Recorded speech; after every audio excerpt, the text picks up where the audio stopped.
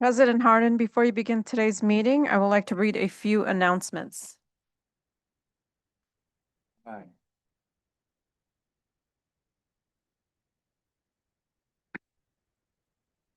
Good morning. Welcome to the October 23rd, 2025 board meeting. Before we start the meeting, I would like to share a few safety points and next meeting announcements. Please note that the primary exit and entrance to the boardroom is the door which you used to enter this morning. If you are leaving the room, please use this door. The restrooms are outside the boardroom doors to your left. During the meeting, we ask that you keep all aisles and exits clear. If you need any assistance during the meeting, please waive the attention of one of our security officers. Mark your calendars for the upcoming meetings. Note that the November-December meetings are consolidated and will be held in December. The next ARC meeting is scheduled for Wednesday, December 3rd, 2025 at 10:30 a.m. The next board meeting is scheduled for Thursday, December 18th, 2025 at 10:30 a.m. The ARC and board meetings will be held at 42 West Madison Street, Garden Level Boardroom. For details on how to register to speak or observe at the meetings and to learn about the speaker lottery process, please visit the Chicago Board of Education website at cpsboe.org. If you have any questions about the registration or public participation process, please contact the board office for our assistance. Thank you for joining us today. President Harden, we are now ready for you to begin the meeting. Good morning, everyone. Welcome to the Chicago Board of Education board meeting. Today is October 23rd, 2025.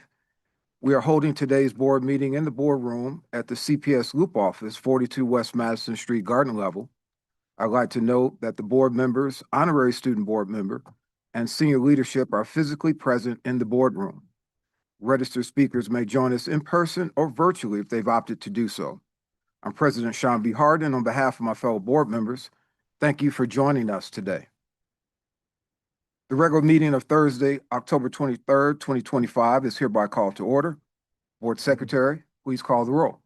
Thank you. Member Smith? Aye. Member Lopez? Present. Member Velez? Present. Member Boyle? Here. Member Wallace? Present. Member Custer? Present. Member Pope? Here. Member Rosenfeld? Present. Member Rivas? Present. Member Rio Sierra? Present. Member Bannon? Present. Vice President Bautista, who is joining us virtually via Zoom? Present. Member Gutierrez, who's joining us virtually via Zoom? Present. Member Biggs? Present. Member Thodakura? Present. Member Blaze? Present. Member Zakor? Present. Member DeBerry? Present. President Harden? Present. Before We have 19 members present. We do have a quorum. I'd also like to recognize Dr. Macklin King, Interim Superintendent Chief Executive Officer, Elizabeth Barton, Acting General Counsel, Dr. Alfonso Carmona, Chief Education Officer, Charles Mayfield, Chief Operating Officer, and Destiny Singleton, our Honorary Student Board Member. Thank you. Before we continue with today's meeting, I want to take a brief moment to publicly thank Mayor Johnson for proposing one of the largest financial investments in Chicago Public Schools history. Through a historic tax increment financing surplus, the mayor is proposing over $500 million in TIF surplus to fund and support the education of our students. This unprecedented investment serves as a strong indicator that the mayor is keeping CPS among the city's top priorities. So now it's time for us to do our part. So I look forward to working with members of City Council who pledged their support in August for our budget to follow through with their commitment to support a TIF surplus that helps the district. And as incredible as this historic proposal is, it does not address the structural deficits faced by the district.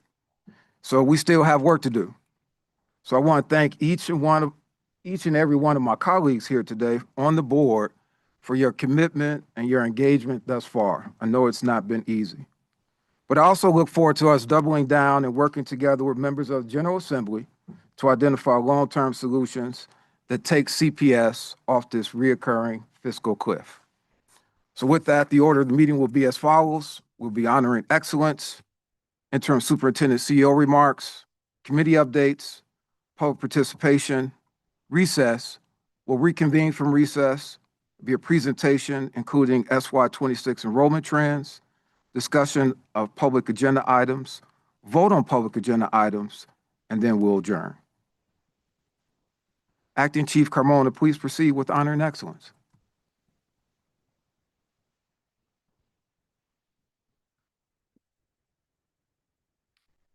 Thank you, President Carden. Good morning, board members, Dr. King, and members of the CPS community. My name is Alfonso Carmona, and I stand here both honored and humble in my new role as CPS Acting Chief Education Officer. I have dedicated my professional life to public education, first as a bilingual teacher, then as a principal, and finally as a district leader. My educational philosophy is rooted in equity, academic excellence, and community engagement, and I will bring all of these priorities to the role of Acting Chief Education Officer. I am truly fortunate to be leading the exceptional CPS academic teams, and I look forward to our collective work to ensure Chicago's students continue to thrive. One great thing about this new role is the opportunity I have to lead the Honoring Excellence section of our monthly board meetings. This is a chance for us to recognize students, staff, and school communities who are the reason we say that the best are with CPS. And speaking of the best, I want to quickly acknowledge all of our school leaders during Principal Appreciation Month. As a former CPS principal myself, I know just how hard you work and how many roles you play in keeping your schools running smoothly. I thank you for your dedication and look forward to continue working with you more directly as the school year continues. It's now my pleasure to introduce today's first honoree, Prescott Elementary School in West Lincoln Park. Before the program was abruptly halted last August by the U.S. Department of Education, Prescott was among the schools being considered for this year's prestigious National Blue Ribbon Award. Fortunately, Governor Pritzker and the Illinois State Board of Education are ensuring that these schools' achievements are acknowledged and celebrated. Earlier this month, Prescott was among 28 schools across the state to receive the first ever Governor's Blue Ribbon Schools Award. Prescott was recognized for exemplary academic performance and for actively celebrating every student's background and contribution to the community. We couldn't be prouder of this school's community, represented today by Principal Aaron Roach, AP Melissa Rucales, and a group of proud Prescott teachers. I'll now invite Principal Roach and his team to say a few words.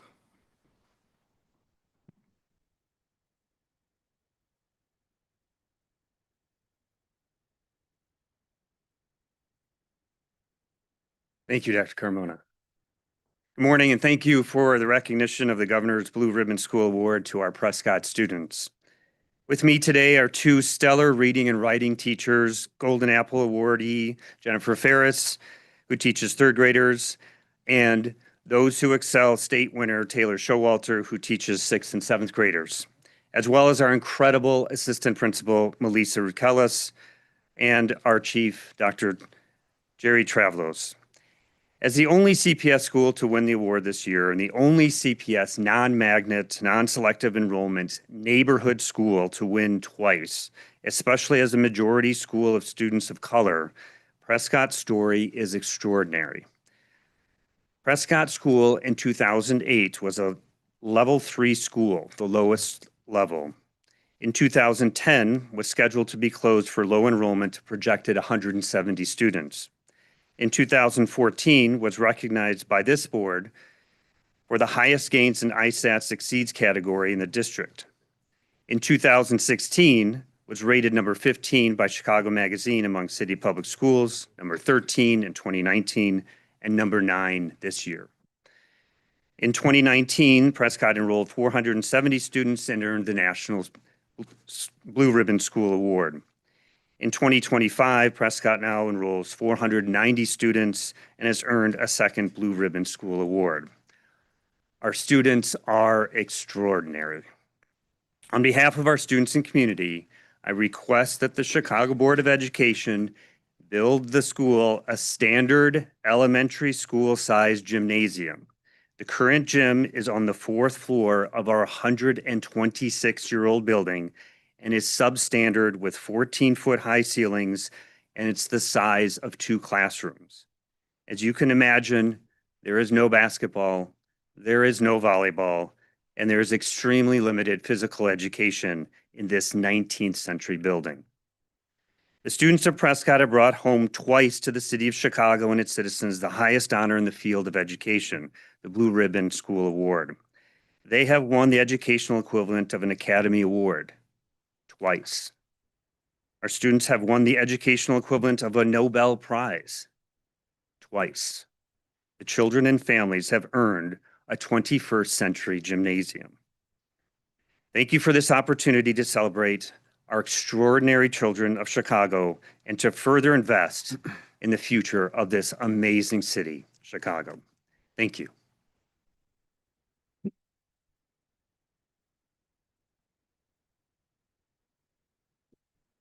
Thank you, Principal Roach, and congratulations again to the Prescott community. I'll now ask Charles Mayfield, our district's Chief Operation Officer, to continue today's Honoring Excellence presentation. Thank you, Chief Carmona.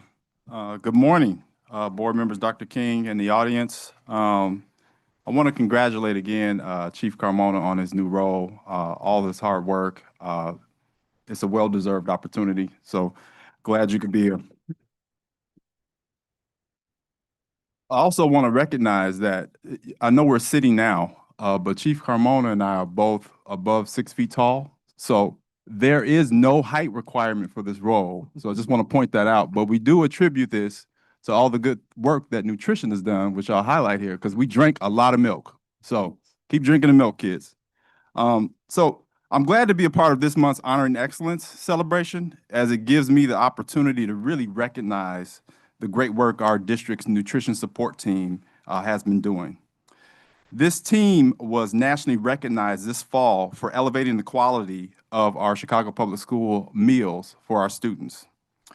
The U.S. Department of Agriculture, Food and Nutrition Service, along with Action for Healthy Kids, presented Chicago Public Schools with 4 Healthy Meals Incentive Awards earlier this month. Not 1, not 2, not 3, but 4. Our district was recognized for improving nutrition, increasing access to healthy meals, and engaging community members to make sure we're hitting that mark. I'm proud of the work that our nutrition support team has done to provide free, healthy, and nutritionally balanced meals that support the well-being and the academic success of all of our students. The team is led by our acting executive director, Tara DiClemente, who I'll now invite to say a few words about the department's excellent work. Thank you.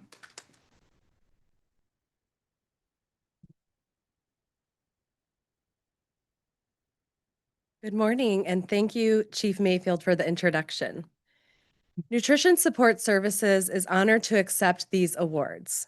This recognition validates our diligent efforts to engage our students, parents, and community members in ensuring our menus are delicious, nutritionally sound, and reflective of the cultural diversity of our families. I must take this opportunity to commend the entire Nutrition Support Services team, from our central office team to the 2,200 dedicated staff members in our schools, as well as our vendor partners. Their operational excellence allows us to serve 1.2 million meals per week and ensures that these meals are not just food, but a joyful and equitable daily experience for all students. We appreciate the board's recognition of our team's impact and look forward to advancing the critical mission of Nutrition Support Services. Thank you.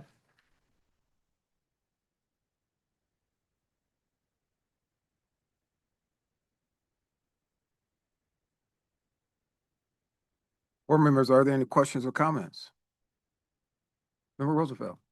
First of all, congratulations, Dr. Carmona. I'm so happy to see you in that seat. So Prescott Elementary, home of the Prescott Wolves and a school, a gem of a school in District 4, has shown an incredible commitment to academic excellence under the leadership of Principal Roche, who has dedicated many, many, many years to his wonderful school community. I had the privilege of visiting Prescott, and I was filled with pride as I walked through the hallways. I heard the voices of students actively engaged in learning and witnessed the energy and the excellence happening in every classroom. Principal Roach and I had an honest, meaningful conversation about the school's vision and its challenges. His dedication to students and community was evident in every word, including the truth about that gym. At Prescott, children don't just learn reading, writing, and math. They learn to persist through challenges, work together as a team, and problem solve as part of their social emotional learning. And we know that when students feel supported emotionally and socially, they do better academically. Really impressive to me was William H. Prescott's elementary school's counseling program that just became one of only 6 CPS schools and one of only 30 schools across Illinois to earn the American School Counselor Association National RAMP designation. That's incredible. All this outstanding work has been recognized at the highest level that was mentioned, with Prescott earning the National Blue Ribbon School in 2019 and recently honored with the Governor's Award, one of the most prestigious recognitions a school can receive. This reflects years of dedication, exemplary teaching, and a true commitment to every single student's success. It's a testament to the entire Prescott Wolves community, the teachers, the staff, students, families, and especially Principal Roach, whose years of leadership have built deep roots and lasting partnerships in the community. I'm incredibly proud of Prescott, and I congratulate everyone who's contributed to this well-deserved honor. Thank you. Are there any more comments from the board? Congratulations again. Dr. King, we're ready for your remarks. Good morning. Thank you, Chief Carmona, for leading our Honoring Excellence presentation this morning and for taking on the critical role of Acting Chief Education Officer for our district. Having served CPS as a teacher, principal, network chief, and most recently as our district's chief portfolio officer, I have complete confidence in your leadership, and I look forward to all you will bring to our academic mission. I also want to congratulate 3 other professionals who are taking on new leadership roles at CPS. All are district veterans, and all bring a great deal of expertise and passion to their roles. Congratulations to Walter Stock, our district's new Acting Chief Financial Officer, Imola Zoko, our Acting Chief Budget Officer, Conrad Timbers Assar, our Acting Chief Portfolio Officer. I thank all of you for your willingness to take on greater responsibility in our district and look forward to working together to provide our students with the academic, financial, and operational foundation they need to grow and thrive. Yes, it's okay to give them all. And I will join Chief Carmona in wishing all of our school leaders a happy Principal Appreciation Month. We often talk about the many hats our school leaders wear, from instructional leader to financial planner to family and community liaison. But this school year, they have added a new title, that is School Protector. With the increase of federal law enforcement in our city, there is fear and anxiety in many of our school communities. And despite the fact that almost all of this activity is happening off of school grounds, slowly encroaching, families and communities are often turning to their local school and the principal of that school as a primary source of support. I'm proud to say that our principals, your principals, are facing this challenge head on. They are a daily source of calm and reassurance for their students, staff, and families, and they have not wavered from their commitment to creating a positive learning environment where everyone feels safe, valued, and supported. I am proud of the job they're doing and so grateful that they can be an anchor for their school communities during this very challenging time. There is 1 week left in Principal Appreciation Month. So if you have not done so already, I strongly urge everyone in our CPS family to let your school leaders know how deeply they are appreciated. Would you all mind just, I know they're focused on instructional time, but please just give them a round of applause. Show them a little applause, love. Thank you.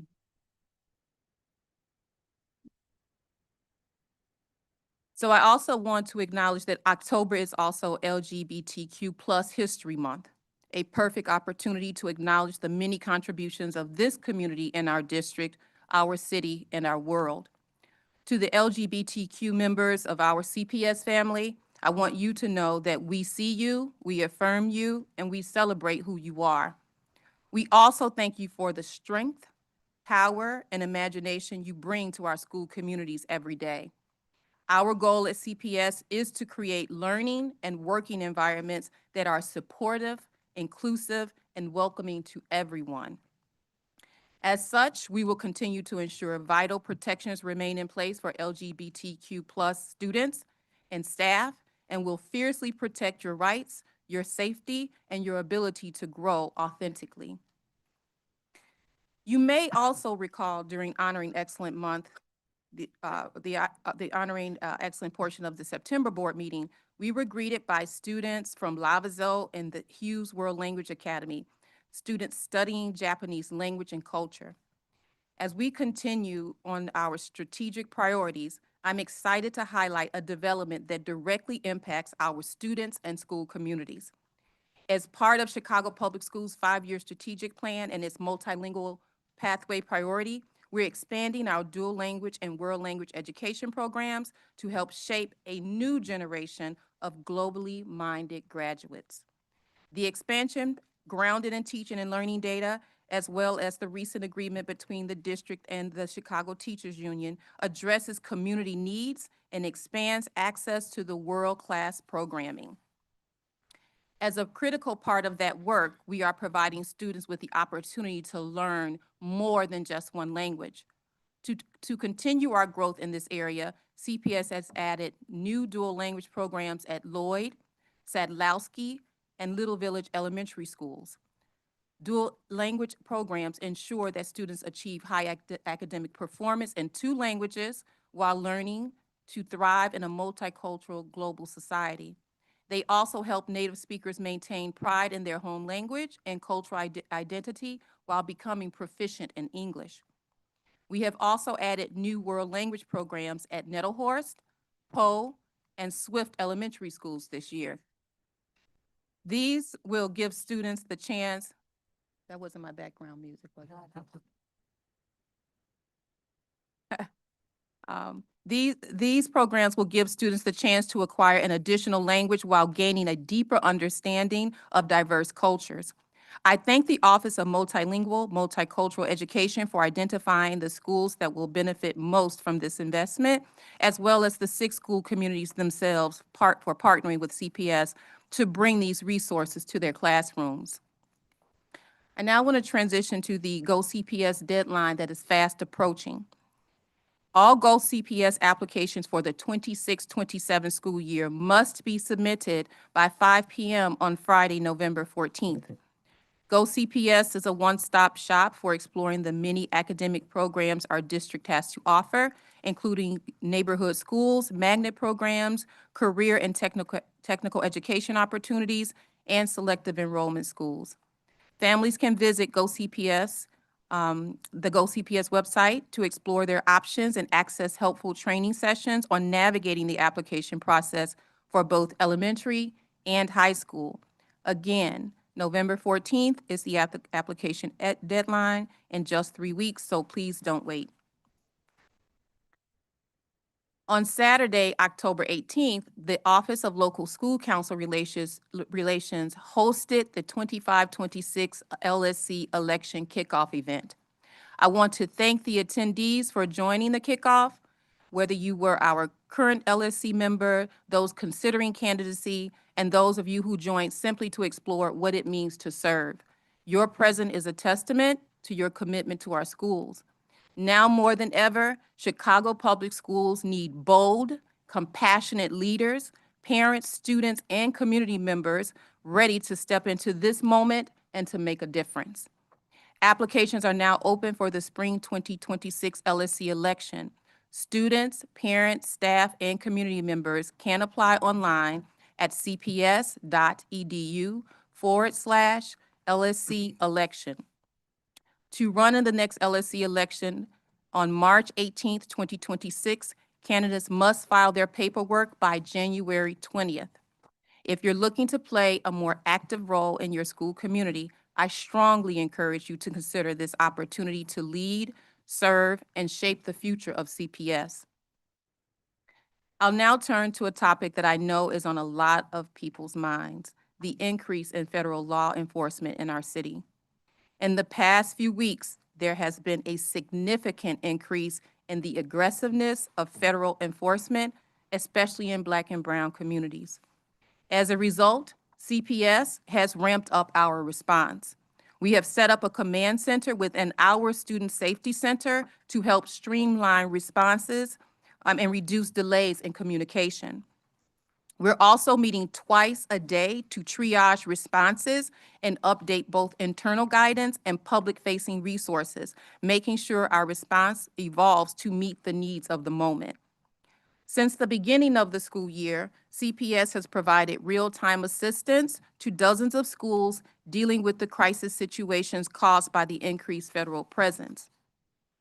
The critical work includes safety and security staff, keeping schools' communities safe from the chaos, providing communication support to school leaders, mental health resources for those impacted by the trauma, and more. After advocating for additional support from the city, we now have regular calls with public safety leaders at the city level, our sister agencies, and our labor partners to discuss how best to protect our parents, students, and staff.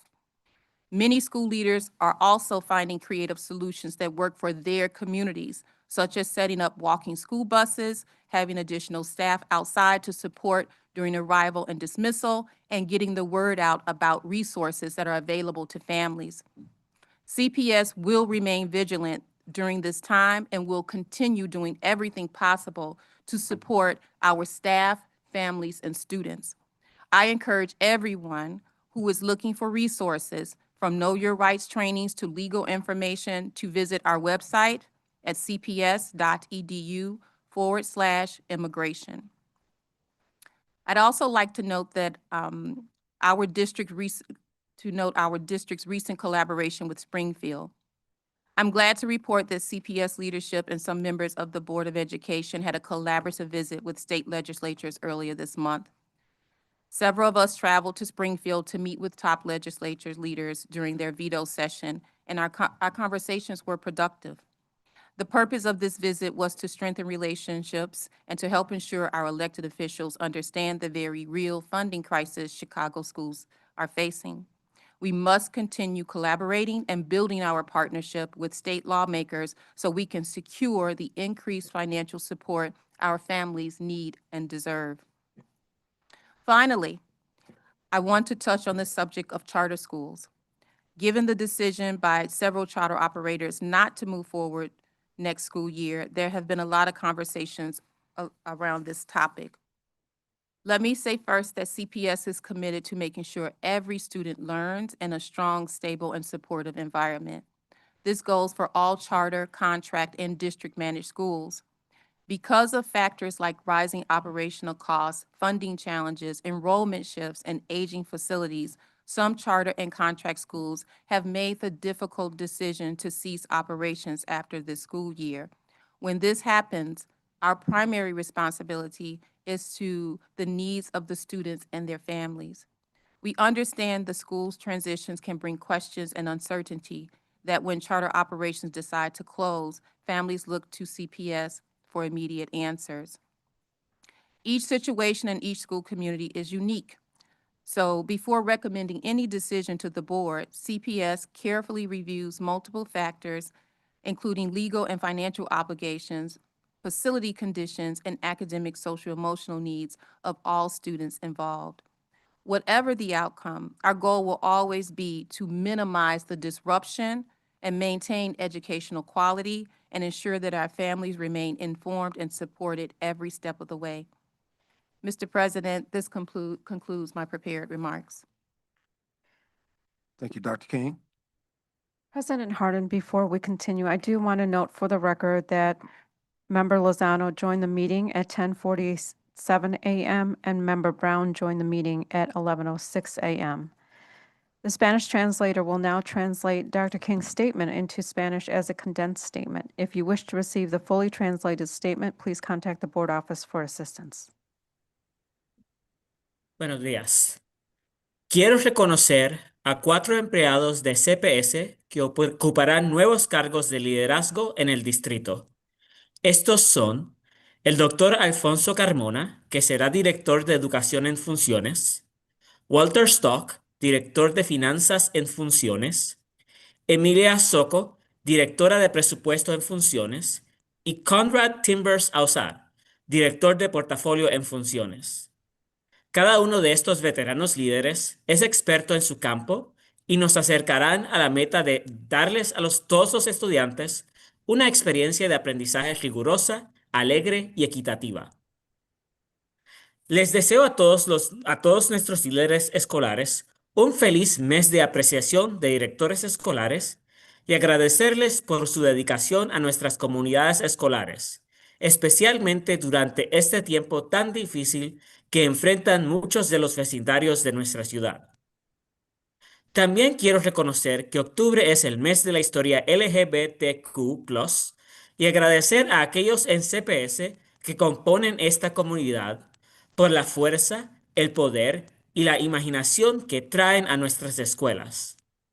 Les vemos, les afirmamos y celebramos quienes son, y permanecemos dedicados a proteger sus derechos, seguridad y capacidad para aprender y crecer auténticamente. Me complace también anunciar la expansión de los programas de doble idioma y de lenguas mundiales de nuestro distrito.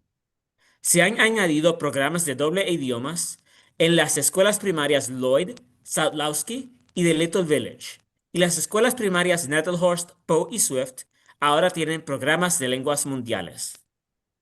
Esta expansión forma parte de la meta de nuestro distrito de ofrecerles a la mayor cantidad de estudiantes posible la oportunidad de aprender múltiples idiomas.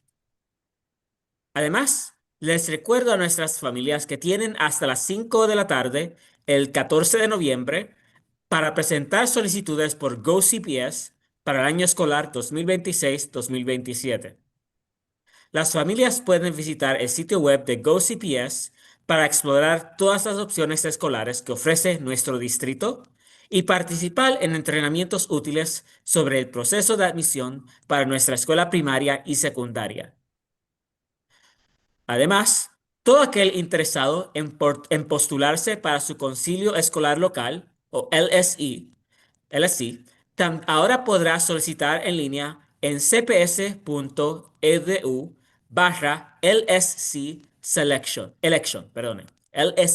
Election.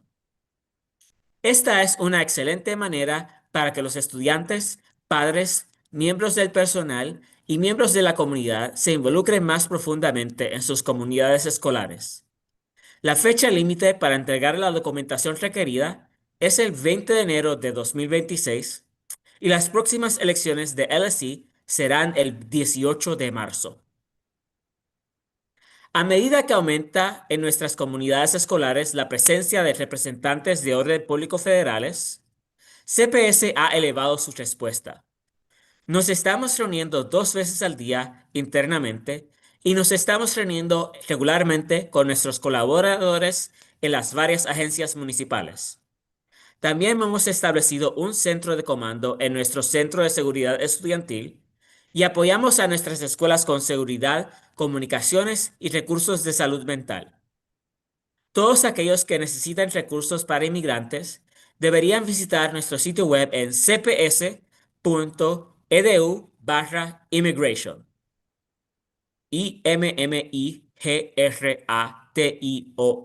Immigration. Recientemente fui a Springfield junto a otros líderes de CPS para hablar con nuestros legisladores estatales sobre la situación financiera grave que enfrenta nuestro distrito. El propósito de este viaje era desarrollar vínculos y abogar por aumentos a los fondos que merecen nuestros estudiantes. Continuaremos colaborando con nuestros legisladores estatales sobre este tema a medida que continúe este año escolar. Finalmente, hoy quiero hablar sobre el rol de nuestro distrito en cuanto a las escuelas charter o de contrato. Varias de estas escuelas han anunciado recientemente que dejarán de operar una vez termine este año escolar, y sabemos que esto está creando mucha inseguridad para nuestros estudiantes y familias. Nuestra meta como distrito es asegurar que cada estudiante tenga una experiencia educativa de alta calidad, sea cual sea la escuela a la que asistan. Hay muchos factores que deben considerarse cuando una escuela elige no continuar operando, incluyendo las obligaciones financieras y legales, la condición de sus instalaciones y las necesidades académicas y socioemocionales de todos los estudiantes involucrados. Nuestra meta será siempre minimizar los trastornos, mantener la calidad académica y asegurar que nuestras familias estén informadas y respaldadas a cada paso del camino. Señor presidente, esto concluye mis comentarios preparados. This concludes my prepared remarks. Thank you. Board members, do we have any comments or questions for Dr. King? We have no committee updates, so we'll proceed with today's public participation session. I'm sorry. I'm moving right along too fast. huh? Member Lopez. Thank you, Board President. Thank you, Dr. King, for those comments. Also want to acknowledge Dr. Carmona, Sock, Soho, Timber, Assad. I'm sorry, I mispronounced probably the name. Congratulations on the new roles. Looking forward to working with you in that new capacity. I also want to, first of all, congratulate Farragut High School in the 7th District. They are the softball city champions. So congratulations to them and the team. Also for the parents that stood to protect the students. I know the last few games were rough on the community. And the other item, I also want to thank Department of Safety and Security, CPS leadership, community organizations, rapid response teams who have been on the ground, making sure our students and parents are of safety. Right now, as I'm speaking, Little Village, Brighton Park, it's getting attacked again by ICE agents. And I've been on the ground. I gotta thank the principals from all the schools that I've seen primarily in the 7th District, and from charter schools all the way to managed schools run by the district, where the community within the schools have stepped up to make sure that dismissals or when kids are being dropped off goes as smooth as it can be. I know parents are fearing, with number of them either self-deporting or not leaving their house. If you were able to get up this morning, brush your teeth, take a shower, dress, and make it here without looking over your shoulder, that's privilege. Also want to thank my colleagues for being very supportive of what's going on. And we are going to continue working and figure out what's the best way forward. That's all. Thank you.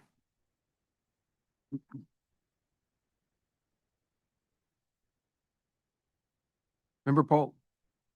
Yes, good morning and congratulations to all who have received these new interim positions and best wishes in your role. I am speaking today in awe and support of the expansion of our dual language programs. My daughters had the opportunity to attend Inter-American, which is the premier district school for dual language, and my granddaughter is a first grader there, now speaking fluently in long sentences to the amazement of people who see her and speak with her. And I think dual language is a fabulous path. I have recently heard from one of the schools that had been previously awarded, the Hibbard School in Albany Park, which is a K-6 school, and Hibbard students transition to another school on that same campus, Albany Park Multicultural, for 7th and 8th grade. And when they started in preschool, they had been told their students would get a dual immersion education through elementary school. And now I've been contacted by people who are very concerned that These same kids are going to have their dual language opportunities cut off in 6th grade. I hope that the district will be able to work with us to find a way to continue the 7th and 8th grade education for those children at Albany Park Multicultural. I know they have had conversations with them.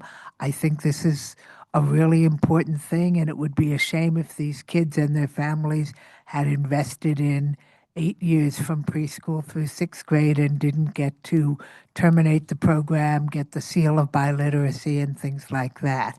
So I wanted to bring that up. And I also wanted to commend the work of many board members who have been out at schools, helping to coordinate school patrols and things like that. I was actually visiting a school in my district on Tuesday when I was chatting with the principal and AP, and suddenly we heard the whistles blow at an elementary school across the street, and we all ran out and fanned out through the neighborhood. So this is not an abstract thing. This is something that is happening every day to our students in our schools and is not only going to have a huge social emotional effect, but also an effect on learning. So I thank everybody who's done what they've done, and I urge us to figure out new and creative ways to do more. Thank you. Member Zakor. Thank you.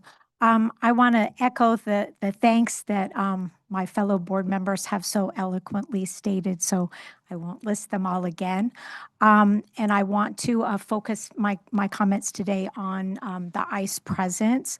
And give a shout out also to the people in my community who have stepped up to do school patrols. But I want to ask for an update on some of the things that have been mentioned before. And thank you so much to Board Member Lopez for raising a lot of these issues. So one of them is the issue of signage on CPS property. I know there's been some talk about getting signage. I have to say I've been going to schools in my community and I don't see that, nor do I see the gates locked after hours. So I just want to raise that and see if we can get a report on what's happening with that. I want to raise again the issue of remote learning. So increasingly, we are hearing from our families a desire to have that as an option.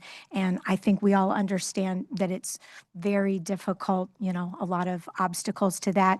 I'm just hoping we can figure out a way to work together to make it work for the many families that are telling us they really are just too fearful to allow their children to come to school, and we need their learning to continue.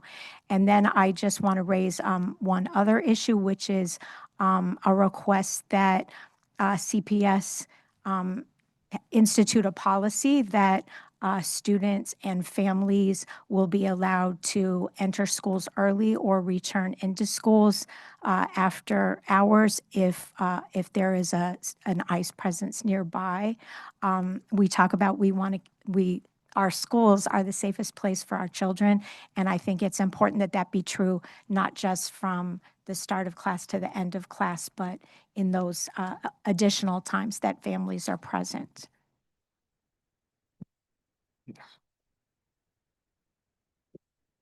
In regards to the signage and the parking lots, I'm going to allow Chief Mayfield to respond to that first, because that was the first item.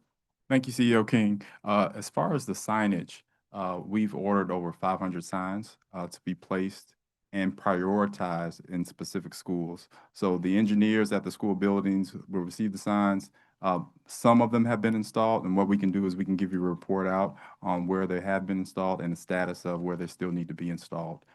As far as the gates, every school does not have a parking lot gate, but the ones that do, obviously there was, I would say, some flexibility there where they don't always close the gates because they may be used as a community hub. Sometimes we can call it as near as 24 hours a day. And so after hours, what we've encouraged, and we work with the Office of Network Support, with our network chiefs to remind the principals that when it's after school hours and no one's in the building, please close that gate. And if we see any federal agents on the gate, we acknowledge and we let them know, hey, here's our sign. If it's there, if the sign is not there, we ask them to please leave. We haven't had any issues in regards of doing that. Thank you. The second was the remote learning. That is something that we discuss with senior leadership. As a district, Chicago Public Schools does not have the authority to call remote learning. That the governor has that right and the ability to authorize remote learning.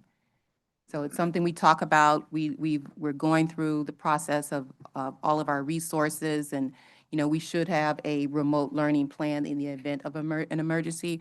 But if the governor does not call an a state of emergency, we do not have the ability to just send the district into remote learning. What was the third one, board member?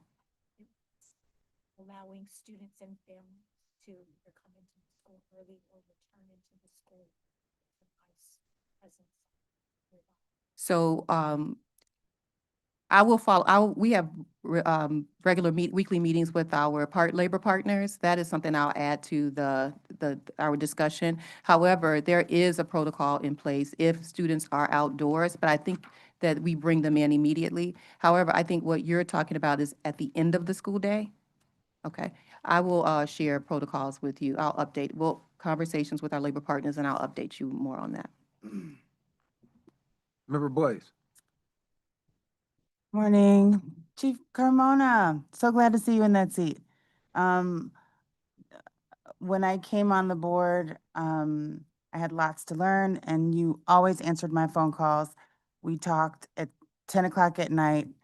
All of us up here are volunteers, so I'd go to work all day, take care of the kids at night, and then by the time I put them to bed, that's when I had the opportunity to really focus on stuff, and you were there to answer questions. So I'm happy to see you in that seat. I also want to thank some of the board members and the families at Shy Arts for welcoming us to visit the school last week. We had a great time. We met some fantastic people. It is a very special place, and we are going to work hard to make sure that my kid's Uncle Sean and the rest of the crew there stays together, and that we keep that school running like it should. Just to dual language programs, there's definitely data that shows that children who learn another language, it makes them smarter, but also in my personal situation, my husband's Haitian, his family speaks French and Creole, and I don't. So my kids went to LaSalle Language Academy and were able to learn their own culture and language. And so dual languages are super important, even just to keep families together. So I'm glad we're having that conversation. I want to underscore what our president mentioned with a record surplus. Mayor Brandon Johnson is giving us a record surplus of TIF funds. Before he became mayor, CPS averaged somewhere $90 million, $100 million. But we are set up, if all goes well with their budget, we are set up to land somewhere in the neighborhood of $520 million. He's giving CPS $500 million to fill holes that we have, to ensure that that our budget is what we hoped it would be. So I can't say enough, not just to the mayor and his team, but also to the aldermen that have to vote on this budget, and to other people around City Hall, that we see you. We appreciate your support for CPS. We are grateful that in our hour of need, we've got partners at City Hall. And then the last thing I want to say, and I've gone over my minutes probably. Never mind. I thank you all. I'm learning how to be brief. All right. So have a good day. I look forward to the rest of our discussion. Thank you, Member today. Blaze. Member Lozano. Yes, I just want to add that our community is really right now being under attack. I'm on Signal and I'm listening and watching just the pictures and everything that's going on. I think the issue is once the kids are in school, that's the safest place for them right now, is being inside the school building. But it's the way getting there and getting home, and especially for the parents. Safe passage does not exist right now today in Pilsen or Little Village. They're all over the street. So we need to figure out that part, you know, how we can use the laws or whatever. Our parents are asking for remote learning if possible. It is an emergency, period. This is an emergency right now. So we need to figure that out, whether we go to the governor all together, we write a letter, we do what we have to do, we march, we do everything, but remote, it is an emergency right now, ahorita, and we have to figure it out. They already picked people up this morning. I was on 21st and Paulina, they were there. And we just need to work this out because our children are totally frightened that they're gonna come home and they're not gonna see their parents anymore. So we need to do this now. I want to congratulate everybody for whatever, but this is what the urgency for this right now, ahorita, period.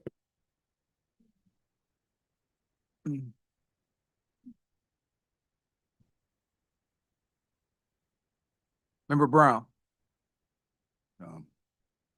Thank you and good morning, Mr. President. Make my statements brief. I want to start with two proverbs that were taught to me that have helped me often in spaces where people think they're smarter than you, kind of get to clarity. One of the quotes is that values are beliefs that govern your behavior. What you believe is what you do. So you don't listen to the rhetoric, you watch the actions, and that will teach you what someone believes. And the other one is the truth is simple. If it's complicated, it's a lie. It's an old African proverb. And often when people try to complicate things, that's because they're trying to spin you. They're trying to move you from the truth. So this moment where human beings are being hunted because of how they look, they're being othered because of how they look. I appreciate the efforts of the warriors on the ground. I appreciate the efforts of the district to make sure that schools are the safest place. I unite with my board members on the need to figure out how we can make sure that virtual learning is available. I also want to ask this, Madam Superintendent. I want to see there's a group, a coalition of organizations that have been doing Know Your Rights, Know Your Risk trainings. And these trainings are excellent. And we've done them with young people, Black and brown young people. And some schools have been welcoming, some schools have not. So I'm hoping that those trainings are available if there's a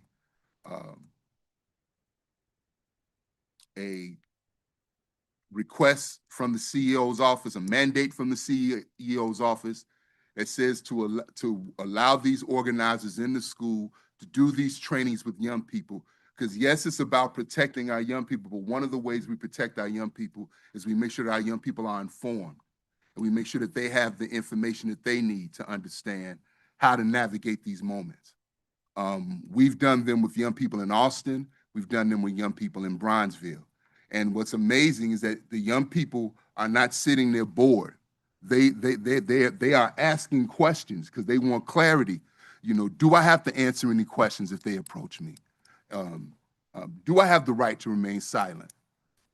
What should be my demeanor when if I have to deal with an ICE agent or law enforcement, period? So these trainings should be available in schools. We do have the community organizations that are available to do them. And I think it's critical at this moment because we are in a state of, we've been in a state of emergency. We're in a heightened state right now.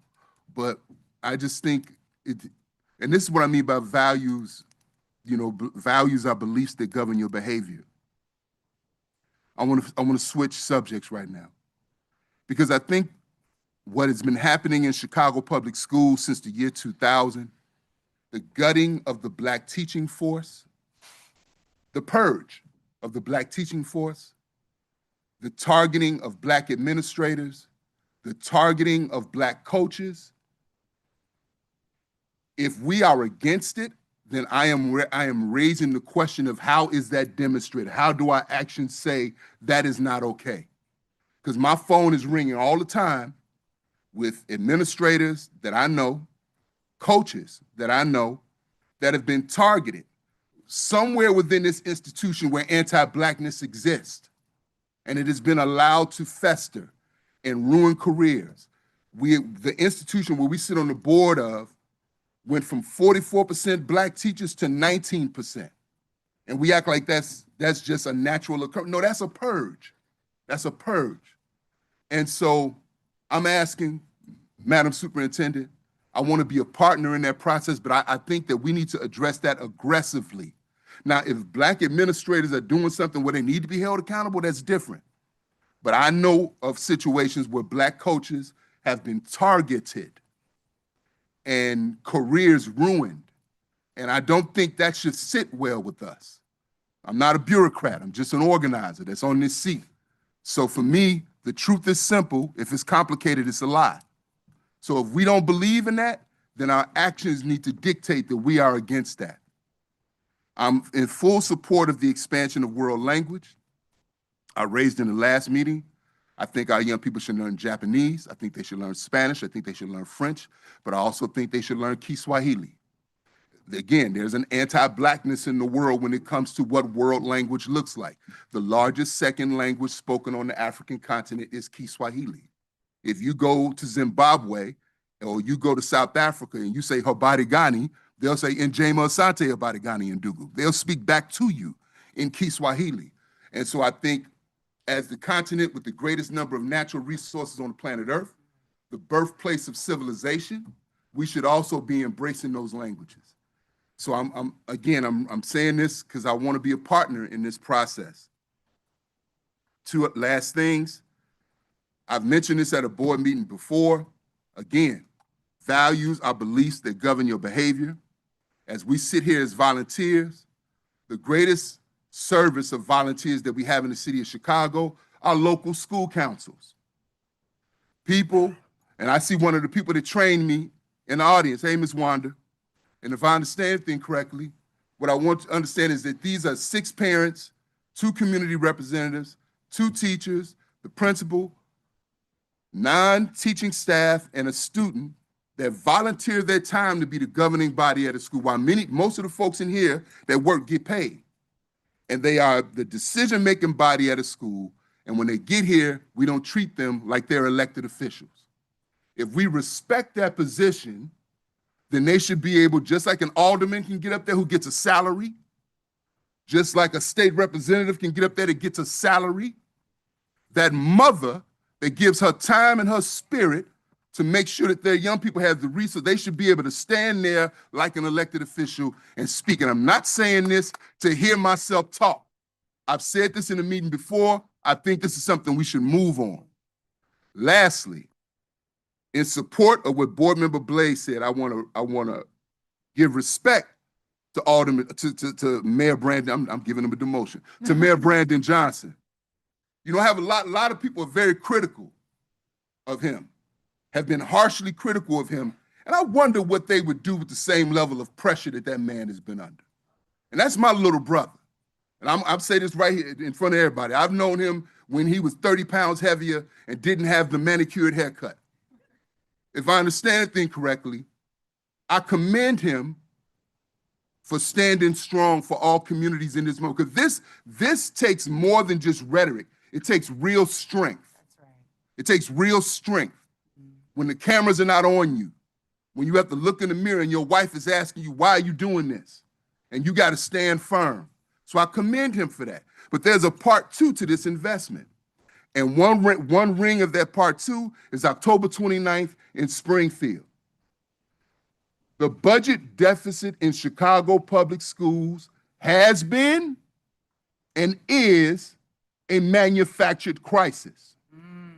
It has been and it is a manufactured crisis. It is state-sponsored sabotage of public education. So we are going to Springfield to demand progressive revenue to make sure that we heal this crisis. It is the TIF funds and funding by the state. Last thing I'll say is, how could we be the global city that we are, the third largest city in the United States, and for decades, 49th in public education? Decades. And all these people standing in front of you like they're your leaders did nothing. The truth is simple. If it's complicated, it's a lie. So we're going down to Springfield, as Martin Luther King said before they took his life, we're going down to get our check. And we need you to come with us. Thank you very much. Member Smith. So when I heard the music playing earlier as the superintendent was giving her comments, I thought to myself, every hero needs a theme song. And it was a very heroic thing for our superintendent to create a budget that we can vote for that could put us in the situation where we are now to be able to approach equity. So I want to thank you, Superintendent King. I also want to say that I am in total agreement with Member Brown when it comes to the archaic rules that our leaders are under, especially in underserved and Black communities.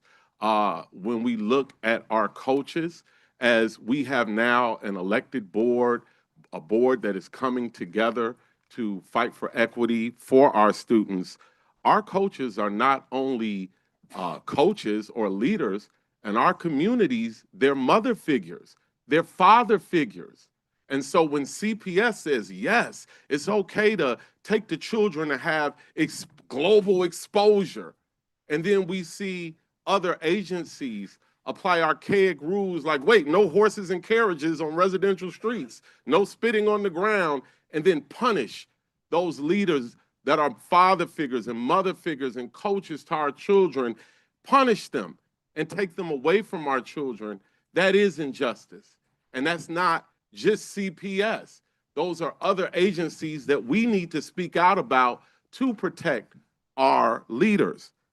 With that being said, I also want to thank Member Pope, Member Lozano, Member Rivas, Member Lopez for fighting not only for the communities, but for our cities, for our city. In my area, there was a school called Galveston that was invaded by ICE. There was a building across the street from a school, Adam Clayton Powell, where a Black Hawk helicopter had people rappelling down to take out Black and brown people, young and old people, and separate them in a community where we don't hear a lot of our, as Member Brown said, we don't hear our elected officials speaking out on behalf of Haitians and Caribbeans and Africans.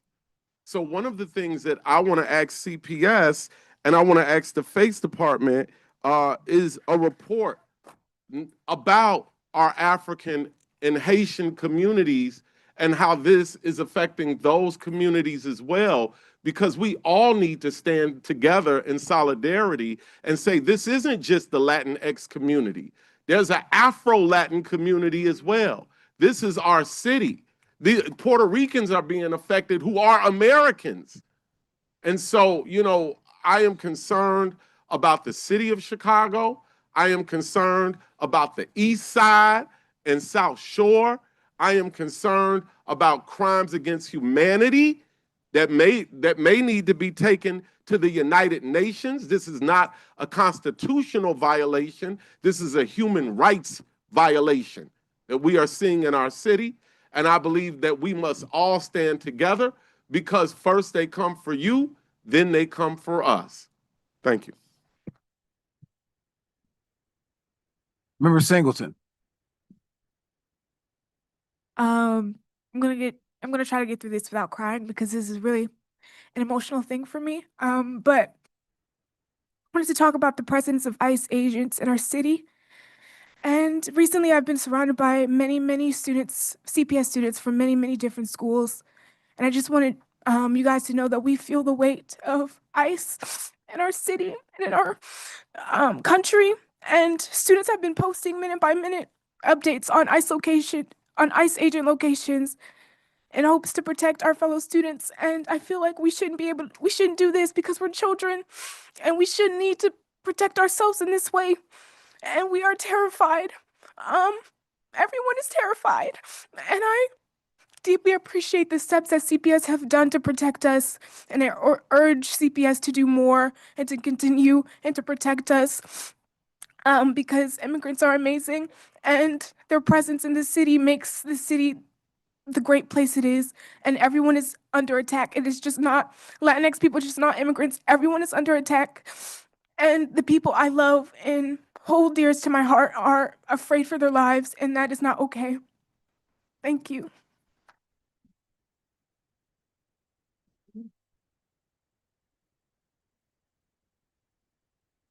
Member Gutierrez.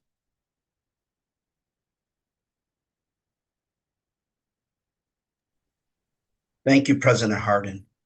I apologize for not being present today, but the neighborhood that I work in has been under siege the past 2 days with ICE agents and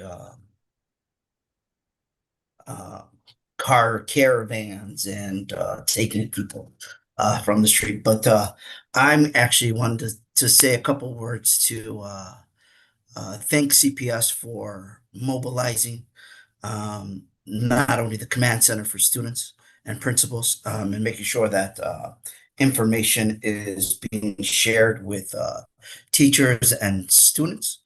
But really want to give a shout out to Chief Ronan and Chief Fanny, because their teams have been literally at the forefront in the streets, trying to make sure that resources are available and sent out into the community. And I think that presence is helpful. Also want to thank the district for taking up us as board members, our offer to meet with us and to provide rapid information. Because I think I'll continue to say this, there's 21 of us on this board, and we are your best advocates. We have a pulse for what's happening in the street on a daily basis. So with that, I cede back to you, President Harden. Thank you. Dr. King, did you have a comment? I just wanted to say to our governing board, the beauty of an elected board is that you all have line of sight across the city, and you bring what's happening in real time to the district, and we are ready to respond. We need you. This team is working day and night. Our phone calls end at 10 p.m. because not only do we carry the weight of the federal actions, we're still dealing with gun violence. We're still dealing with the custodians. And we're still focused on teaching that leads to learning. We need you. We need you. If you see that there are policies that need to be put in place, we will respond. You all send us questions, we will respond. It helps us to find gaps, blind spots. But in this moment, we are you are us. We need you. So I'm just asking in this moment, thinking about the student that just left, that is our reality. We receive every single detainment. And we have to carry that throughout the day. So we're asking in this moment, activate your bases in your individual districts, talk to legislators, elected officials. We need help. And I guarantee you, if you bring it, we will gladly accept it and enforce it. Member Third Quarter. Thank you. I don't think that there is anything more important right now than keeping our students and families safe. And I agree with everything that Board Member Lozano shared, that this is an emergency, and that although the safest place for kids is at school, even if there's something that we can do to prevent one family being separated or one child coming back home to see that their parents are not there, we need to explore those avenues. So looking forward to see if there's something we can collaborate on to explore remote learning as an option. Another policy that I'm going to ask for is that board members are more integrated into the command center that we have at CPS. You know, I just found out this morning through the news that there was ICE taking a vendor from a CPS campus, and I shouldn't have to find that out through the news. I know there's so much going on, but for board members to be able to activate our networks and do the work that we need to do, we need to know what is happening. So I hope that we can have some more communication information about what's going on in our districts and the actions that we can take to keep our students safe, even if that is like patrols, community patrols. A lot of communities have set up their own networks, but how can CPS be integrated into those community rapid response networks to keep our kids safe? The other thing I want to mention is that Board Member Lopez and I were among the board members that went to Springfield last week during veto session for the first week to advocate for revenue. We had fantastic conversations. I would say we spoke to about 20 legislators, about a dozen who were outside of the city of Chicago, many of whom who were very receptive to our unique needs and situation where we are underfunded. I will also say that the most commonly asked question was, so what revenue proposals do you support? Because everyone's down there asking for money, but not everyone wants to say how we get it. And that is a political challenge for legislators where they want to fund schools. They want to fund healthcare. Millions of Illinoisans are about to lose access to SNAP. They want to fund food assistance. But if we don't tell them, well, we're going to help you organize and build the will and communicate to our community members and parents about how we need progressive revenue solutions, not just funding for schools, but how we're going to get there and get that buy-in, then it's going to be a hard sell for them. So I would ask my colleagues in the district to consider taking a position on progressive revenue, and it doesn't need to be specific, but something that shows that we believe education is so important that we must raise the revenue to fill the hole that is being created by the federal level tax breaks in the big ugly bill. And the last thing I'll mention is just reminding folks about the Green Schools resolution that we had passed this summer. In the big ugly bill, there are components that will affect implementation there as well. And there are several national resources and advocates that are offering support to help us strategize on how to design and fund and implement the pilot program that we have in a way that maximizes the tax credits in the time that we have left. So I would ask on the district for your collaboration in working with the resources that we have available at the national level to make sure that this pilot program is a success and it maximizes the incentives that we have. So hope that we can set up a meeting to discuss that as well. Thank you. Member Rivas. Thank you, Mr. President. First off, I want to thank Dr. King for your support. I was able to join the briefing yesterday related to all of the things that are happening in our communities. And so I appreciate the district's willingness to create that space for us to understand where we're at and what policies are in place not only to support our communities, but also what policies are in place that prevent us from doing the things that our community is asking for. So I completely understand that our communities are asking us for remote learning opportunities. And I understand that it's not we don't have the ability to do that as a district. And so I really, once folks call this an actual emergency, because it is an emergency, then hopefully we can get those things rolling for our community. I also want to just thank that, first off, Dr. Carmona, it's so great to have you in this role. A few weeks ago, I was able to go to Darwin Elementary School in my district, where we had the Association of Latino Administrators and Superintendents there visiting to learn from our district, as we are a leader in dual language. It's so beautiful to see that we have so many dual language schools, not only in my district, but across the Chicago public school system, and that we're adding more thanks to our collective bargaining agreement, because it is absolutely beautiful to have this education in multiple languages, and that especially our bilingual students are excelling in these programs. And so I just wanted to plug that. I really am appreciative of the dual language and hope that we continue to expand those opportunities. So thank you. Thank you. Member Lopez, do you have anything else? I want to move us Yes, I'll be along. brief. Thank you, President. Thank you again for our fellow colleagues, and thank you, Dr. King. Feel like, given this conversation again, I would, something that many of our fellow colleagues asked for was an ad hoc committee. And I think this maybe has shown the need for that, whether as a board members, we can have, as long as we're not breaking, right, any of the rules, we come together and see what policies, comprehensive policies that we bring together and push forward, knowing that that is ever changing, given that situation keeps escalating on the ground. But I think this, again, is showing the importance of how we can come together, and I look forward to receiving responses to the number of questions I've submitted via email. Apologies to my fellow members and also board staff that you can't keep hearing messages from either via email or text messages. Thank you. Thank you. We don't have any committee updates this month, so we'll proceed with public participation. Let us now move forward with that portion of today's meeting. Thank you for joining to share your comments with the board. In compliance with the Illinois Open Meetings Act, public participation, sometimes referred to as public comment, is the portion of the board meeting or hearing that grants district stakeholders the opportunity to address the board with their concerns and comments.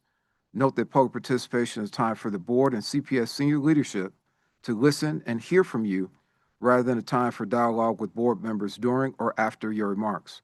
While we can't discuss personnel matters, public participation is a key component of transparent governance, and it provides us as board members, as well as senior leadership, an opportunity to listen to everyone who has signed to speak. The board takes equity of voice seriously, and while we may not address your comments directly during public participation, CPS leadership is always present at our meetings and are able to address concerns as follow-ups after the meeting. As a district and as a board, we also have many other spaces for authentic dialogue. For example, each and every one of our board members hosts board office hours so that you can have a conversation. Please use our website, cpsboe.org, if you want to meet with the board member during office hours. We encourage you to take advantage of the opportunity to meet with board members outside of a board meeting. Thank you for your attention and consideration. And finally, as a reminder, union representatives will be allotted 5 minutes to speak before public participation, and any elected officials will be allotted 5 minutes to speak after the conclusion of public participation. Board Secretary, please share the rules of public participation. Thank you, President Arden. Members of the public who registered to speak were given the option to attend in person or via an electronic format. For those who preferred to attend via an electronic format, they were given information to access this meeting by dialing a number and using their phone. We did this so that speakers with limited or no access to the internet, or who may have weak internet connection, could still participate using their phones. Also, members of the public may submit written comments for Board of Education meetings via the written comments form on the board's website at cpsboe.org or mail to 42 West Madison Street, Garden Level. Written comments received between the day the public agenda was posted through 5 p.m. the day after the Board of Education meeting will be submitted to the board and published within 5 business days on our website at cpsboe.org. Speakers, please listen while I provide directions for public participation. I'll call your name and number when it is your turn to speak. For speakers joining us virtually, as a reminder, to unmute, please enter *6. Once you hear your name, please state your name for the record. I will then start the 2-minute timer. When there are 30 seconds remaining, I will inform you so that you can proceed to conclude your remarks to allow for the next speaker to begin. For anyone standing with the speaker, note that in order to comply with the city's fire code, please stand along the glass partitions on the marked spots to keep aisles clear. Thank you. And before I proceed with calling the union reps, I do want to note that President Hardin had to step away from the meeting, and we do need to proceed with the election of a chairman pro tem to sit in his absence. Board Member Rivas, do you have a motion? I move that pursuant to Board Rule 1-6, the board elect Michaela Blaze as chairman pro tem to preside over the October 23rd, 2025 board meeting in the absence of President Sean Hardin. Michaela Blaze will serve as the chairman pro tem solely for the duration of the October 23rd, 2025 board meeting in the absence of President Sean Hardin, and will exercise all duties and responsibilities of the chairperson until the return of President Sean Hardin. I second the motion. Thank you. I'll proceed with a roll call. Member Smith, Aye. Member Lopez, Aye. Member Velez, Aye. Member Boyle, Yes. Member Custer, Aye. Member Pope, Yes. Member Rosenfeld, Yes. Member Rivas, Yes. Member Brown, Yes. Member Rio Sierra, Aye. Member Bannon, Aye. Vice President Bautista, Yes. Member Gutierrez, He's thinking. is he still on? Member Gutierrez, Member Biggs, Yes. Member Thodakura, Yes. Member Zakor, Yes. Member DeBerry. Aye. How many? 16. 16 ayes, 0 nays. This motion is adopted by the board. The motion to elect Michaela Blaze as Chairman Pro Tem is adopted. Chairman Pro Tem Blaze, we are ready for you to reconvene the board meeting. Great. We'll begin with, as far as union reps, we do have some union reps who would like to address the board. We'll begin with Vicky Kurzidlo, CTU Recording Secretary, who is here in person.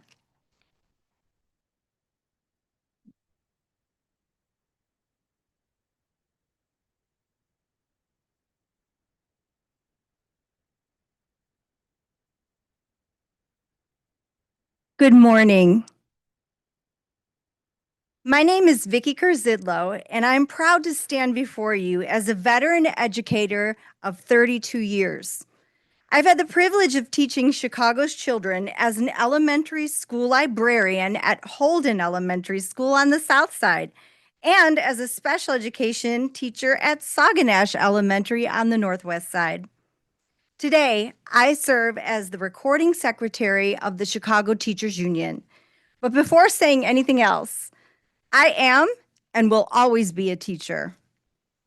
Leaving the classroom last June was challenging. If you've ever taught, you know.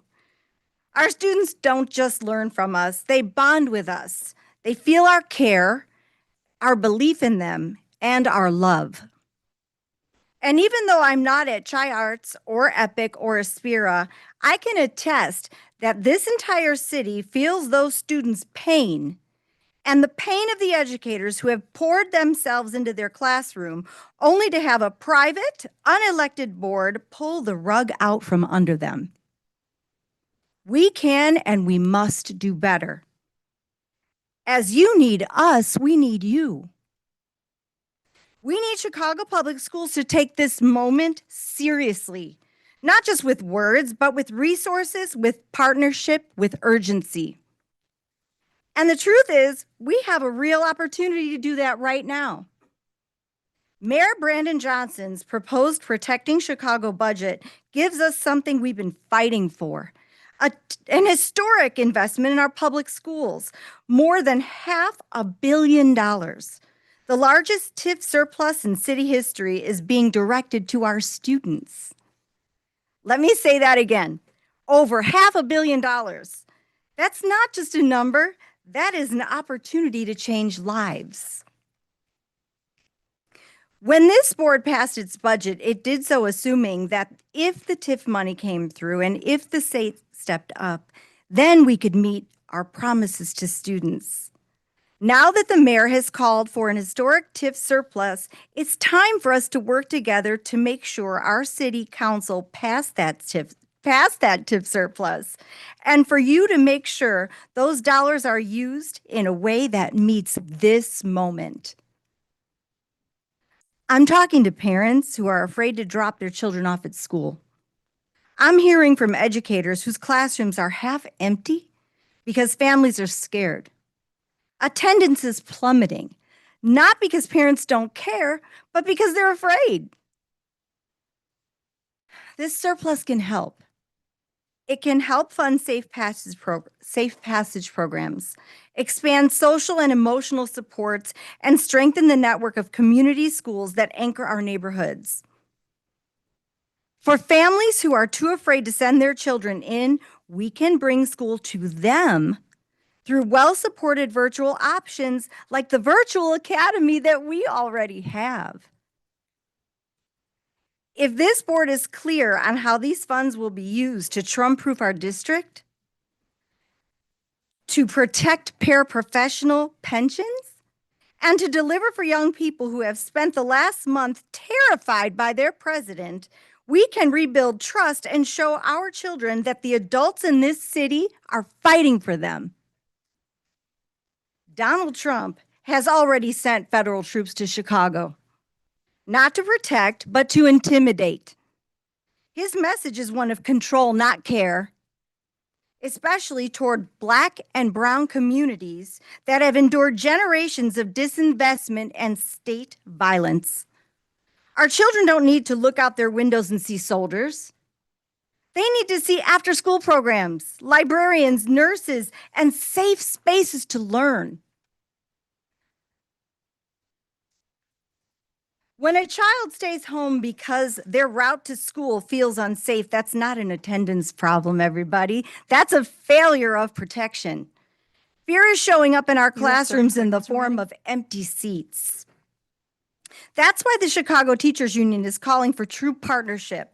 We have joint committees written into our contract for this very reason. We've requested impact bargaining since September 30th because we know that when crisis hits, we are stronger when we face it together. So today, I'm asking this board to join us, to commit to this partnership and for CPS to engage in meaningful impact bargaining immediately to ensure that every dollar of this historic surplus is used to uplift our students.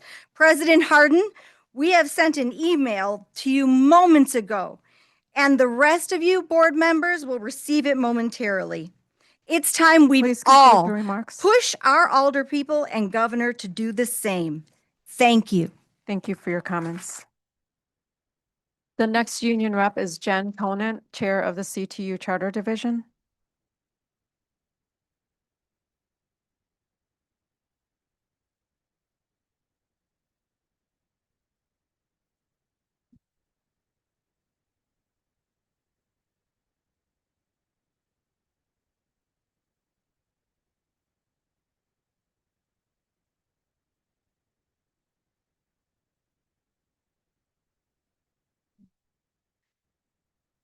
Good morning, members of the board and CEO King.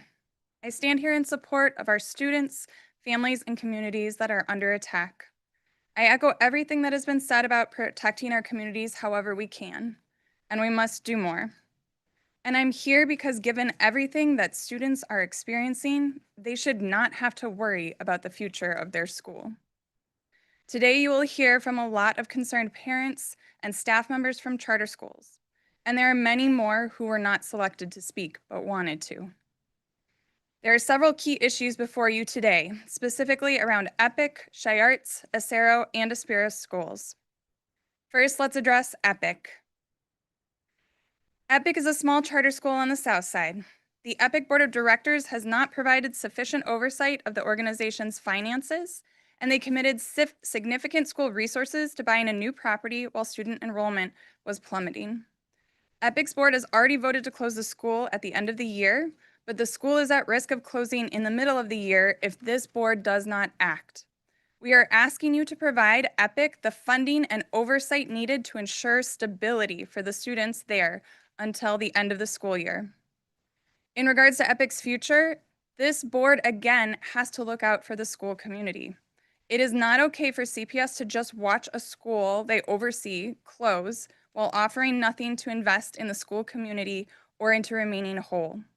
CPS should either take over management of the school or think creatively and offer to move students and staff to another school like South Shore to ensure the school community can stay together in a strong, stable setting. Next up is Chiarts. The executive director and president of the board decided in secret that they would not take the final step of submitting an application for renewal. This decision will effectively close a fully enrolled school with almost 600 students at the end of this school year unless CPS intervenes. CPS has an opportunity here to take over management of a school with a unique conservatory model. Transferring this model to the district will take work, and it is essential that CPS and you as board members understand how it works. But we don't have to have all the details worked out to know that this board should vote to save this school by providing district management. Next, let's talk about Acero. This board passed an incredibly important resolution in February stating that CPS should take over management of 5 closing schools. Since that time, C2 has tried to reach an agreement with CPS about the transfer of these schools to CPS, and so far we have been unable to. The key sticking point? CPS does not want to guarantee positions to the current staff at these schools. They want the new principals to be able to hire whomever they want, but that misses the whole point of this board's decision. If kids return next year to a building that doesn't have the same educators in it, we will have not saved these schools. We will have closed them and opened brand new ones in their place. Tell CPS to follow the intent of your resolution and get this deal done. Reaching an agreement on Acero is essential. It will provide the model for any transition to CPS management of EPIC or Chi-Arts, and it will give the district a new tool to provide stability for school communities impacted by unaccountable charter executives who choose to wash their hands of CPS students. Finally, I want to raise concerns about Aspira and its 3 schools. Aspira enrollment has declined significantly over the last few years, and the network has an operating deficit of $1.8 million for this school year. Last year, Aspira already closed 1 school and reduced and cut sports and clubs for students. Now Aspira plans to cut 10% of its unionized workforce, with layoffs set to take effect 3 weeks into Q2. We're talking about cutting teachers, paraprofessionals, counselors, and a social worker. These layoffs will require reprogramming student and staff schedules in the middle of a quarter, will create overloaded class sizes, will mean that some students may not receive legally required special education and ESL services. And the disruptive nature of these cuts mid-quarter and to key services means that more families may choose to leave, resulting in lower funding in the future. Given all of that, we're calling on this board and CPS to provide support. We also have deep concerns about You the have 30 choices seconds remaining. made by management that brought us to this moment and questions about Aspira's budgeting, including how they went from having millions in reserves several years ago to having nothing left now. We're guessing CPS has questions too. So we're calling on CPS to provide additional oversight in addition to support. All students deserve stable and thriving school communities. Students in charter schools don't deserve the harm and chaos they are experiencing now. The closure at any moment seems to be baked into the model. CPS has welcomed charter schools as part of the district for decades now. So CPS has a responsibility to protect students and families that are at charter schools when the organizations that run these schools do not protect them. That may Please not be a conclude your remarks. responsibility or problem that you want, but you have inherited it. Thank you for looking out for students, families, and educators. Thank you for your comments.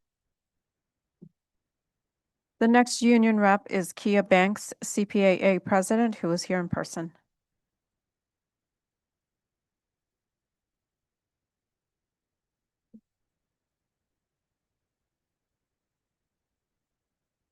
Good morning.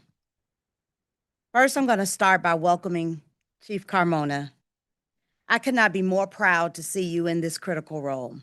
As a principal under your guidance as a chief, I've had the benefit to know firsthand your commitment to students, I let you know that we respect as leaders, school leaders, your transparency and coaching, to the way you taught us to professionally disagree, but to never give up when we can always come to a common ground. You are a true problem solver, and you know the role and the work of the principal. You have always been fair. You've given praise when it was warranted, but you always offered gentle and stern direction when it was needed. So now I have the privilege to work alongside you to represent our school's leaders, and I am confident that we will either professionally disagree or we will find common ground to bring transformative change to this district. I also want to take a moment to recognize and congratulate Principal Roche, who is a dedicated leader, but he is a fearless and vocal advocate for school leaders, and I am proud to call him an active member of our union. I want to be really brief. That's kind of difficult for me. But Dr. King, we are so proud to see that your team is taking shape. I want to stand before you today and thank you for acknowledging the tremendous pressure that our school leaders are under right now. We are addressing the realities of continued ICE engagement. Our leaders hold the community's trust. We are too gracefully working under threats.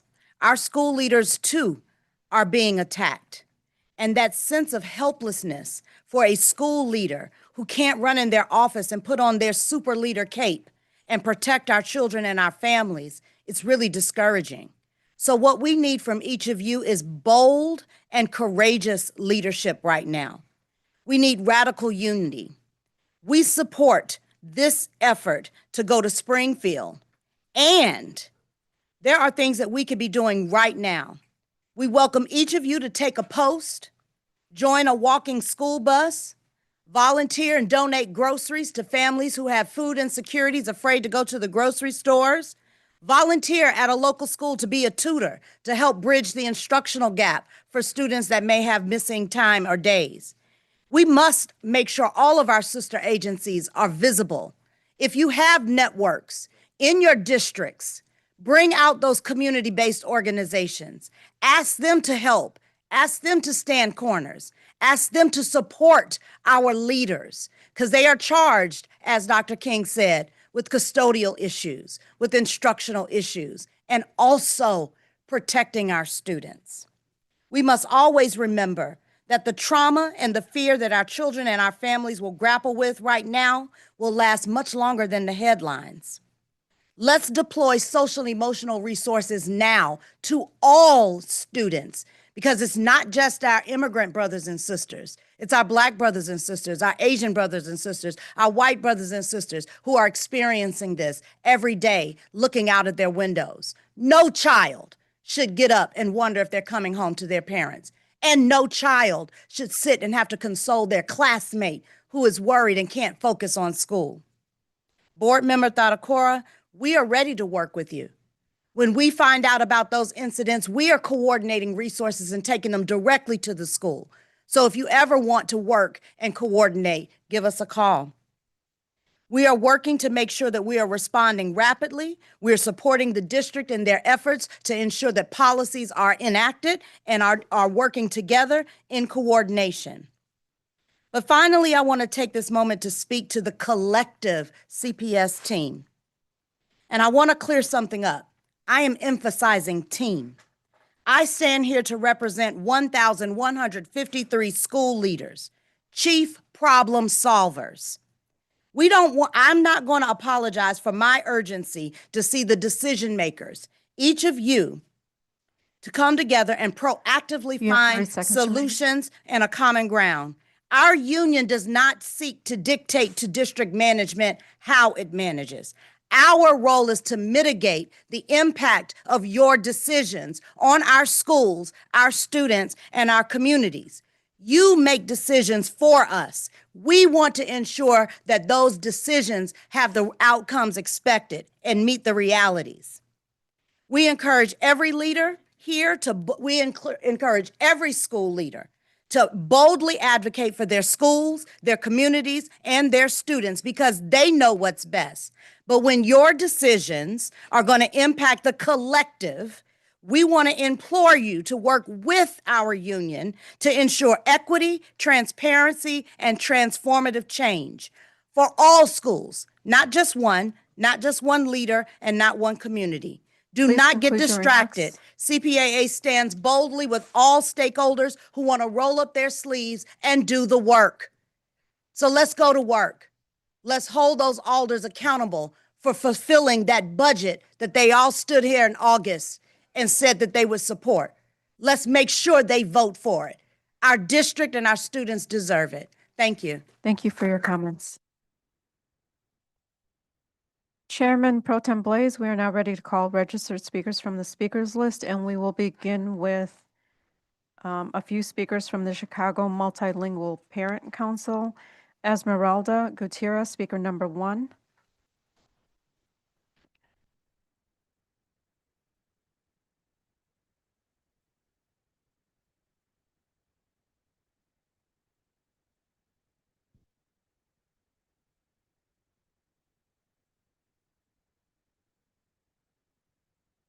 Buen día, miembros de la Junta de Educación, directores, maestros y padres de familia. Mi nombre es Esmeralda Gutiérrez y soy miembro del Concilio Multilingüe de Padres de Chicago, o CMPC. Primeramente, quiero darle gracias al señor Carlos Rivas por habernos invitado a esta reunión. Venimos a representar cerca de 90,000 estudiantes bilingües en CPS y a sus padres, quienes enfrentan retos en nuestro sistema escolar. Nuestro enfoque está en los estudiantes bilingües que están aprendiendo inglés como segundo idioma y en los estudiantes bilingües que reciben educación especial. De acuerdo con un estudio reciente de la Universidad de Chicago, los estudiantes bilingües que no logran proficiencia en inglés y se quedan en el programa bilingüe a largo plazo no progresan de la misma manera que aquellos que reciben el apoyo adecuado y pasan el examen estatal de Access. Esta falta de acceso equitativo perpetúa desigualdades académicas que podríamos evitar fortaleciendo nuestros programas bilingües. Muchos estudiantes bilingües no alcanzan la proficiencia en inglés porque no se les brinda el apoyo suficiente para construir bases sólidas desde los grados más tempranos. Este año no hay fondos para ofrecer la tutoría de ESL que todos los años se ofrece en las escuelas primarias. Esto limita el progreso de los estudiantes que necesitan más tiempo y apoyo para dominar el idioma. En nuestras escuelas secundarias, los estudiantes bilingües tienen la opción de tomar 4 clases de inglés como segunda idioma que equivalen a los Quedan 30 créditos, segundos, por favor, concluye. créditos de inglés requeridos por el Estado para graduarse. El problema es que no existe currículum para estas 4 clases de ESL en la secundaria. Gracias. We'll have the statement translated from Spanish. One second. Good morning, members of the Board of Education, principals, teachers, and parents. My name is Esmeralda Gutierrez, and I am a member of the Chicago Multilingual Parent Council, or CMPC. First, I want to thank Ricardo Rivas for inviting us here. We're here to represent nearly 90,000 bilingual students in CPS and their parents who face challenges in our school system. Our focus is on bilingual students who are learning English as a second language and bilingual students who receive special education. According to a recent study by the University of Chicago, bilingual students who do not achieve English proficiency and remain in the bilingual program long-term do not progress in the same way as those who receive adequate support and pass the Access state exam. This lack of equitable access perpetuates academic inequalities that we could avoid by strengthening our bilingual programs. Many bilingual students fail to achieve English proficiency because they are not given enough support to build a solid foundation in the early grades. This year, there is no funding to offer the ESL tutoring that was provided every year in elementary schools. This limits the progress of students who need more time and support to master the language. In our public schools, bilingual students have the option to take 4 English as a second language classes that equal the English credits required by the state for graduation. The problem is that no curriculum for these high school classes actually exists.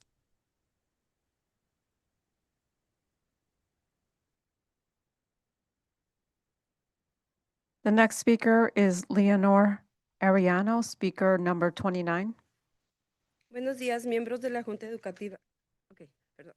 Buenos días, miembros de la Junta de Educación, directores, maestros y padres de familia. Mi nombre es Leonor Arellano Díaz y soy miembro del Concilio Multilingüe de Padres de Chicago, o CMPC. Vine en representación de cerca de 90,000 estudiantes bilingües de CPS y de sus padres. Proponemos que se restablezca el programa de tutoría de ESL en las escuelas elementales, especialmente en las 157 escuelas. Califican para ofrecer programas de inglés como segundo idioma o ESL. Esta tutoría que se ha ofrecido nos por periodos de 16 semanas puede marcar una gran diferencia en el desempeño y la confianza de los estudiantes. También pedimos que se atienda la falta de recursos y guías para los padres de familia que tienen estudiantes bilingües con discapacidad. Muchos no reciben la orientación necesaria para comprender los procesos educativos y abogar por los derechos de los hijos. Además, debemos garantizar que haya maestros certificados en educación especial y formación en enseñanza bilingüe, ya que actualmente esta área está desatendida. Cuando los recursos lingüísticos de los niños bilingües se ignoran, cuando reciben un Te quedan 30 segundos, por IEP, favor, si concluye. necesitan y se pueden a un lado con ellos y oportunidades académicas personales. Por eso hoy pedimos financiar la tutoría de ESL en las escuelas primarias, asegurar la presencia de personas certificadas en educación especial bilingüe, proveer guías y talleres esenciales para los padres y su idioma, reconocer el desarrollo lingüístico de los niños bilingües es una necesidad académica, no es un privilegio. Porque cuando apoyamos el aprendizaje del idioma, también se fortalece inclusión Gracias por y tus equidad comentarios. en el Por favor, futuro de nuestros concluye. niños. Muchas gracias. We'll have the statement translated. Good morning, board members, principals, teachers, and parents. My name is Leonor Arellano, and I am a CMPC member. I'm here to represent nearly 90,000 bilingual CPS students and their parents who face challenges in our school system. We propose that elementary school ESL tutoring program is reestablished, especially at the 157 schools certified to offer ESL programs. This tutoring, which used to be offered for 16-week periods, can make a great difference in student performance and confidence. We also asked for attention to the lack of resources and guides for parents who have bilingual students with disabilities. Many do not receive the orientation required to understand the educational processes or advocate for their children's rights. Furthermore, we have to guarantee that there are certified special education teachers with training on bilingual education, which is an area that is currently being neglected. When bilingual students who receive IEPs are not given linguistic resources, their needs are set aside, and with them, the opportunity to find academic and personal success. All of this is why we asked the board to 1. Finance ESL's tutoring in elementary school. 2. Ensure the presence of personnel certified in both special and bilingual education. 3. Offer guides and workshops for parents in their languages. And 4. Understand that bilingual children's language development is an academic necessity and not a privilege. When we support language learning, we also strengthen inclusion, equity, and our children's future. Thank you. Thank you. Before we go to the next speaker from the Chicago Multilingual Parent Council, I do want to note for the record that President Hardin has returned to the meeting as of 12:28 p.m. Thank you. And the last speaker from the Chicago Multilingual Parent Council is Maricela Salazar, speaker number 22.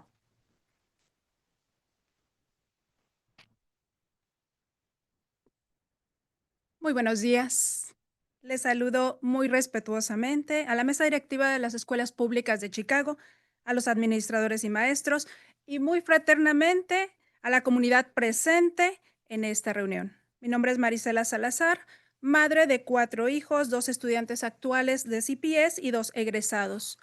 Durante 18 años he sido voluntaria de las escuelas públicas de Chicago, en varias ocasiones sirviendo en el Concilio Multilingüe de Padres, formado por maestros, comunidad y administradores de la Oficina de Educación Multilingüe y Multicultural de CPS.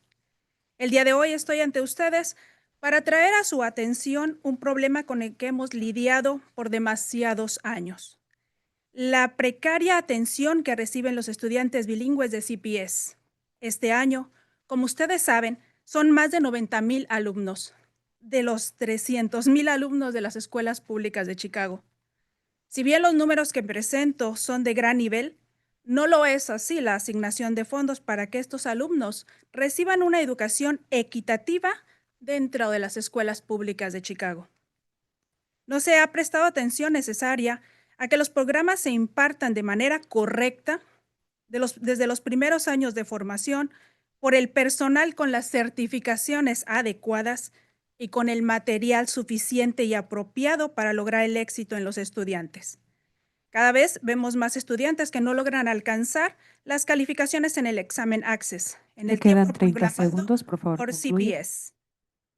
Ustedes son los responsables directos de revisar y ajustar las áreas necesarias para corregir malas o nulas decisiones referentes a los alumnos bilingües de CPS. Un buen servidor es aquel que conoce a quien sirve y sus necesidades.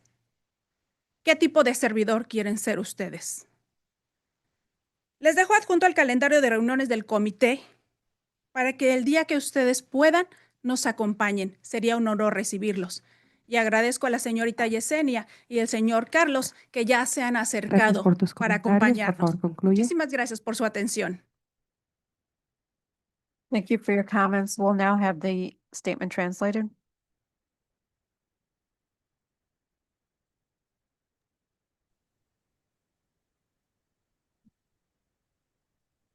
Good morning and respectful greetings to the Board of Education, administrators, teachers, and fraternally to the parents and community members present at this meeting. My name is Marisela Salazar, mother of 4, 2 current CPS students and 2 graduates. For 18 years, I've been on various occasions a volunteer at Chicago Public Schools, serving on the Chicago Multilingual Parent Council, made up of parents, teachers, community members, and administrators from the CPS Office of Multilingual Multicultural Education, or OMME. I stand here before you today to bring attention to a problem we have been dealing with for too many years: the precarious attention given to CPS's bilingual students, who, as you know, this year total 90,000 of the 300,000 public school students in the system. As large as the numbers I mentioned are, they are not matched by the funds so that these students may have an equal public school education. Not enough attention has been paid to ensuring that these programs are imparted correctly from the first years of development by properly certified staff and with sufficient and appropriate material to ensure student success. With each passing year, we see more and more students that fail to pass the Access test in the time allowed by CPS. It is you who are directly responsible for revising and adjusting the required areas required to correct bad or nullified decisions about CPS's bilingual students. A good server is one who knows whom they serve. What kind of server do you wish to be? I attach here the meeting calendar for committee meetings. You're welcome to get to know the parents, teachers, and administrators of the bilingual program. Get to know us so that you can make the correct decisions. Additionally, I thank Yesenia and Carlos who have already approached us. Thank you. Thank you. Our next speaker is Carolina Schwartz, speaker number 2.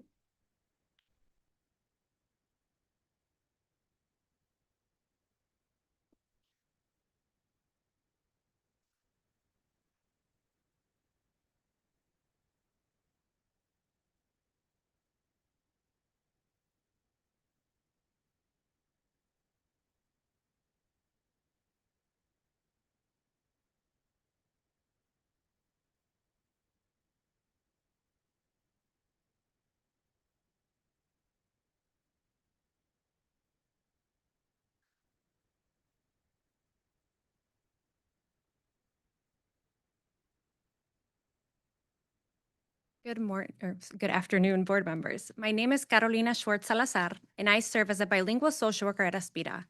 Every day, I have the privilege of supporting students who are bright, motivated, and deeply resilient. Young people balancing academics, family responsibilities, and often the emotional weight of systemic inequities. Many are Latino and first generation, working to build a future that honors both their heritage and their potential. Aspira was founded to close those very gaps, to ensure Latino students are not only educated, but truly empowered to lead. What began as a grassroots movement now serves thousands of culturally diverse students nationwide, and Aspira of Illinois proudly carries that mission forward here in Chicago. We are one of the few school communities intentionally designed to nurture bilingual, bicultural identity, and holistic well-being. When students feel seen, valued, and emotionally supported, attendance improves, engagement deepens, and academic achievement follows. We witness that transformation every day.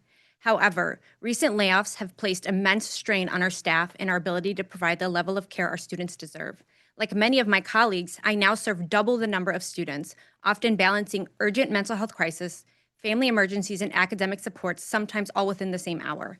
Many fellow social workers, counselors, teachers, and administrators continue to show up wholeheartedly, often staying long hours to ensure no student is left unseen or supported. But the emotional toll is growing. The compassion that fuels this work cannot sustain itself without structural support. Our students come to us carrying heavy burdens, loss, instability, trauma, and the stress of navigating two cultures. They depend You on have 30 Aspida seconds remaining. as a place where they can feel safe, heard, and affirmed. If Aspida loses additional funding or faces closure, hundreds of students will lose not just a school, but a lifeline.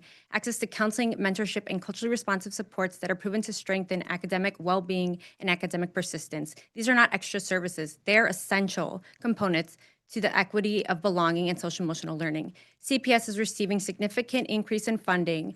We urge you to direct those resources towards schools like Aspida, schools that are making a measurable impact on students who have historically been underserved. An investment in Aspida is an investment in prevention and resilience and in the future leaders of the city. With equitable funding, we can Please expand conclude your counseling remarks. services, strengthen SEL programming, and deepen cultural responsive supports. Thank you. Thank you for your comments. Our next speaker is Wanda Hopkins, speaker number 3.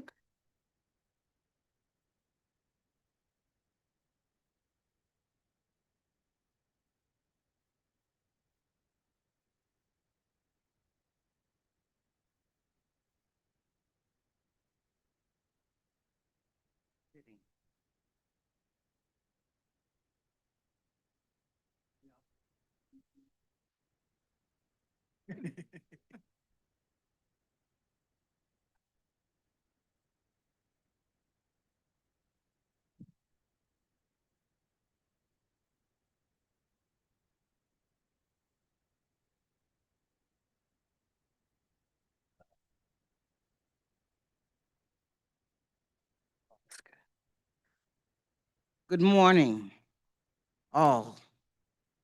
40-year advocate for the Chicago Public School parents and students. A lot of you all know I've been working and retired, but I've had to come back. I was laying down last night and I was trying to think, what do you do, Wanda, when you're tired and can't walk? And my mind said, you got to run because it's still not right. My first thing I want to talk about, and I'm going to get to what G2 talked about with Black principles. Everybody ain't right. That's Black principles. Why is CPS sabotaging the enrollment of Douglas High School because a man of not color wants the school? I say it like I need to say it. It's been parents telling me they've been trying to get into Douglas Douglas High School, and they won't allow them in. When I voted for my person who was G2 and others voted for you all knew the system, you knew the corruption. So that's why you ran.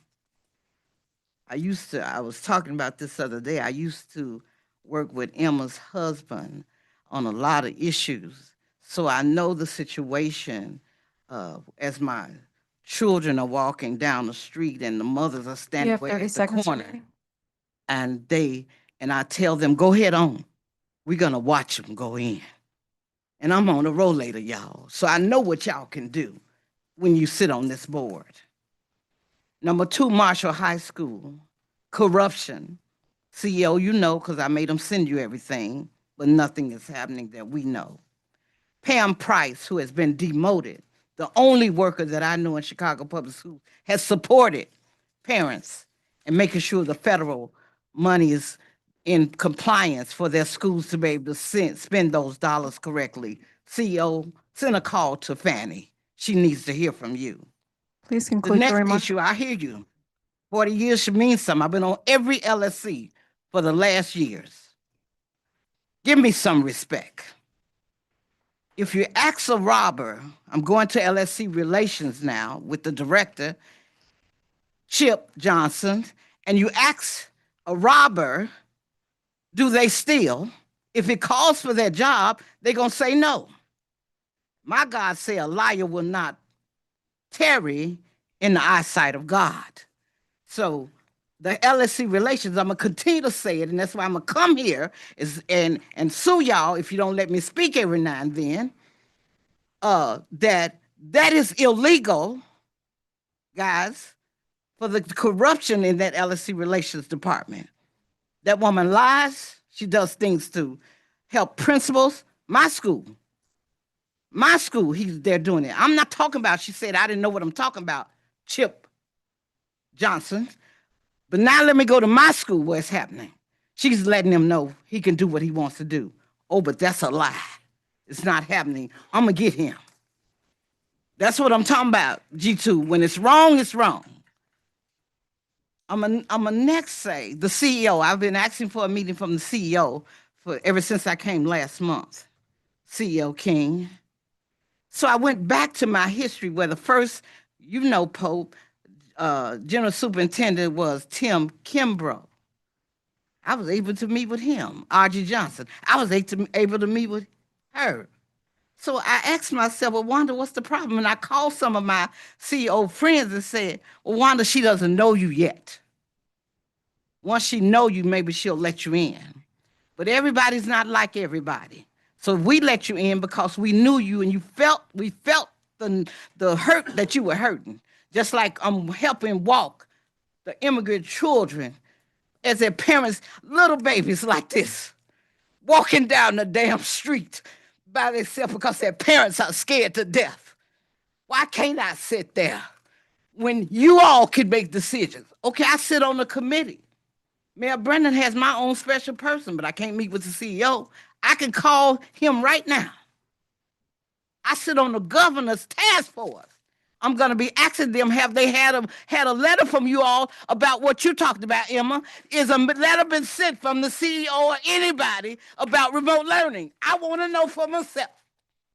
Because you might not want me to come back to speak, but I want to be able to tell you if it was. Because I tell the truth, y'all. They don't like me because I don't care what I say.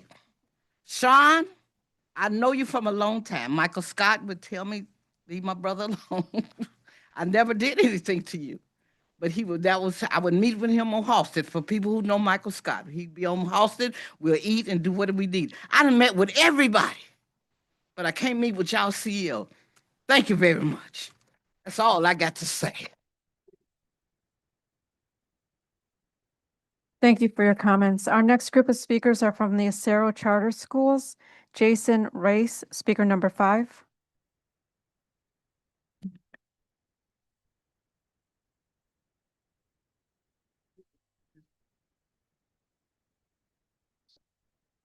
Before I begin, I recently became aware that I have several parents here who would wish to stand with me, but I did not get the blue cards because I wasn't aware they're here. Would it be all right if they joined me before I began?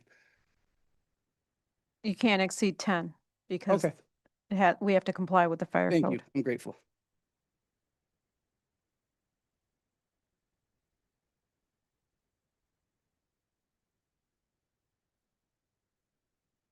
Good afternoon. My name is Jason Race, and I am a first-year teacher at Esmeralda Santiago School, but have been an educator in the Acero network for over 5 years.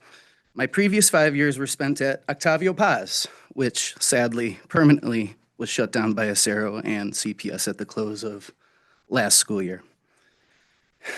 As I stand before you again to advocate for our students and our community, I can't help but be reminded of the strife and hardship that was inflicted upon the Paz community and the negative effect it had on our scholars and their families. The uncertainty, the fear, and the ultimate sense of loss that a family experiences through school closure is quite real, with lasting effects on communities that go beyond the emotional.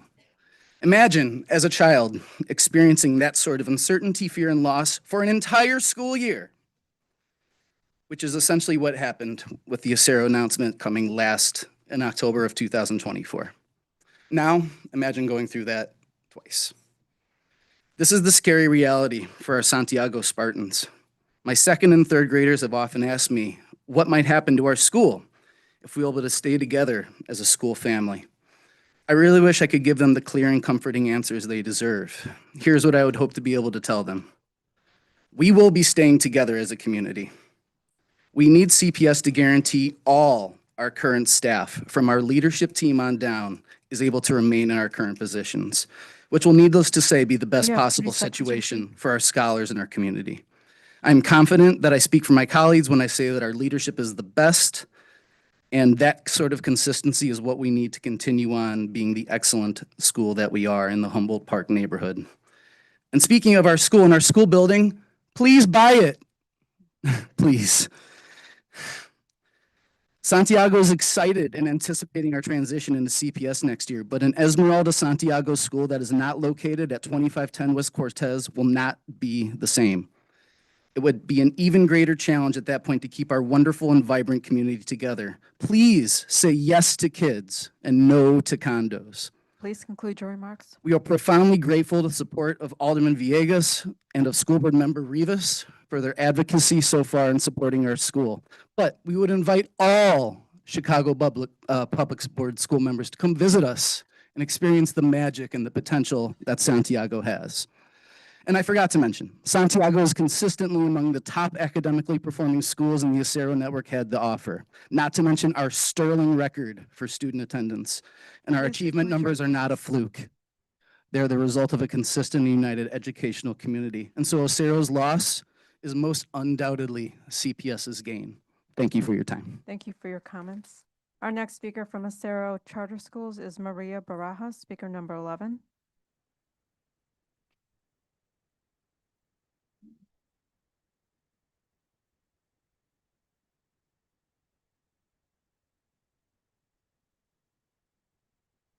Good morning. My name is Maria. I am the proud mother of two students at Esmeralda Santiago School today.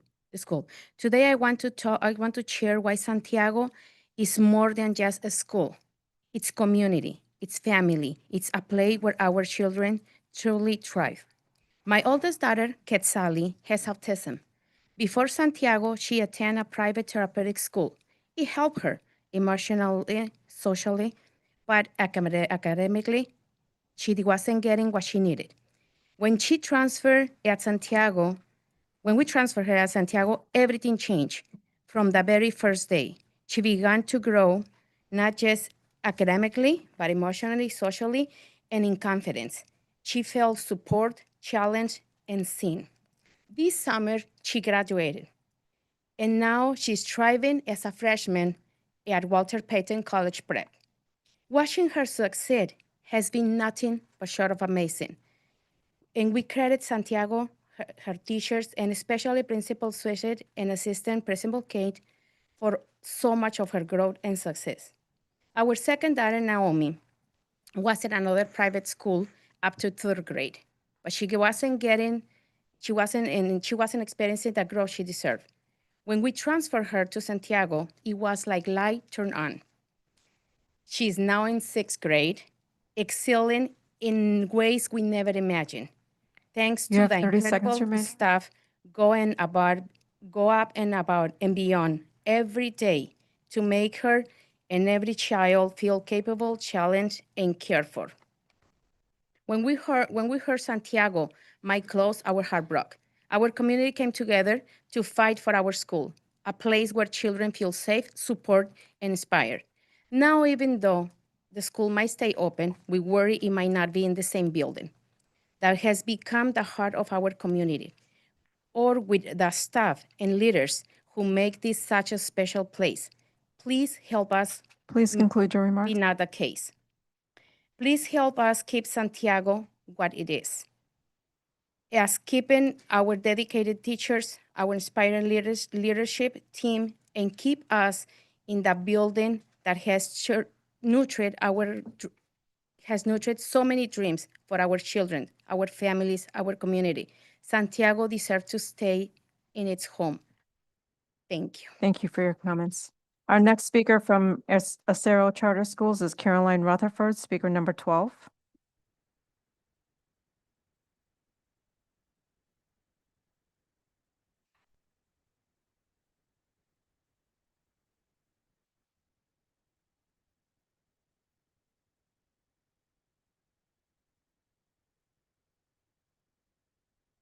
Need readers now.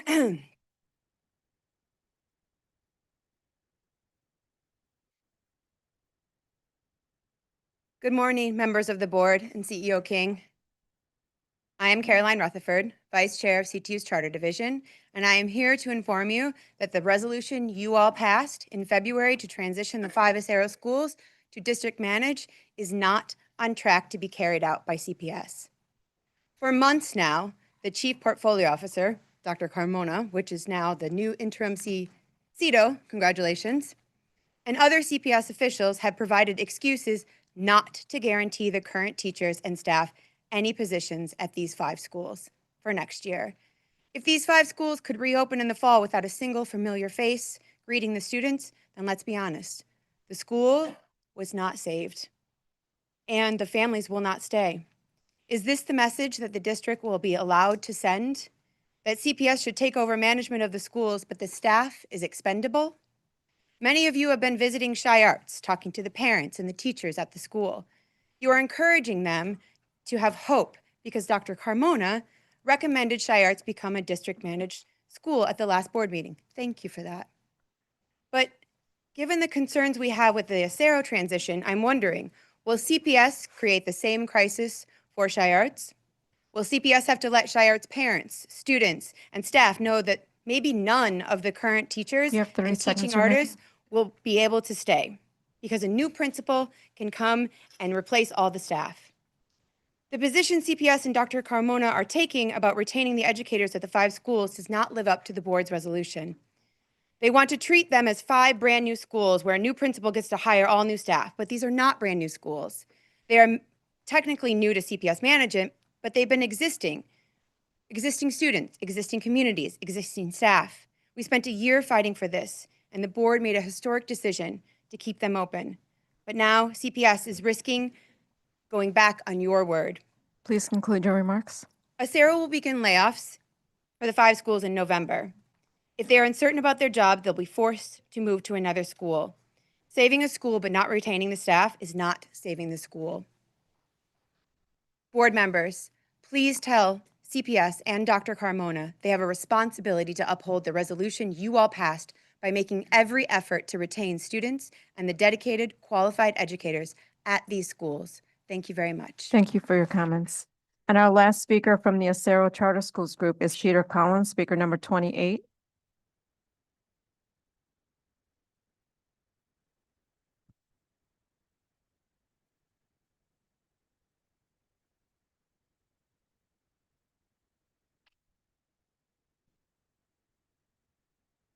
It's been a little, hi, my name is Peter Collins. I'm a Acero teacher.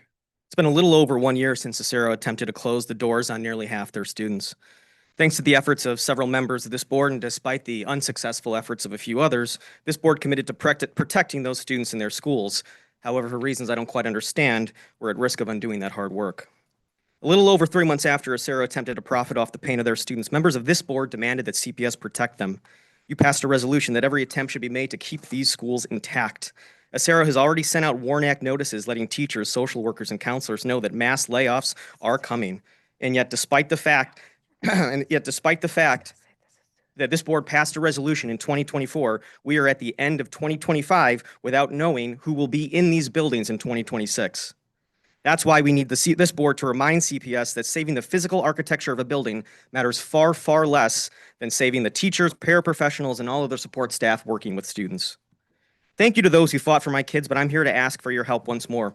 The intent of this resolution wasn't to save the buildings, it was to save the school communities. CPS officials have repeatedly told students that parents are teachers, that answers are coming, and that it takes time, but behind those platitudes lies only silence. These parents, who are already ignored and disrespected by Acero, are seeing a familiar pattern repeated by people who already failed to ensure their schools continue existence. In the years since Acero tried to turn students away, other charter operators have followed suit. These were more operators, CPS officials, some of whom have gotten promotions, said could be trusted with their children. Epic, Aspida, Acero, Shy Arts. CPS told parents that parents could trust these operators with the most precious thing they have, their child's future, but that wasn't true. Time is a finite resource, and it is increasingly not on my students' side. I implore members of this board to apply pressure once again on CPS and Chief Carmona to stand up for their children and their parents. My students and their families don't deserve silence. They deserve intact schools. Thank you for your comments. The next group of speakers are from the Chicago High School for the Arts. Emily Herrera, speaker number 4.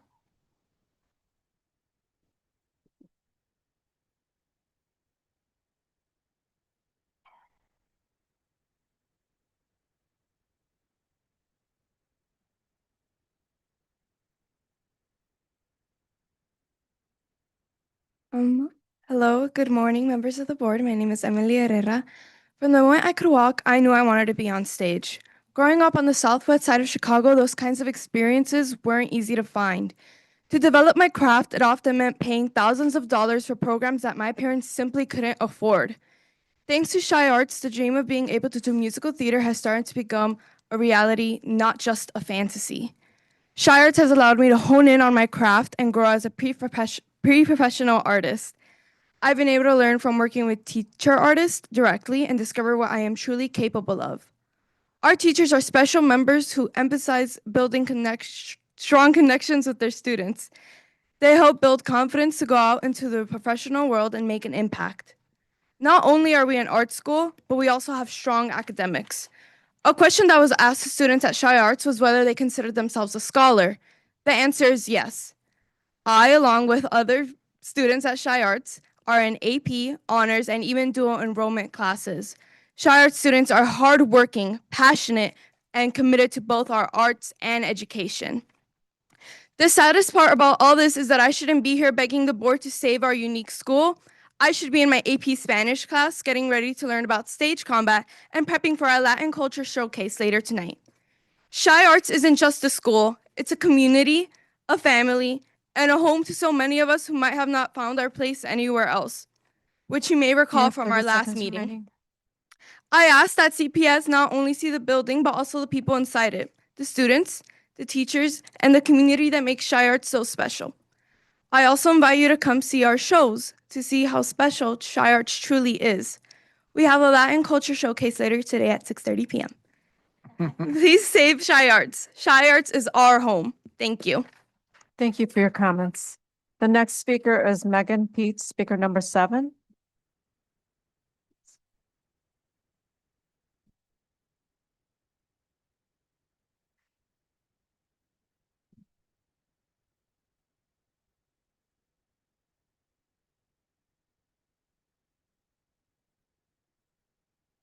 Please stand on the the X's on the ground.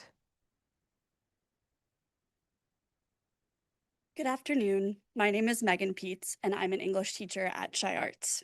I am grateful to speak with you today and for the opportunity I have had to meet with many of the board members over the last week. At your meeting on October 8th, I was struck by several pieces of the recommendations put forth by Dr. Alfonso Carmona and his team about CPS taking over management of Shy Arts.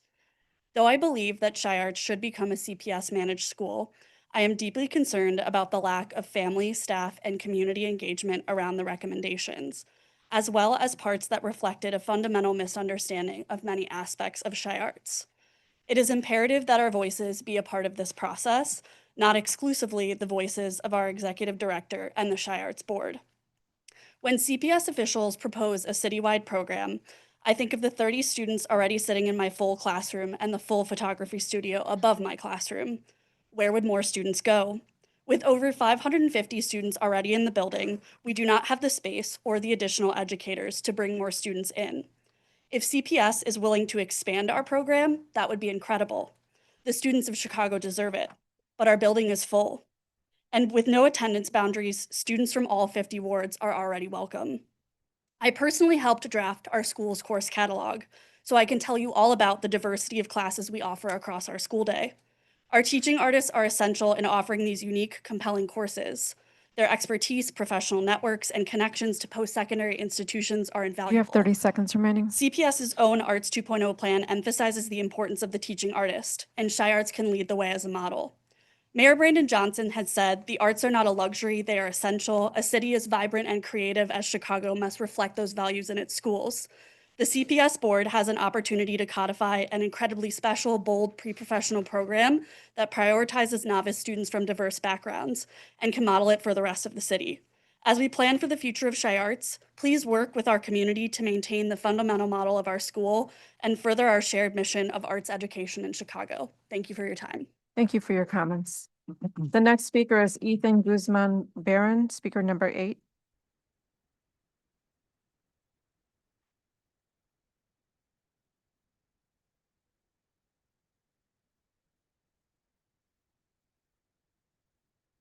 Good afternoon, board members. My name is Ethan Guzman Barron, and I am the proud parent of a sophomore dance student at Chi Arts High School.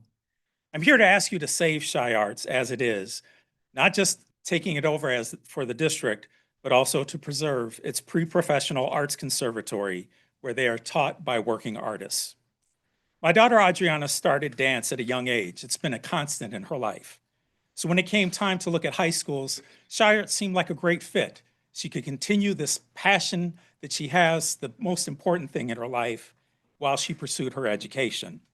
Since being there, it has exceeded our expectations. Not only has she grown as a dancer, which we expected, she's also grown as a student. She's grown socially, emotionally, shown leadership, cultivated by this warm, supporting community that is Chi Arts. Like-minded, supportive peers, and dedicated, concerned faculty. If you've never attended a performance at Chi Arts, I encourage you to do so. There's nothing quite like it.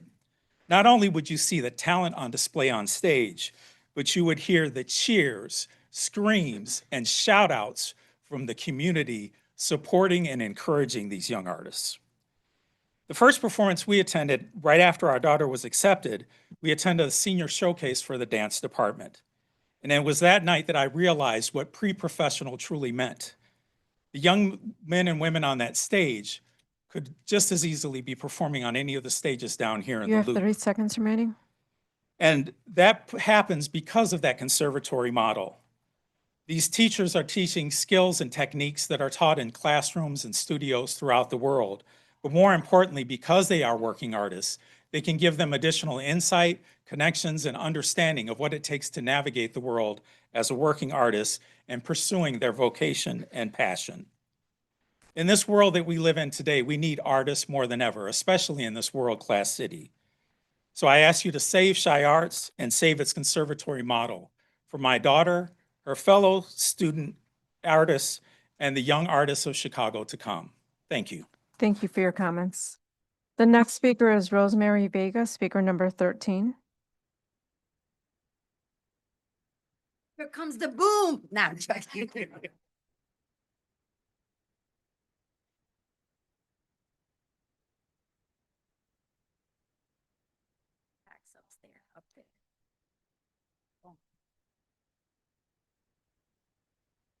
Okay. My name is Rosemary Vega.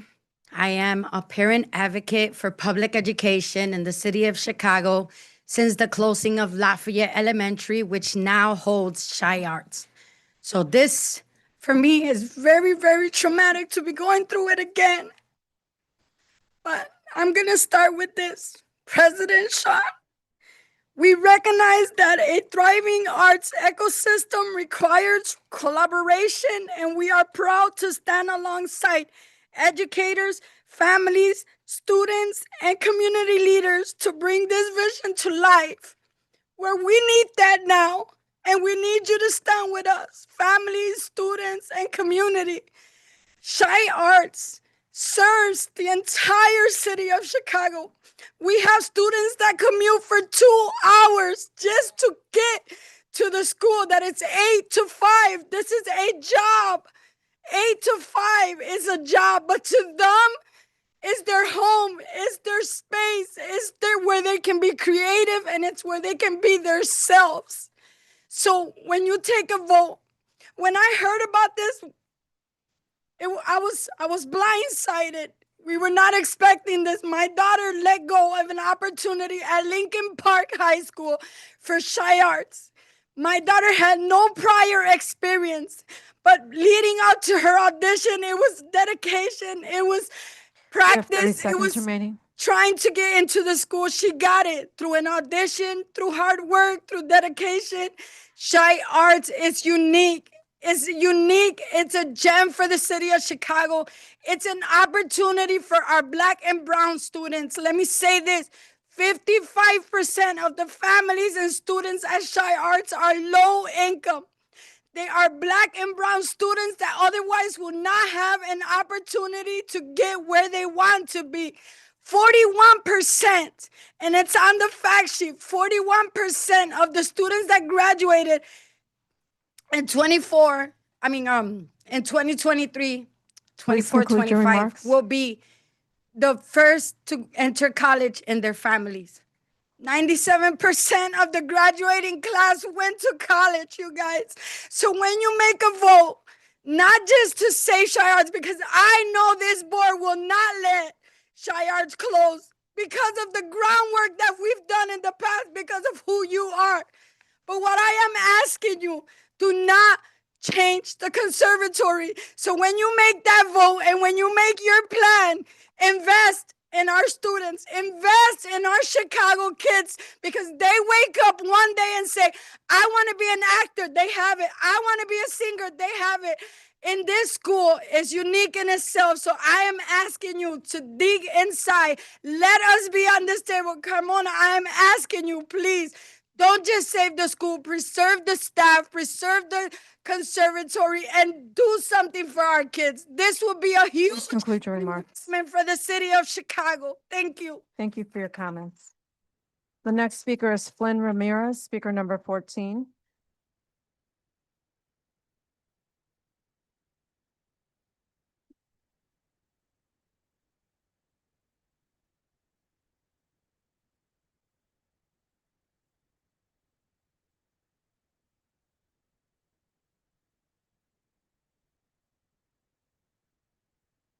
Hello, my name is Flynn Ramirez, and I am a senior vocalist at Shy Arts.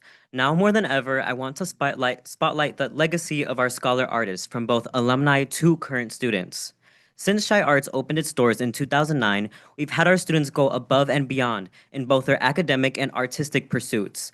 In the past few years alone, Shy Arts vocalist alum Raven Lene has reached over 30 million listeners on Spotify, was titled Billboard's R&B Rookie of the Year, and is currently on tour with Sabrina Carpenter. The Shy Arts Chamber Choir performed for former First Lady Michelle Obama. Our creative writers started a professional literary magazine called Levitate that draws submissions from around the world. Shy Arts theater alums have featured in everything from Netflix specials to the latest Superman blockbuster. Our current dancers have been featured on WGN News, and alumni are dancing with the country's top companies. Visual artists have won prestigious residency programs and countless scholastic art awards. Shy Arts musical theater and dance alumni have performed on Broadway in productions of The Lion King, The Great Gatsby, Real Women Have Curves, and Water for Elephants. Students across conservatories have been accepted to top-tier colleges, including Ivy League schools and competitive arts conservatories. And just 2 days ago, Shy Arts dancer Dasha Herrera and I were announced as Questbridge National College Match finalists, qualifying us for some of the country's most competitive full-ride scholarships. Each and every Shy Arts student that has walked into our building has left a legacy behind. Many You of have us 30 walked in seconds as novices with no prior arts experiences, but our teachers lifted us from our comfort zones and prepared us for futures bigger than we ever imagined. Shy Arts students are already making history, not only in the city, but all over the country and the world. Many of us, myself included, would have never gotten these opportunities without the open access Shy Arts provides to students all across Chicago. Our unique model works, and we ask that you protect it and you preserve it so that Shy Arts' legacy can continue to flourish in a time when the arts are needed now more than ever. Thank you. Thank you for your comments. The next speaker is J.B. Gerolium, speaker number 15.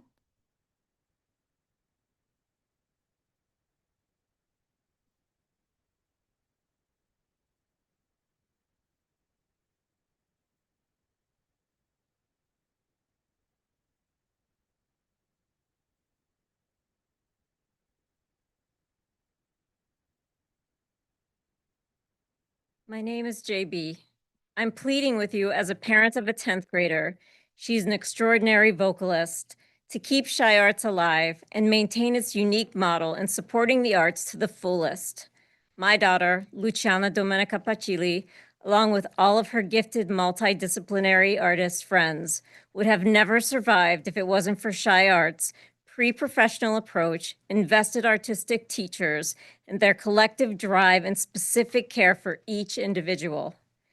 In celebrating and encouraging creativity as the whole person, Shy Arts has uplifted all children across the entire city, with more than half coming from low-income households, and granted them opportunities that they may have never received.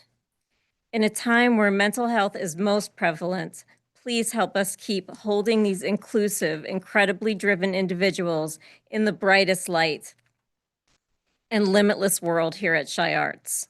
CPS should absolutely wish to take pride in revering and supporting these students in such an acclaimed school in a city encompassed by the arts. We need you to recognize the value of our school, students and teachers, and breathe into Shy Arts. We can only be stronger together, and our children prove each and every day that they want this for their future. They will not disappoint. They have been locked in since before auditioning and being accepted, and are a major contribution here, You have in their 30 seconds remaining. communities, and throughout Chicago. As young, accomplished teens, they are already surpassing rigorous personal and financial obstacles to make a difference and be integral working artists. Thank you very much. Thank you for your comments. The next speaker is Bernard Chesley, speaker number 16.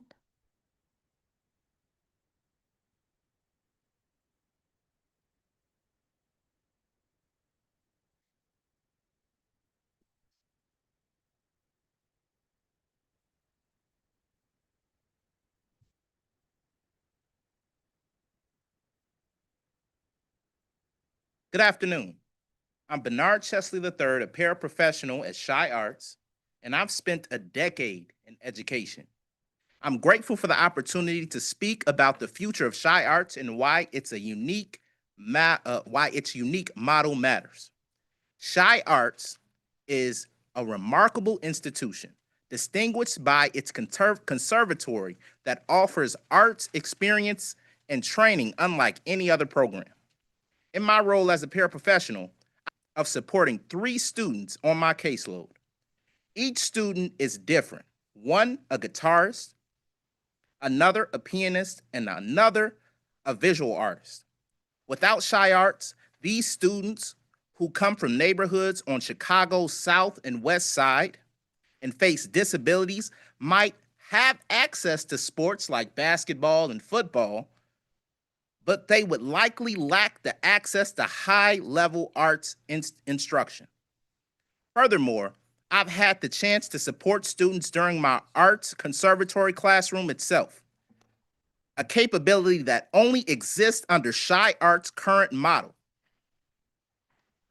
Other citywide programs like After School Matters do not provide the same level of special education service. Changing the conservatory model would mean sacrificing a You cornerstone have 30 seconds of remaining. equitable access to the arts in Chicago. Shy Arts is a safe haven for our scholar artists, a place where students for every ward in our city come together to receive training that isn't available anywhere else in Chicago.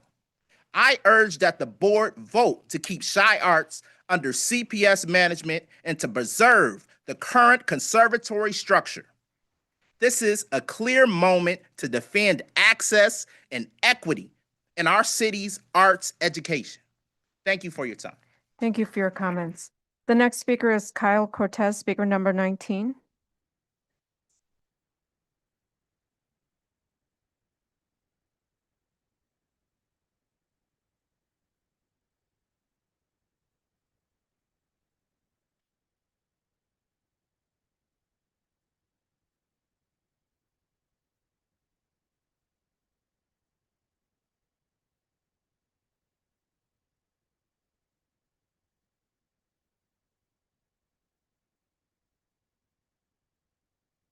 Esteemed board, My name is Kyle Cortez. I'm in my 5th year of teaching at Shy Arts in the Music Conservatory.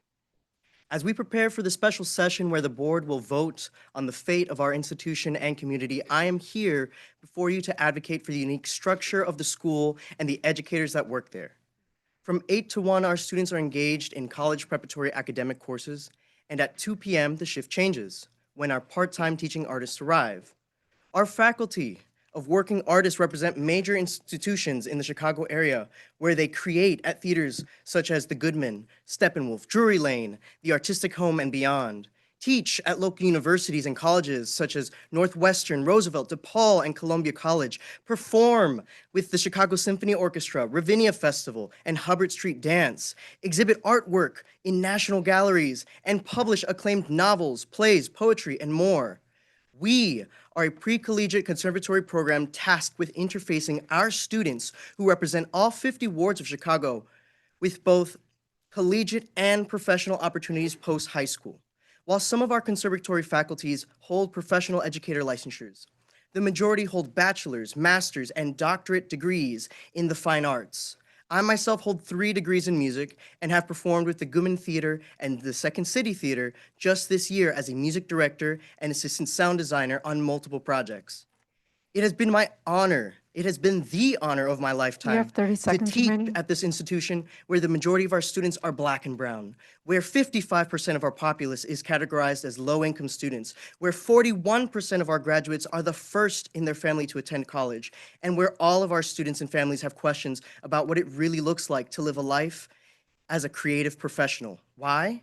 Because I too emerged from an immigrant family as the first Afro-Latino man to receive a college education in the arts, and know firsthand that it not only takes a village to get our students to their better tomorrow, but it takes a village to get them to stay there in excellence, joy, and peace.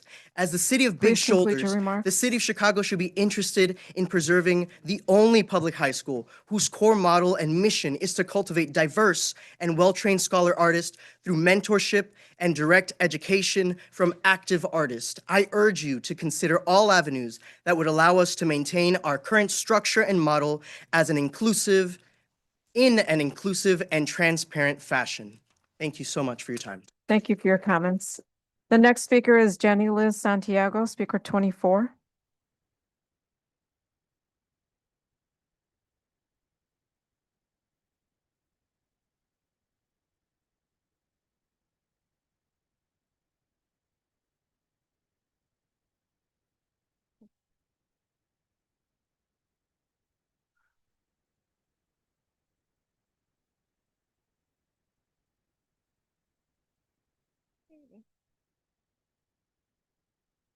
Well, good afternoon, members of the CPS board. My name is Jenny de Santiago, and I am a proud mother of a freshman, Heavenless Santiago, a vocalist at Shy Arts. Heavenless has dreamt of attending Shy Arts since the 6th grade, but the seed was planted even earlier. In 5th grade, we attended a musical performance at the school. I watched her eyes lit up. And in that moment, I knew Shy Arts was where she belonged. But getting here wasn't easy. Years ago, I had found an intrusive thoughts of self-harm hidden in my daughter's bedroom. She was struggling deeply, exhausted, and the bullying she endured simply for being different. As a parent, imagine the torment of reading such heartbreaking words from your child. I had to find the strength not to collapse in front of her, not to question if I had somehow failed her as a mother. Instead, I looked her in the eyes and I told her, "You are loved, you are strong, you are worthy." And I made her a promise that one day, when she got into that dream school that she's talked so much about since 5th grade, she would finally be accepted, celebrated, and free to be herself. That school was Shy Arts, and it has been everything we hoped for. Shy Arts is not just a school. The conservatory is not just an after-school program. It is a lifeline. It's where my daughter stopped hiding. It's where she found her voice, her confidence, her spark. It's where she met mentors who believed in her and peers who uplifted her. You have 30 seconds It's remaining. where she's seen that her uniqueness is not something to fix, it's something to shine. I made her a promise that once she got into Shy Arts, the pain of self-doubt of the past would become a closed chapter. And thanks to this school and its incredible conservatory, that promise is being fulfilled. My daughter is flourishing. She's working harder than ever. She's growing. She's dreaming again. She's becoming the artist she was always meant to be. The Conservatory at Shaw Arts is not just an after-school program. It's a home, a place where students work incredibly hard to get into and even harder to remain a part of. It's hours and hours of rehearsals, discipline, Please conclude your creativity, and remarks. teamwork. These young artists pour their hearts into their work. Opening the conservatories to students who are not part of Shaw Arts may sound inclusive, but in reality, its risk is undermining the very essence of what it is. So what it is so powerful. It's not even an even playing field. These students have earned their place. You don't see other high schools opening their specialized programs to non-Shaw Arts students. It wouldn't happen at a selected STEM or an IB school. Please It shouldn't conclude your happen remarks. here. Shaw Arts is a dream come true for our family and for so many others. Please do not touch the conservatory. Don't take away the safe haven, the passion, the purpose these students have worked so hard to find. Do not disrupt a system that works, that saves lives, and that nurtures the soul of this city's artistic future. Let's protect Shaw Arts. Let's protect the conservatory. Let's protect them. Thank you for your comments. The next speaker is Zelda Madrigal, speaker number 26.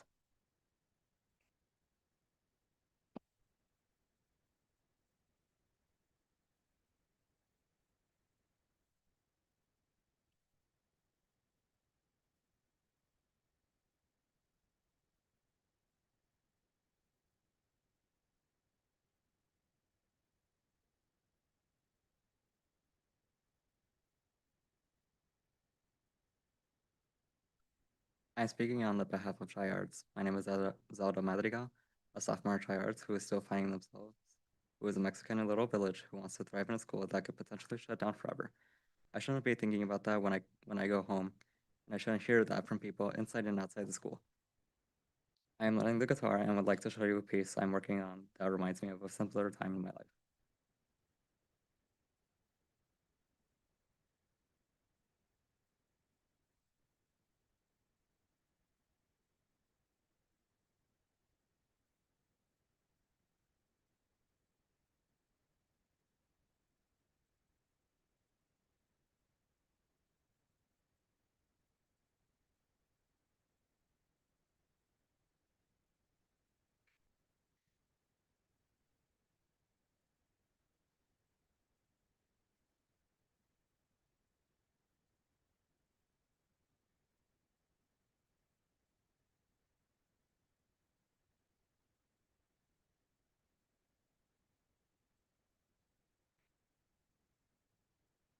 You're losing time. Would you like to submit that to the board? We can get if you want to send that to us through the email, we can submit that to the board members. Everyone else has to talk for right now.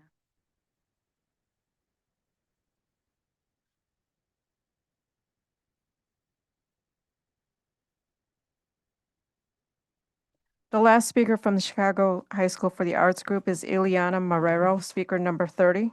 Well, can we give him his time back? Hold on. Right, I was trying to let him know that his time was cutting down. No, I know. We want to hear it.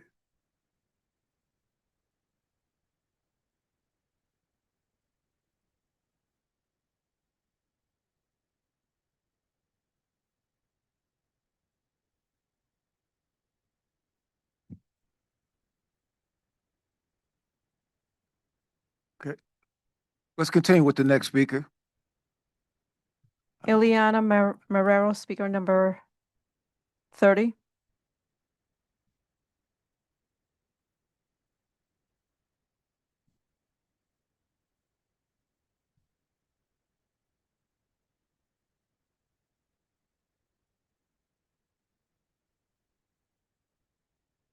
Hello, members of the board. Thank you for allowing me to speak on behalf of my school. My name is Ileana Marrero, and I am a proud junior visual artist at Shaw Arts.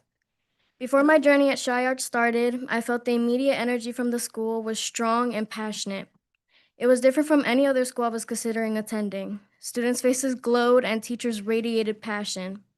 That's when I knew my heart and purpose was at Shaw Arts, not just another school that had some art classes. Shy-Arts is a community filled with raw talent and joy expressed through multiple mediums. We are fortunate to have found a community that is welcoming and supportive, that promotes our passions no matter what they are.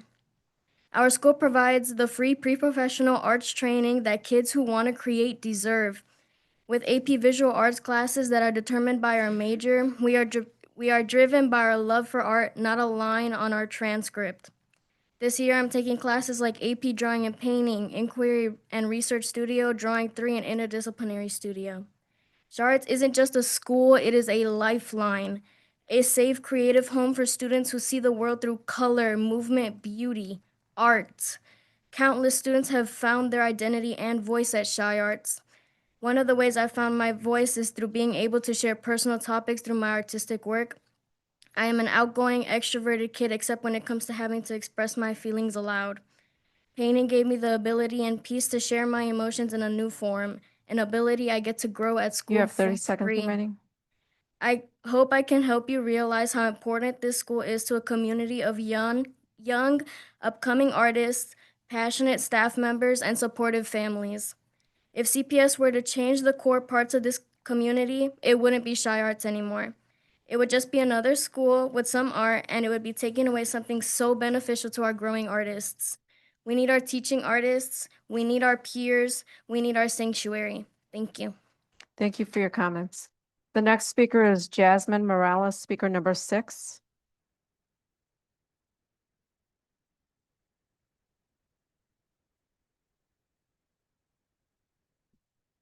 Good afternoon, members of the Board of Education, CEO King.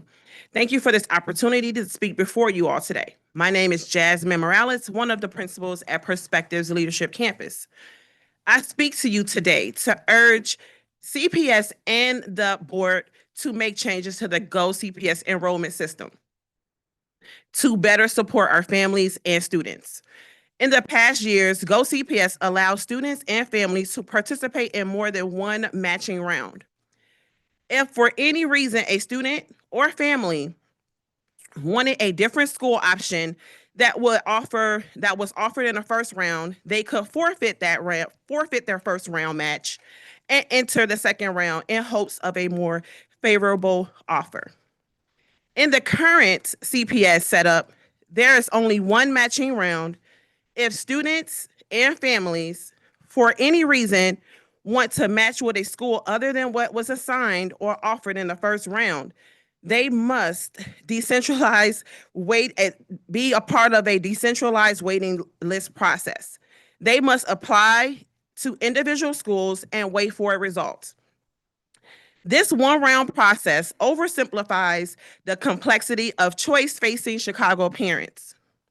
To ask families to commit to one school more than 9 months before the start of the school year might not be a realistic or feasible option for You have any 30 family. seconds remaining. No one knows the uncertainties of life and or what may come in the long-term future. CPS and the Chicago Board of Education. You have to prioritize listening to and acting upon feedback from stakeholders and across our city and many other issues. Multiple dates and locations are provided for our community to share its voice in listening sessions. We urge CPS to view multiple Go CPS rounds through the same lens.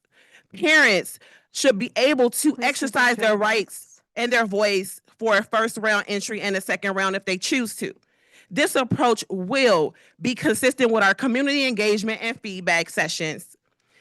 Truthfully, we really hope you consider this change. A multiple round approach that delays the automatic rejections, we believe, is rooted in equity and honors the complexity of the choices our families face. Thank you for your time and your service to the students of Chicago. Thank you for your comments. The next speaker is Catherine Jones, speaker number 9, who's joining us virtually. Please enter *6 to unmute.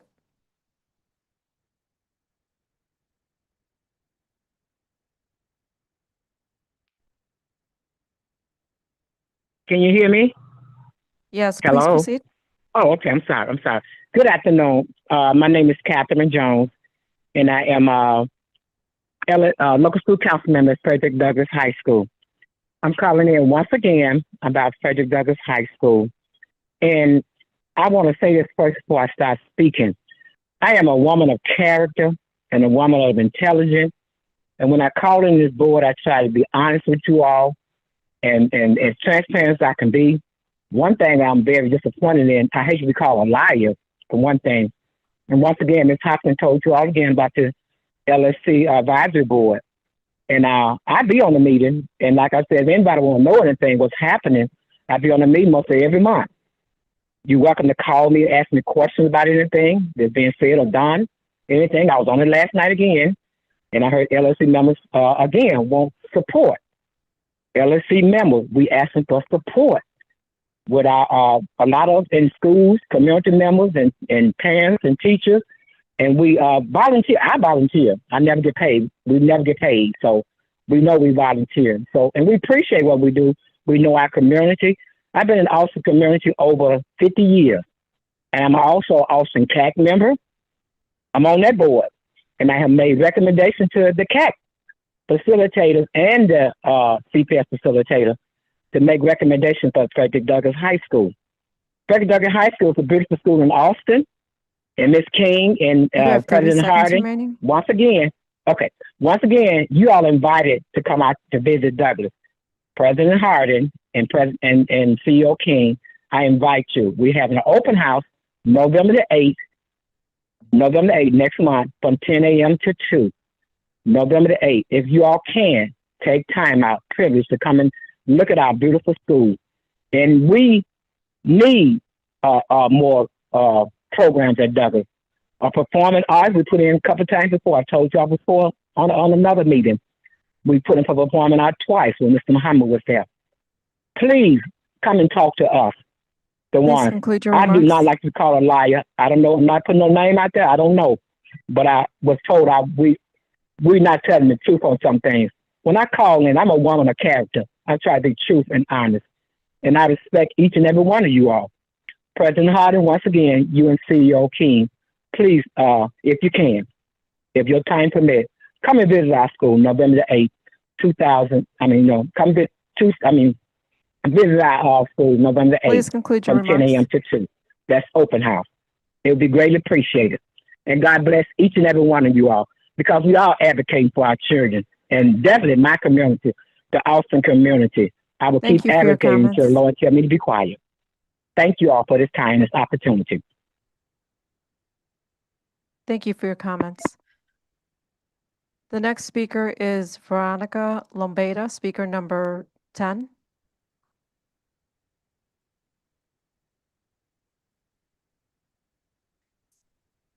Señor Superintendente King, Presidente Harding y miembros de la Junta Directiva. Mi nombre es Verónica Zurita, madre de familia de la Escuela Chartec, Intrinsic y miembro de la comunidad. El día de hoy me dirijo a ustedes con el objetivo de puntualizar la importancia que Intrinsic representa para la comunidad y el futuro de nuestros hijos. Esta escuela es el hogar de donde se han forjado innumerables sueños, es el lugar donde los niños que hoy se convertirán en los ciudadanos responsables de mañana. Esta junta tomará una decisión crucial sobre nuestra escuela, nuestra comunidad. Nos encontramos en un proceso de renovación muy riguroso y largo, y estamos aquí para decirles que merecemos una renovación de 7 a 10 años, como lo permite la ley. Esta decisión más larga ayudará a que los padres, estudiantes, profesores y miembros de la comunidad tengamos la seguridad de que Intrinsic no cierre sus puertas. Por favor, sigan salvando escuelas históricas. No cerremos este espacio. Trabajemos juntos para que esta escuela siga siendo el motor de desarrollo de nuestra comunidad. Hagamos que el futuro de los jóvenes sea brillante. Gracias. Thank you. We'll have this statement translated. Superintendent King, President Harding, and members of the board.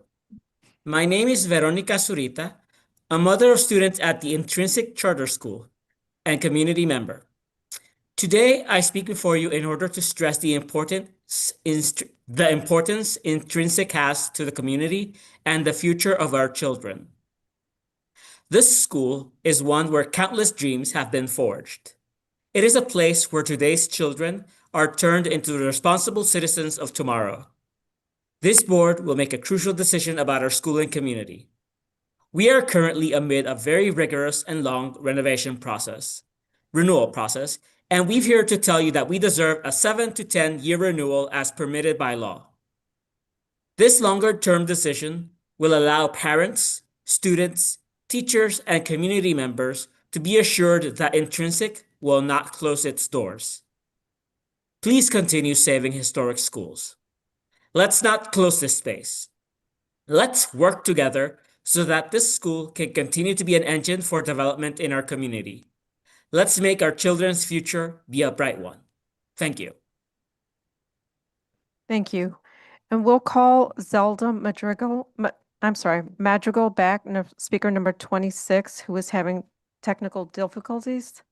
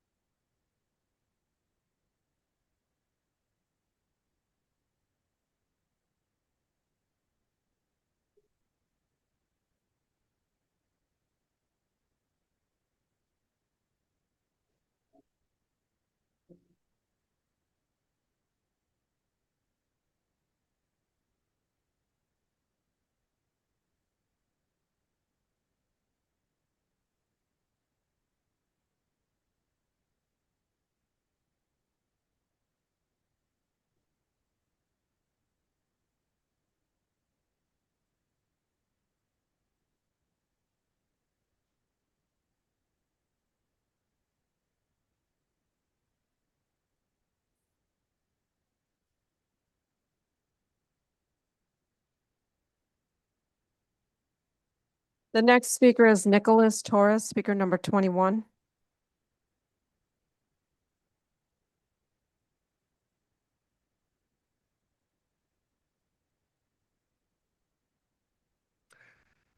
Hi, I'm Nicholas Torres.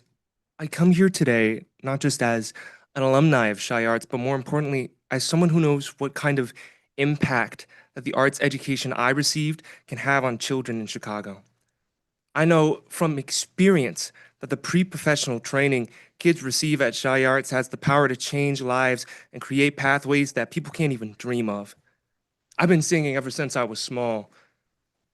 Anything from the musical theater songs I would hear on TV to any song I would hear on the radio, this passion for singing grew and evolved until it was the only thing I wanted to do. But the reality of the situation was I had no idea where to even start. With no money to afford any private lessons and my middle school cutting our music class due to being underfunded, I had no real outlet or even idea of where to start in terms of pursuing and growing my talent until I heard of Shy Arts.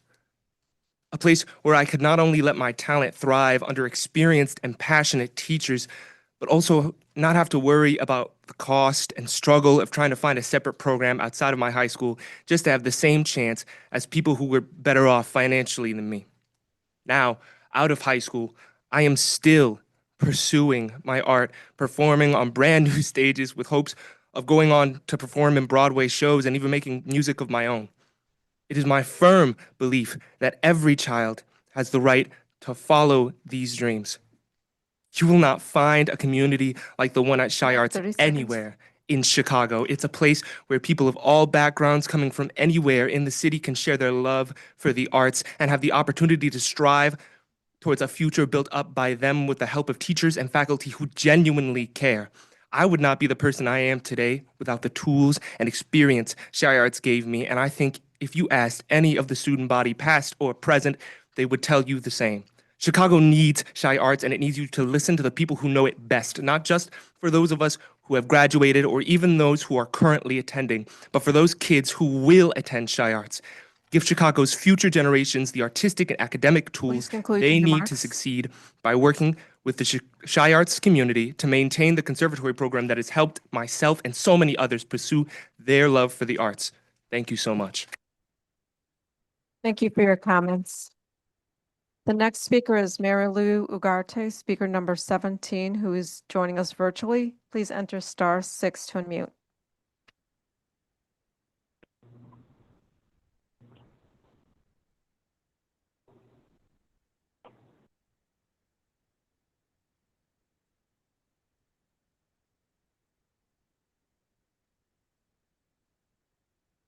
Mary Lou Ugarte. Bueno, ¿me pueden escuchar? Sí, la puedo escuchar, por favor, continúe. Ok. Mi nombre es María Luis Ugarte. Hoy me presento una vez más ante ustedes en nombre de la Escuela Interamericana, que hasta octubre de 2025 sigue esperando una respuesta de CPS tras la conclusión de una investigación de más de un año realizada por el Departamento Legal. Como resultado de esta falta de acción, nuestra comunidad escolar continúa sufriendo bajo un ambiente tóxico. Con cada día de retraso en abordar este problema de liderazgo, son nuestros estudiantes y familias quienes pagan el precio. Quiero compartir un ejemplo reciente ocurrido este pasado lunes. Cada año en octubre, nuestro grupo de padres amigos de Interamericana organizan una caminata educativa por el cementerio Graceland, una tradición de muchos años que reúne a las familias y recauda fondos para la escuela. Los padres diseñaron un letrero para promover el evento, el cual fue colocado en la reja de la escuela. Sin embargo, el director Sayas cortó deliberadamente una parte de ese letrero, la sección que contenía el código QR que dirigía a la página de compra de boletos. Vean las fotos, por favor. Él mismo admitió haberlo hecho en un correo electrónico en respuesta a una madre que preguntó por qué el letrero había sido dañado. No hubo ningún intento de comunicarse con la organización de padres antes de actuar, solo una decisión que faltó al respeto al trabajo y al esfuerzo de los padres voluntarios.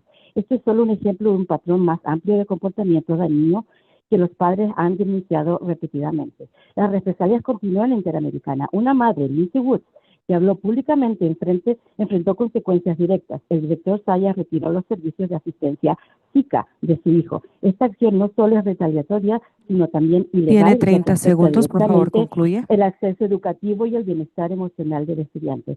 Acerca de la emergencia actual, Sayas no ha implementado ni comunicado los protocolos de seguridad migratoria establecidos por CPS, diseñados para proteger e informar a nuestra comunidad escolar.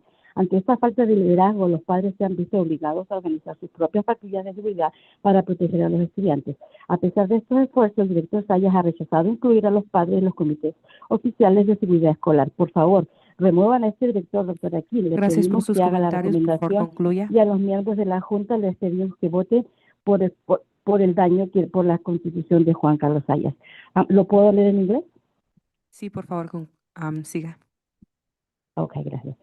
My name is Maria Luis Ugarte. I come before you today with deep concern on behalf of Inter-American School Committee, which as of October 2025 is still waiting to hear back from CPS following the conclusion of an 8-month legal department investigation. As a result, our school committee continues to suffer under a toxic environment. With each delay in addressing this leadership failure, these are students and families who pay the price. This leadership does not align with the value of our needs of our school. I want to share a recent example that occurred just this past Monday. Each year in October, our Friends of Inter-American organizes an educational walk through Graceland Cemetery, a long-standing tradition that brings families together and raises funds for the school. Parents designed a banner to promote this event, which was then hung on the school's fence. However, Principal Juan Carlos Sayas deliberately cut off a portion of the banner, the section containing a QR code linking to the ticket purchase page. Please see the pictures. He admitted to this action in an email response to a parent inquiring about why the banner had been vandalized. There was no attempt to contact the parents' organization beforehand, no explanation and no dialogue, only a decision that disrespected the work and resources of parent volunteers. This action directly contradicts CPS's stated commitment to fostering families and community engagement. This is only one example of broader pattern of harmful behavior that parents have repeatedly raised over the past year. The investigation is over. Every day this remains unresolved, and it's another day of harm endured by our students and families. Retaliation also continues in Inter-American. Lindsay Woods, parent of a sixth grader who has spoken out publicly against Juan Carlos Sayas at several previous board meetings, has faced direct repercussions. Her child, Sika, support services was removed by Principal Sayas. This action is not only retaliatory but also illegal, as it directly harms the students' educational access and emotional well-being. Furthermore, regarding our current emergency situation, Principal Sayas has failed to implement or communicate CPS's immigration safety protocols, which are meant to protect and inform our diverse school community. In the absence of leadership, parents have had to organize their own safety patrols to ensure student safety.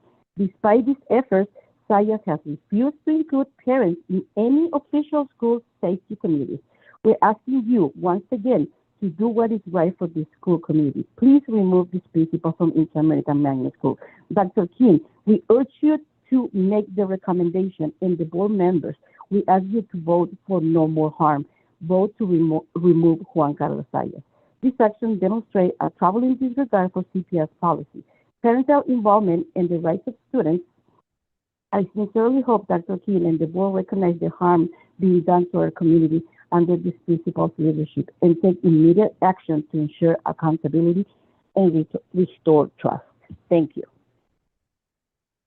Thank you for your comments. We have one more speaker from the Inter-American Magnet School Group. It's Virginia Jimenez del Toro, speaker number 25. Good afternoon. My name is Virginia Jimenez del Toro, and I have a first grader who attends Inter-American Magnet School. It's the oldest dual language program in the Midwest, and we're celebrating 50 years this year. By now, we should be on first name basis, since myself and many parents have been attending these meetings for over a year, since the official investigation of Principal Zayas began. This investigation has been over for months, and we still don't have any answers from the legal team. To be honest, we should be here collaborating and discussing how to support our families during the current situation in our city. But instead, we are here once again, pleading for your support in the removal of Principal Zayas. Since the last time I spoke, which was 2 months ago, many parents have come forth. Recently, a parent spoke at our LSC expressing concerns that the SICA assigned to her son per his IEP was removed. The parent found out because the child came home and expressed his concerns for the changes. At no point was this parent called into a meeting, told about the changes, or given the opportunity to advocate on behalf of her child. In other words, the safeguards that are in place to ensure that parents have a voice are being ignored. Another example is the recent changes to a student's IEP from an inclusion model to a full resource model, once again without the parent's knowledge. Recently, a Title IX investigator contacted a parent at Inter-American. She was following up on a letter that was written to the board and to the principal back in March of this year. The parent was under the impression that by submitting these concerns in writing, she would be contacted to further discuss the sexual misconduct that was happening You between have her 30 son seconds remaining. and another student.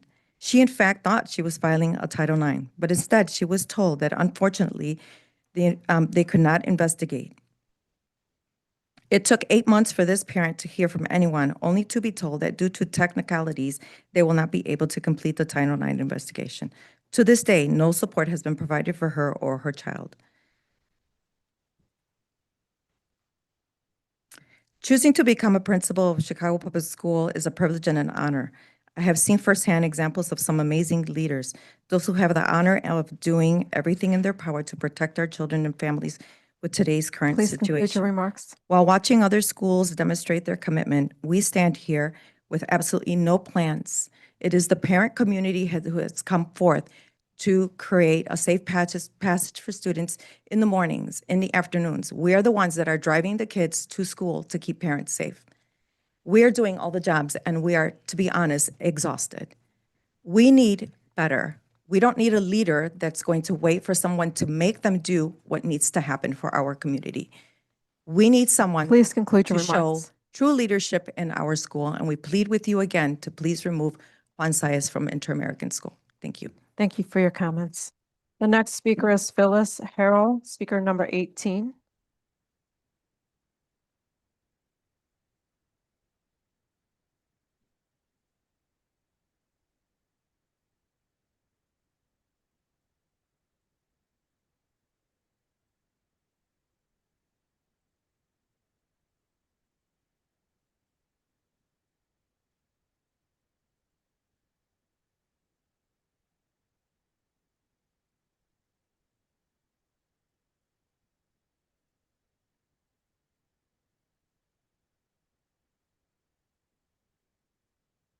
Good afternoon, President Harden, CPS Board of Directors, Dr. King, interim, and to all you distinguished guests in this building. My name is Reverend Phyllis Harrell. I stand before you as CEO of Alliance for Community Peace, but also the representative of 18 agencies across the city of Chicago that are vendors for the Safe Passage program. We are grateful to the mayor. We have met with him and aldermen across this city to reinstate this program and to refund it and get it back to some type of capacity. We have been cut from 26 million in 2009, as of now down to 12 million. 18 agencies is finding it very difficult to keep their doors open and to keep staff working with all of the cutbacks and the reduction. I understand it's not your problem. You have inherited, but we come before you asking for your help. Because of the cuts, we've cut slots, we've cut people, we've cut administrative costs, and we've been asked to do the impossible with less. PTO time is now a state law. We have to cover. Also, administrative costs have been cut, and we still have people standing on the corner, not only watching children, but watching for ISIS to inform the principals of what's going on the outside of your schools. We need you to reinstate this program. We thank you for not cutting it completely, but we need to be reinstated, if You not have to the 30 seconds 26 remaining. million, but at least to the 20. We want to thank the mayor. We met with him and aldermen across this city. We want to thank them for the support. We are meeting with state legislators and policyholders, and some of them have met with you individually. We thank you for supporting this program and reinstating it to its full capacity. Those cards that's being distributed to you are from the 18 agencies that are a part of this coalition and this program.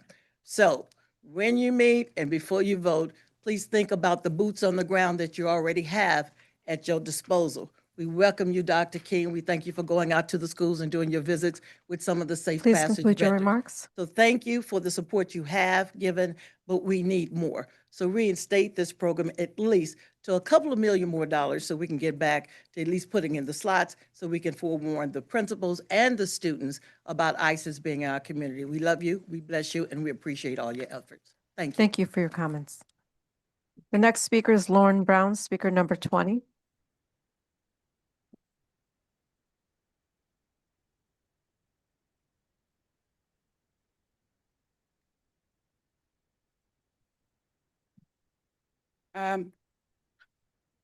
Good afternoon, President Harden, CEO Dr. King, board members.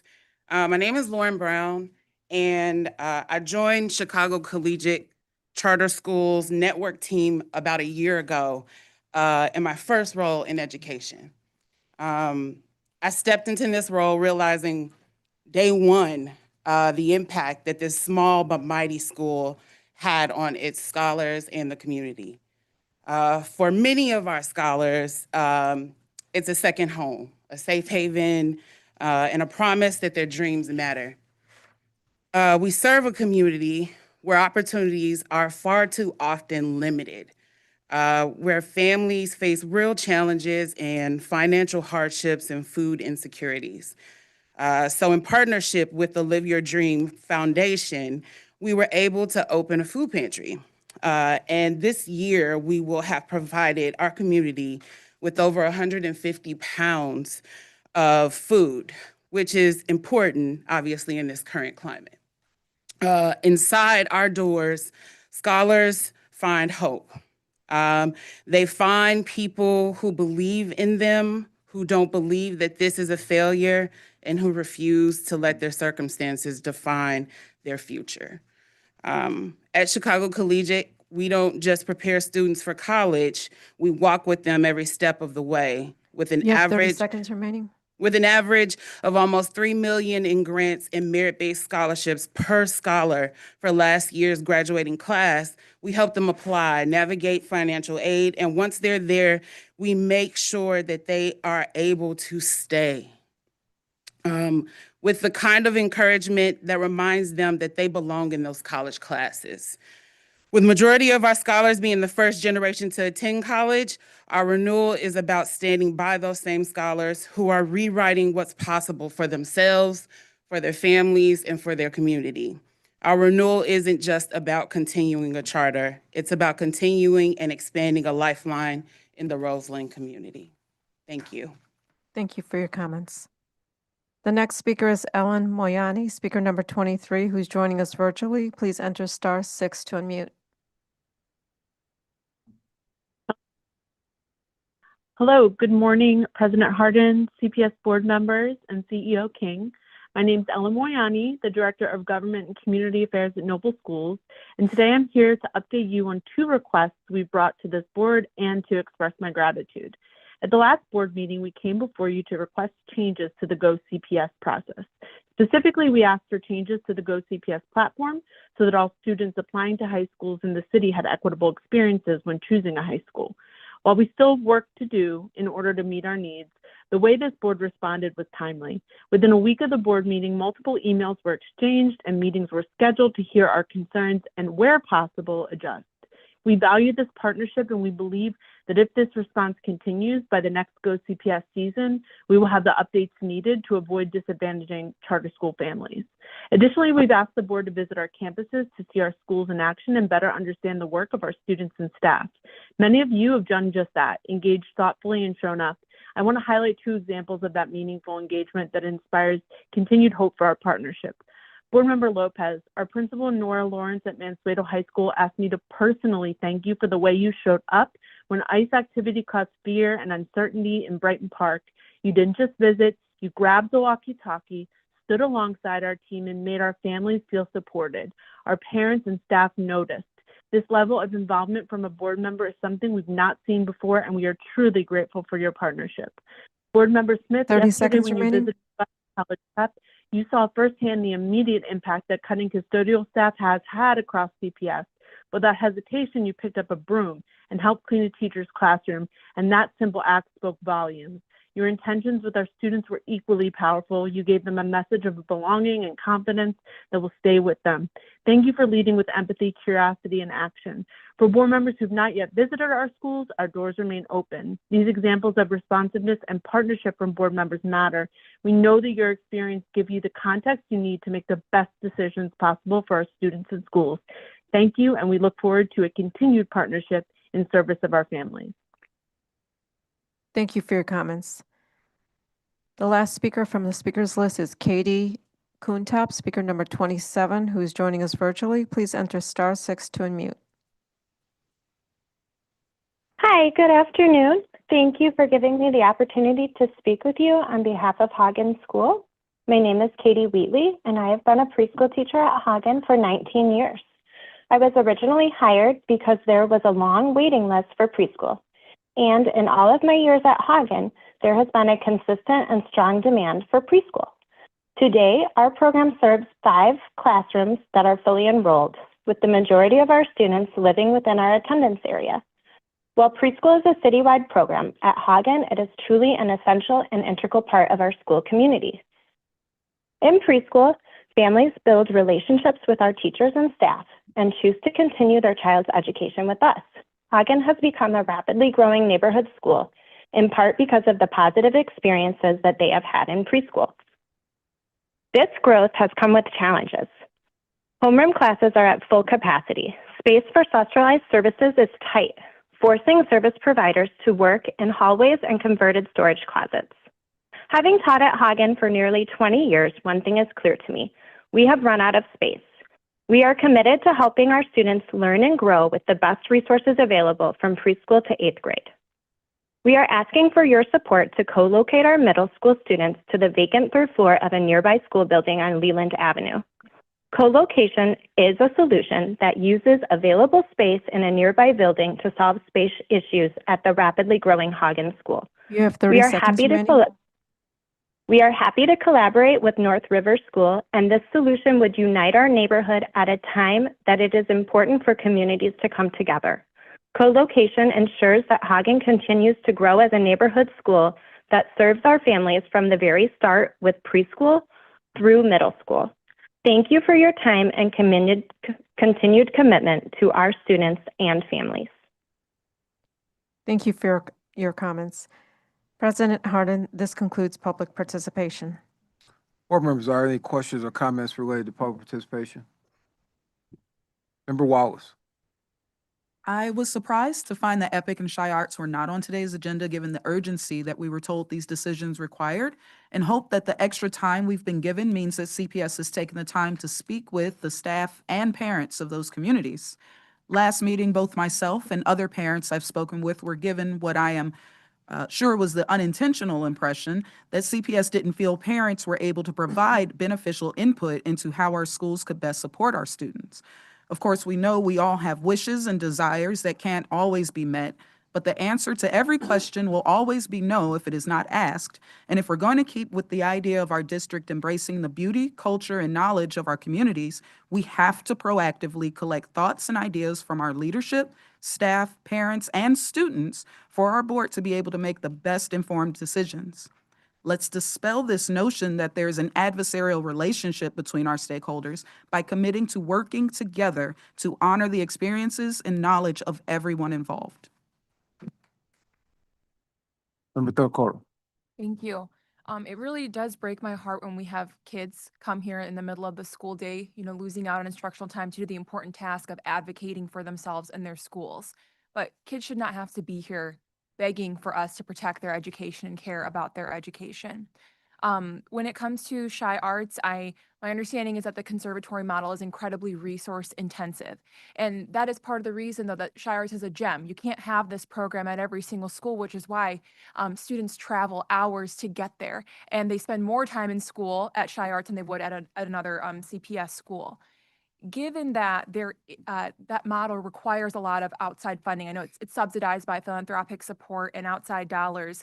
I hope that the district is able to engage the Shy Arts community, the full Shy Arts community, in understanding what the potential to have that continued outside investment is to maintain as much of the current conservatory model as possible. I don't think that it's easy to scale, but at least to maintain at Shy Arts, just given the immense value that that model provides, the hundreds of kids that go there, that would be a priority for me. So I hope that the district can do that engagement and see if, maybe that current board can be converted into a Friends of, or a Friends of could be started, and how much support they realistically could give to that conservatory model.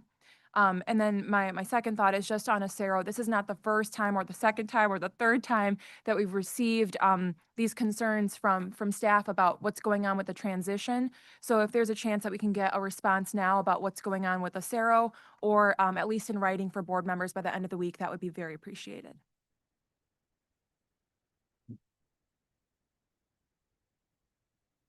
I am going to ask Chief Carmona to respond after the board members respond to the public participation.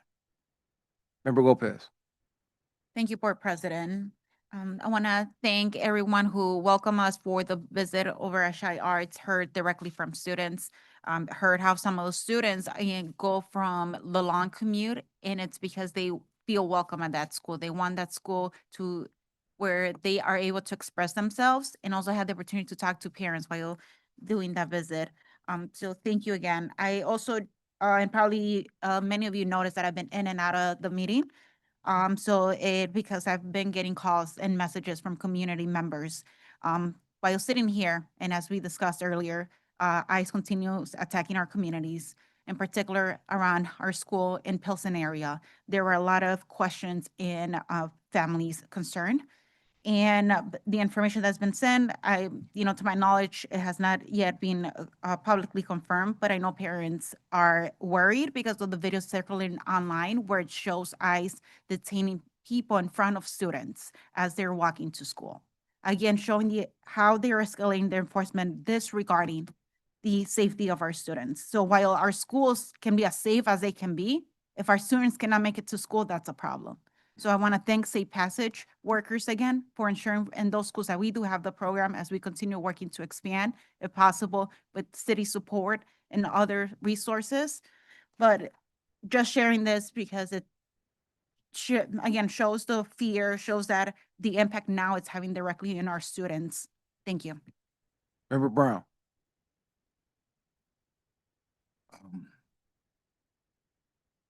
Yeah, I share board member Anusha Thodakora's concern about just sitting here and being okay with people pouring their hearts out begging for their academic institutions. Again, I said earlier, values are beliefs that govern your behavior. What you believe is what you do. And so I'm just concerned about the implosion of the charter industry, not only in Chicago, but around the country, and this is not a reflection of the young people, this is not a reflection of the teachers, this is not a reflection of the parents who trust these institutions, but that what we are going to be seeing is a lot more of these types of cases over the next few years. And so how do we insulate ourselves against that as a school board? How do we prepare ourselves so that people are not begging for their existence, that they're not up here in tears and we're just saying 2 minutes, conclude, and then we're moving on? I'm not okay with that. Morally, I'm not okay with that. And I just think that we have to work together to figure out how do we build. That's why I say, yes, it's the money we get from the city, but it's also how we address this structural deficit that was created through the Amendatory Act of 1995, when they actually did the pension holidays, which created a debt for Chicago public schools. So, I mean, there's so much to unpack, and we don't have time to do it now, but I'm just not okay with this. And I just think, and I'm asking our board not to ever take the notion of we have to make tough decisions, because the people that usually make those tough decisions aren't the ones whose children are impacted. They aren't the ones who have to send their children to 3 schools in 5 years. We have to be categorically against that. And so we have work to do to build the infrastructure so that doesn't happen. I want to commend Superintendent King, and I realize the weight that you carry and the amount of work that you have to do and the fact that you walked into a crisis situation. And so I want to just say, I want to commend you for the work that you've done to make sure we have a productive opening of school, and you're in this crisis situation now. What I would like to just put on the table is just to hear something from you, if not now, just soon. How can we hire more safe passage workers? How can we hire more custodians?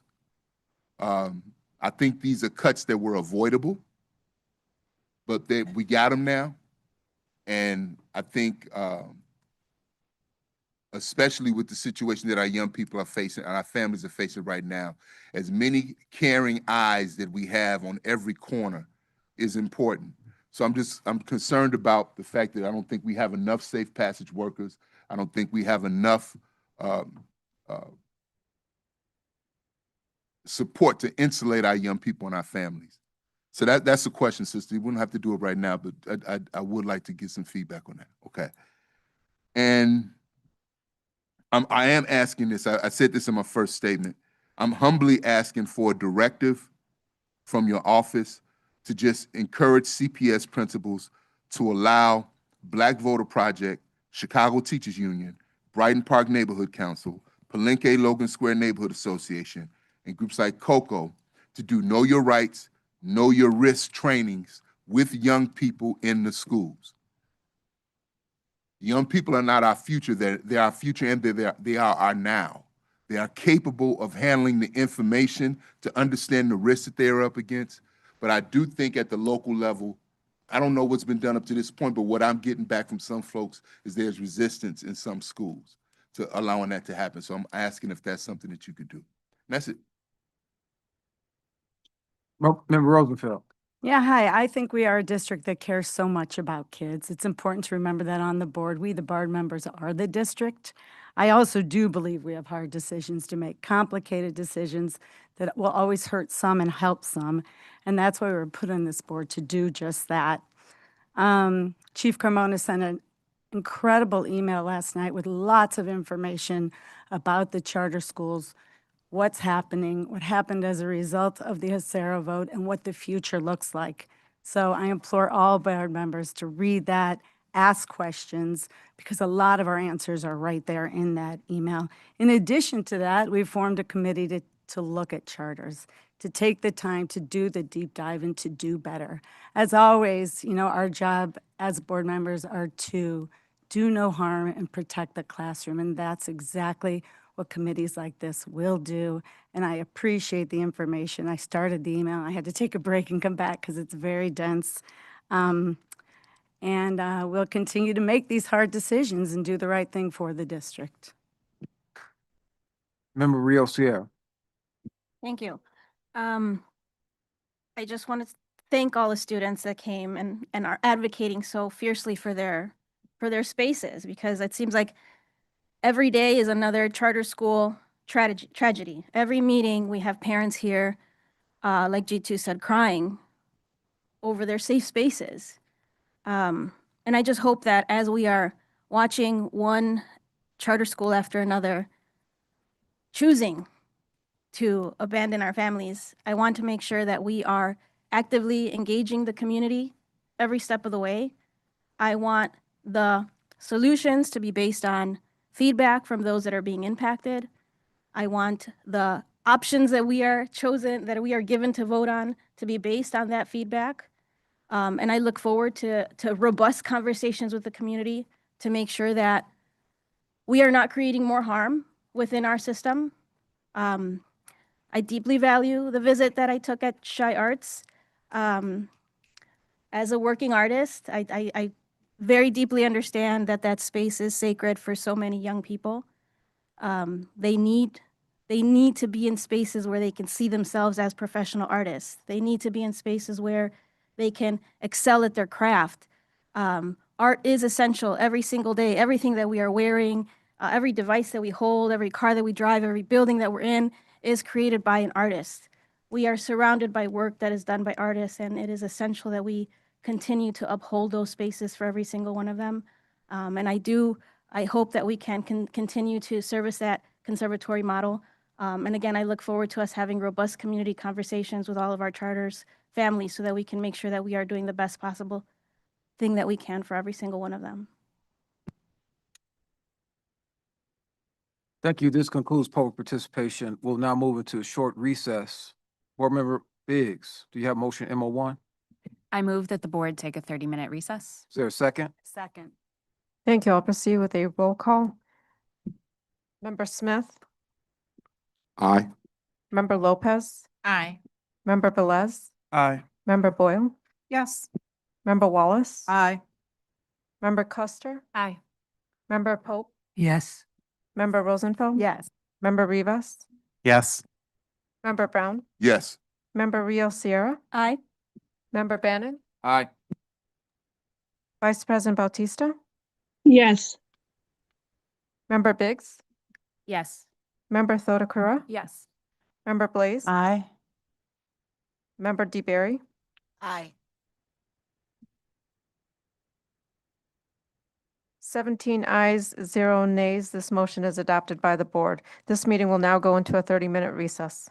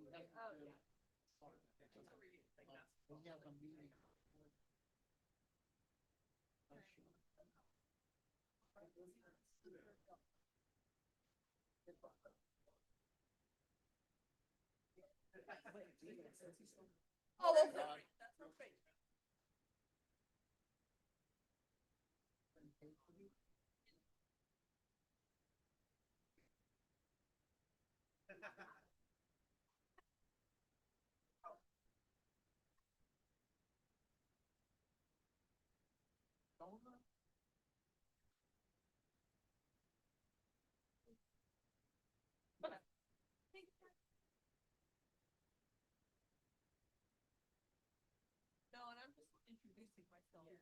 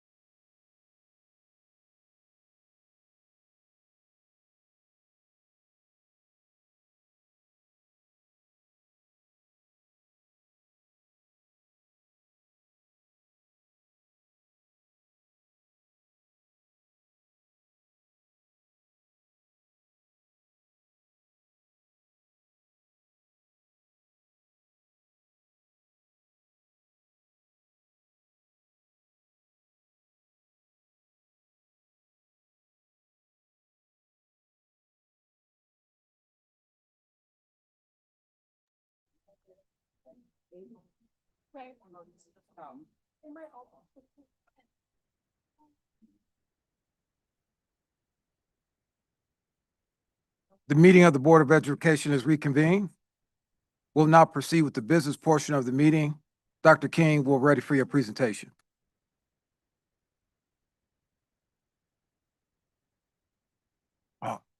Prior to that, I ask Dr. Carmona to address the Acero comments that were raised in public participation briefly, please. Thank you.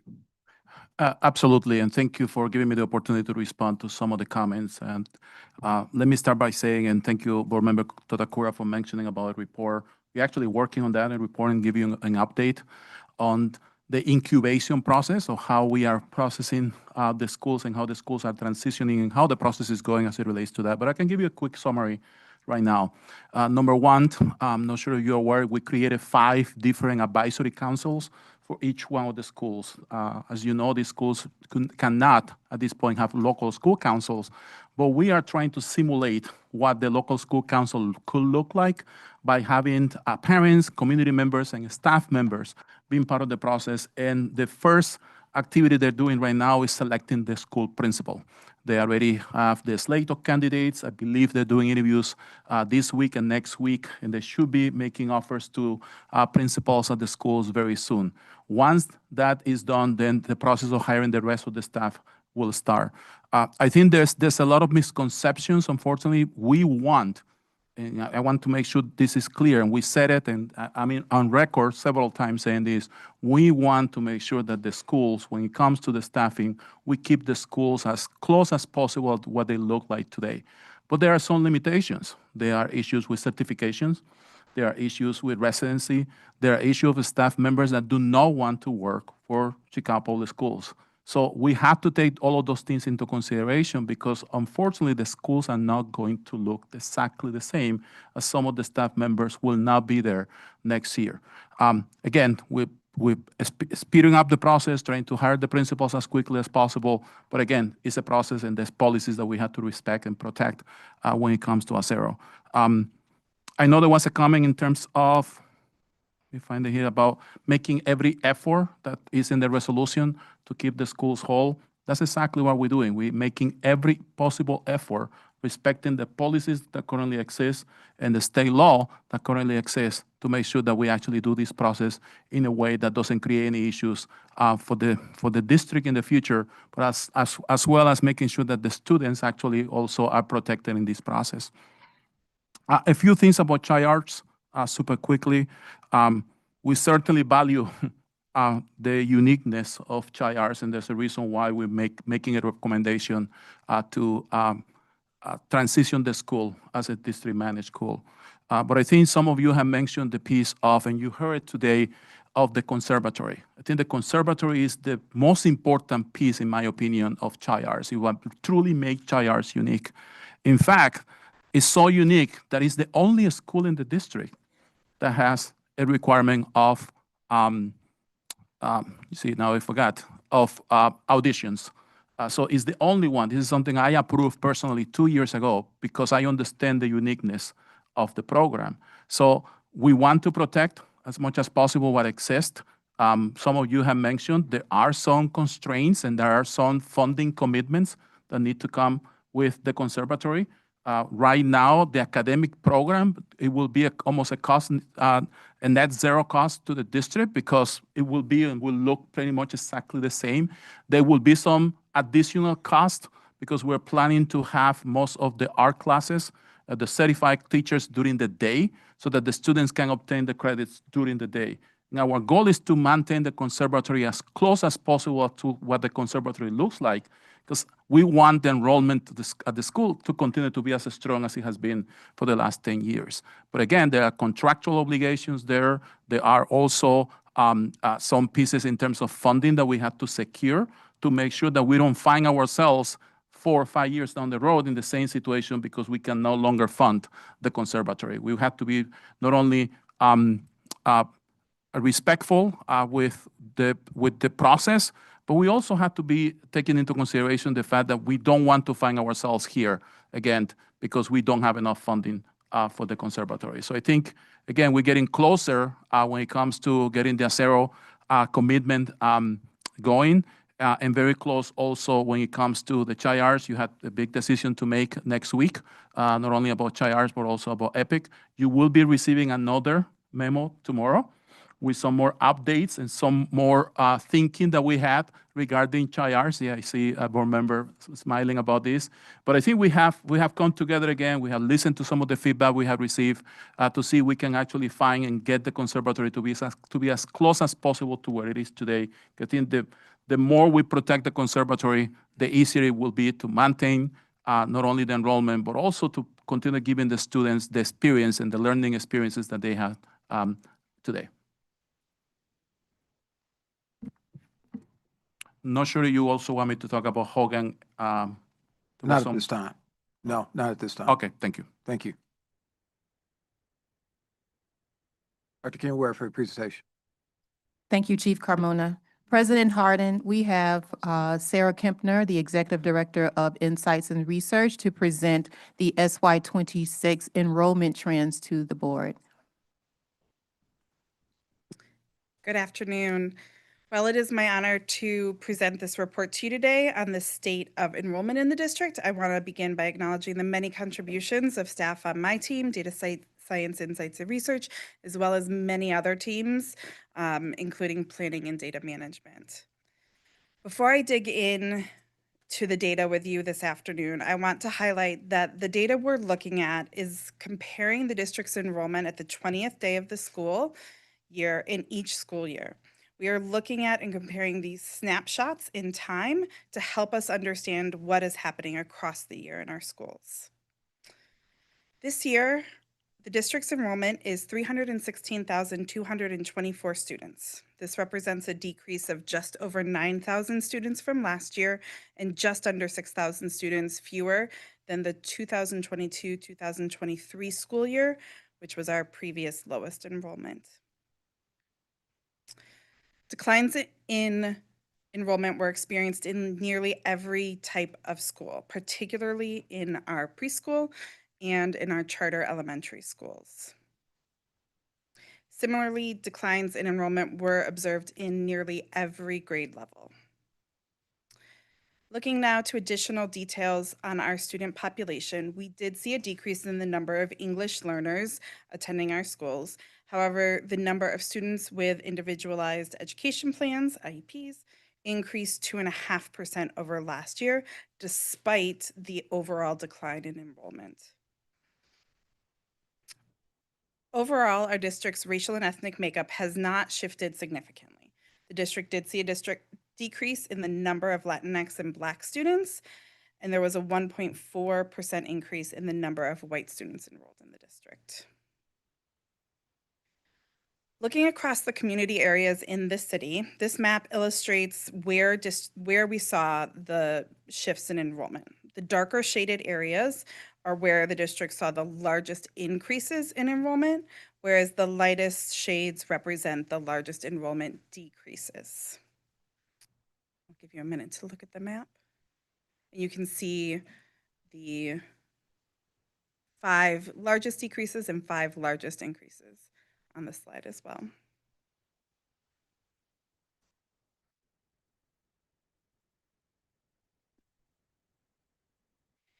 In understanding the overall decrease in enrollment this year, we see that it's primarily driven by a significant drop in the number of new students enrolling in our district this past year compared to prior years. The blue bars here represent the number of students enrolled on the 20th day of each of the last 5 school years. The gold bars represent the number of students leaving the district, which has been relatively stable over these past few years. And the purple bars represent the number of students, new students joining the district. The prior 2 years had higher numbers of students new to the district, but we see that drop significantly over this last year, down to just over 38,000 new students. The next section of slides we're going to look at will look very similar to the ones we just saw, but these slides are focused just on the new students that have joined the district in the last year.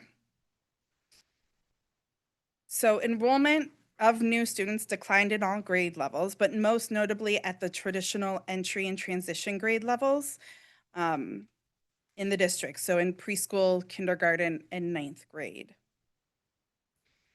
We also saw declines in the number of new students by all of our priority groups.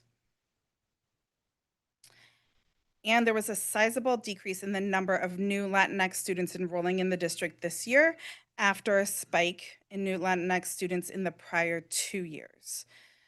The number of new students in all groups did decline, but less so and more in line with our historical trends.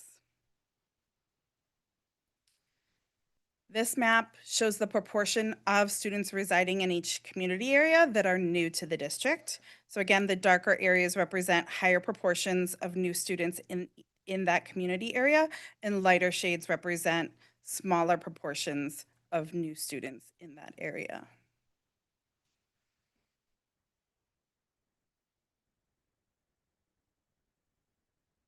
In helping us understand the declines in enrollment that we see, we need to zoom out and look at the city more broadly. What we see here on this slide is the number of youth in the city of Chicago over the last decade. And you can see that the city has lost the population of youth over the last 10 years, that has declined. Looking at the blue bars in the middle of the stacked bars, you can see that you can follow the declining enrollment trend experienced by CPS over the last decade.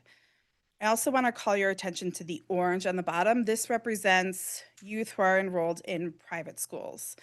That number has been relatively stable.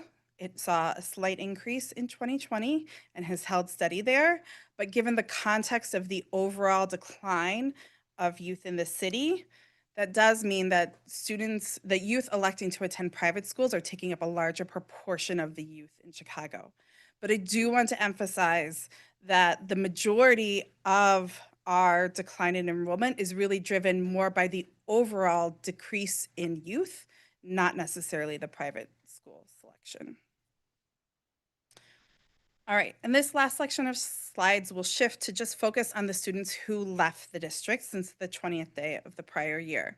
In most of these slides, we are going to focus on the students who left without graduating, so we're not including those.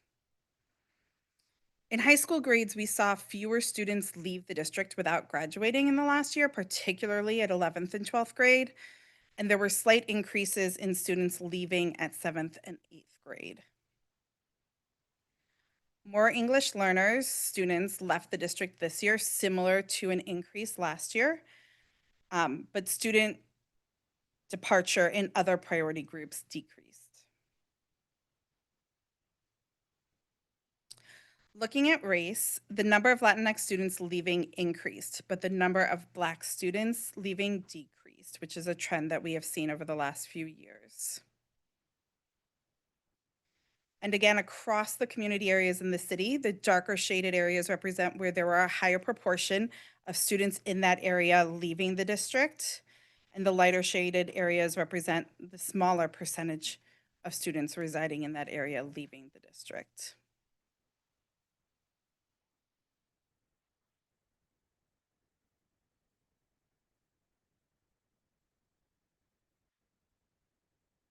The last few slides that we are going to look at are looking at the reasons students are leaving school.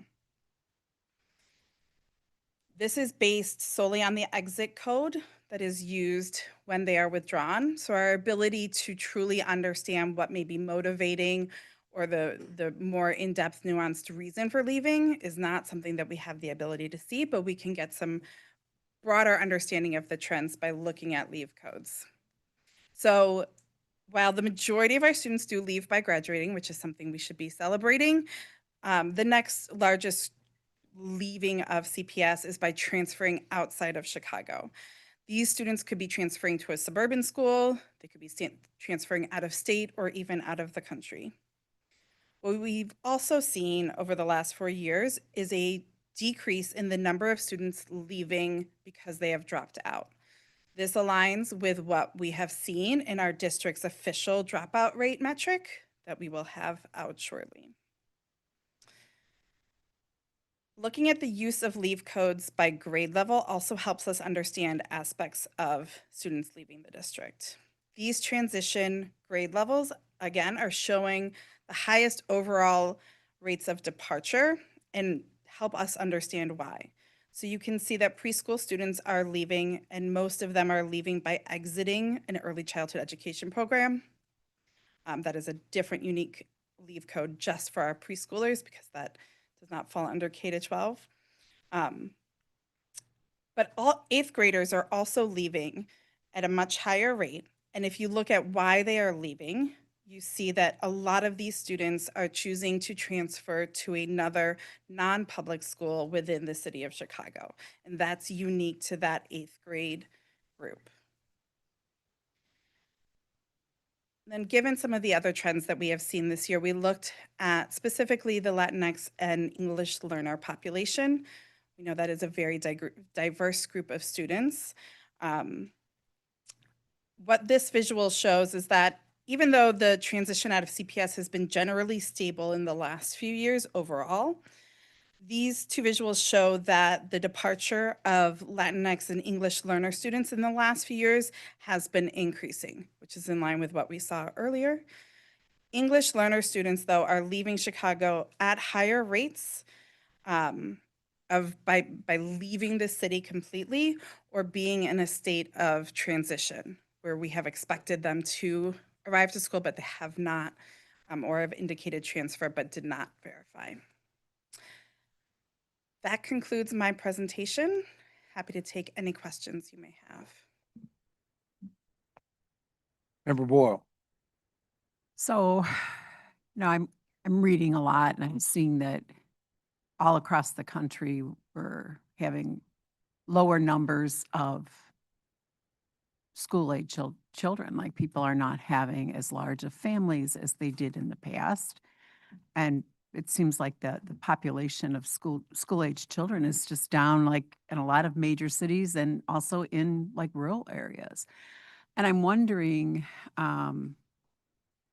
if you looking at this data for last year, this year, but like, do you use any of it to look predictively at a trend? So we've been seeing for 10 years, the population has been going down every year. And then when I look at the number of first graders, I'm just wondering if the district does any sort of looking forward with this data. Yes, that is not on my team, but planning and data management does look at predicted enrollment into the future.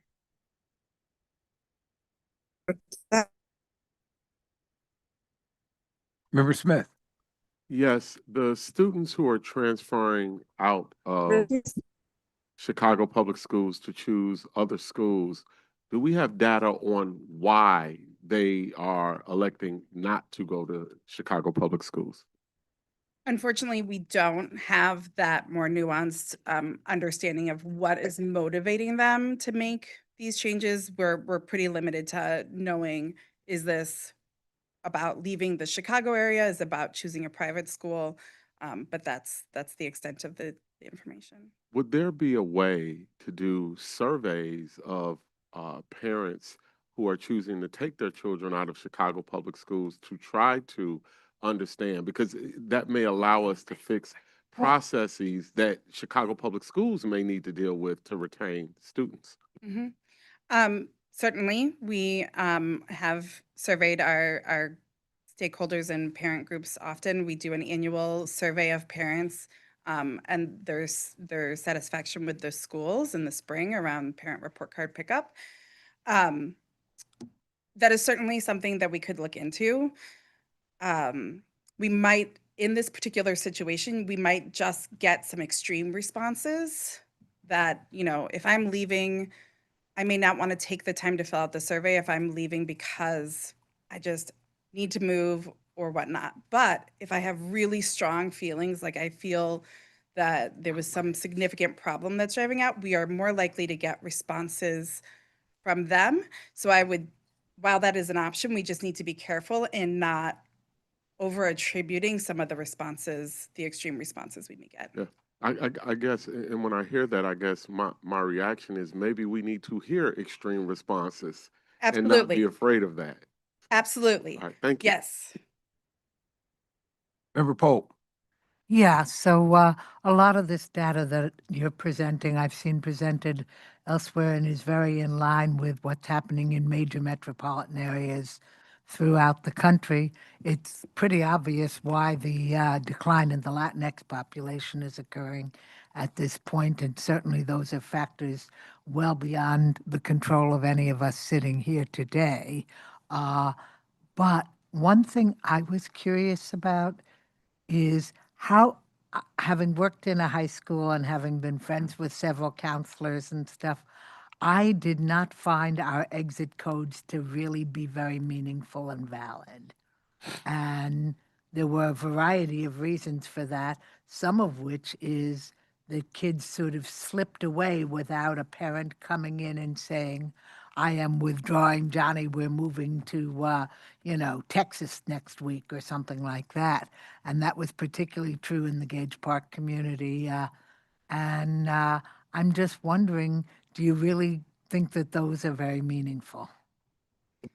That is a great question. I believe our exit codes are in line with the state standards and how that works. But I think your question gets more to the nuance of rarely do we fall into very clear lines of what is going on. And certainly with leaving a school, schools are dependent on getting that information from families, and that in some cases is more challenging to do. And there is no way to know for sure that the information you're getting is completely accurate. But I would say in looking at this data over many years, we see very similar trends that very much align with the broader context of what's happening in history. And so I'm sure there are cases, just as I was saying in parent survey responses, where we may have some extreme examples and pockets where the data doesn't necessarily represent the facts as well as we would like. I think on the whole, this is a pretty accurate picture of what is happening with our students, though it certainly does not go into the detail and the nuance that we would love to see. Right. And I'm thinking that now, for example, of someone I knew who was a Venezuelan refugee who was seeking asylum here, sort of vanished. And I found out that she had reestablished herself in Kentucky, where her husband, who had documented status, was able to get a job. And I would be very surprised from the suddenness with which she vanished in the night that any exit code was filled out at her 9-year-old school. Yes, and so that is why I think we have seen that slight increase in the dark purple shade, which represents this in transition. So for example, if a student was enrolled in the district last year and over the summer the family moved and didn't notify the school, those students would be classified as our 99 students who did not arrive at the start of the school when we expected. Now, schools are responsible for following up and trying to confirm and get an appropriate, but it takes time and it takes resources. So I think that story you gave is exactly what may be behind that increase for our English learners and our Latinx students, of why we see some of these more in transition leave codes increasing right now. Thanks. Member Roosevelt. Yeah, the one thing that concerns me the most in all this data is enrollment decreases, special education increases. As public education becomes a depository for all things student needs. And I just want to make sure the district is thinking about this. And, as we lose students, our students need more from us. And that's the big red flag that concerns me in this data.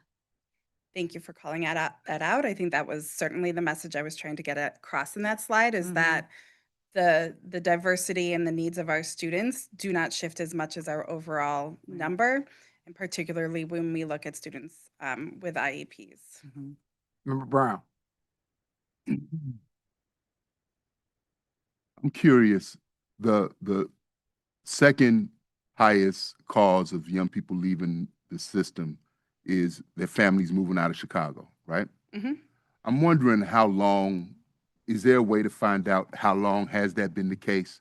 Like, is that data consistent over a number of years? Tell you why I'm asking. I was just in Des Moines, Iowa for 3 days. If I never go back, I'll be okay. But I was there for 3 days. And there's a group there called Iowa CCI. And they're confronted with vouchers. So there's this big thing around expanding vouchers throughout the state of Iowa. And as I'm driving, I'm in the vehicle, I'm seeing Black folk. I'm like, whoa. So I asked the person running, so what's up with it? And they said the largest population, the largest new population in Des Moines is the south side of Chicago. So I'm interested in just how long that data has been the case. So is there a way to get that for us? Yes, we can certainly look at that. We have been looking at our enrollment this way for several years, so we can go back and confirm. I will say, looking back at the slide that I have up right now, it is a pretty significant difference in the number of students transferring out of Chicago relative to the other categories of leaving. So, and most of the other categories include multiple leave codes that kind of fit together. But so I would say that in my years of experience with our data, not having it in front of me, I'm pretty confident we would see something very similar if we looked back even 10 years. Yes, ma'am. Okay. Thank you. Thank you But for to but to that point, I think where they are going is different. And that is a very broad leave code, right? They are leaving Chicago, but that could be anywhere. And so I think we may be seeing that movement to different parts, right? So right now it may be Des Moines, it might have been Indiana in the past, so. Mr. President, I just want to say this. I appreciate your response. A great man once taught me, I'm a quoting proverb guy, so everybody bear with me. He said, the foundation of any nation are the institutions that lay the structure for the people's development.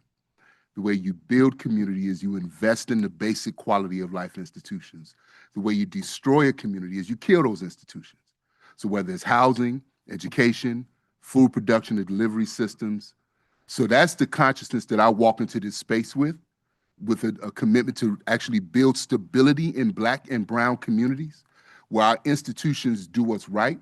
That was my point earlier around the notion of tough decisions, because too often in spaces like this, people who don't have to live through those decisions, they don't have to come to the board and beg and cry and fall on their knees begging for a school. It's there for them. The hospital is there. The grocery store is there. That's the two Chicagos that we live in. And so I appreciate, your data, and I would really love to see that as we look at housing, as we look at expanding grocery stores in communities that don't have them, and as we look at stabilizing public education. You can't just look at one thing without looking at the complete quality of life equation. So I appreciate you. Thank you. You're welcome. Thank you for your presentation.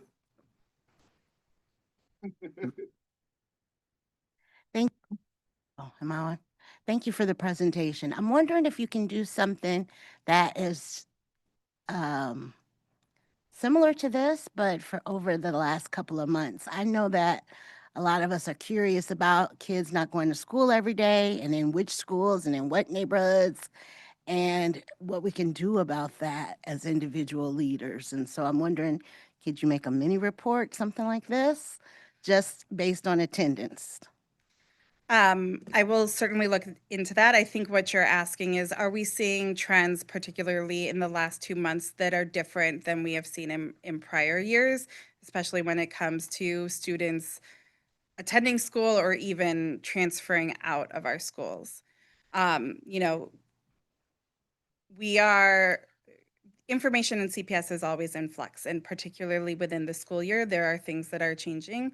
And so we do try to look very carefully at our data. I know attendance, of course, is a primary focus right now, as it should be. And we will be providing the board with more updates on attendance soon. In looking at attendance right for the start of the school year up until now, I can say that our attendance rates as a district are on par with what we saw last year.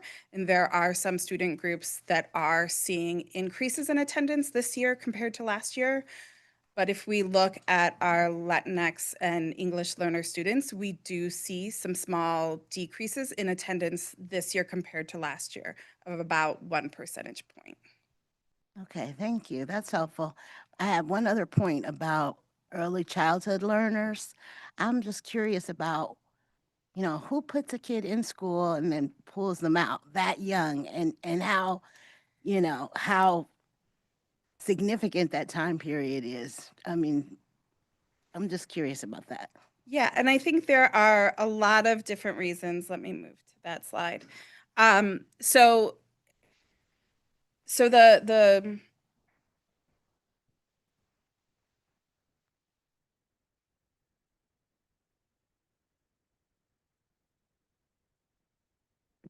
2A, do I need to? Okay.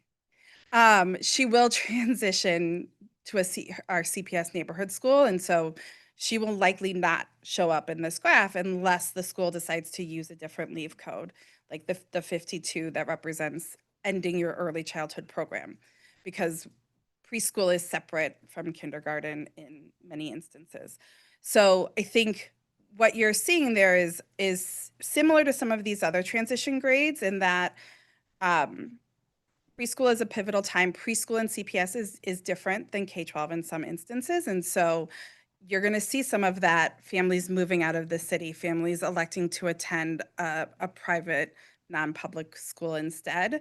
And so I think there's a lot more happening at preschool, not necessarily putting them in and taking them out.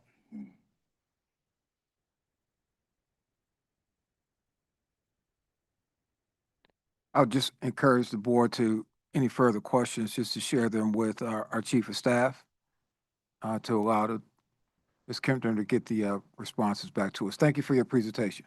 You're quite welcome. Thank you.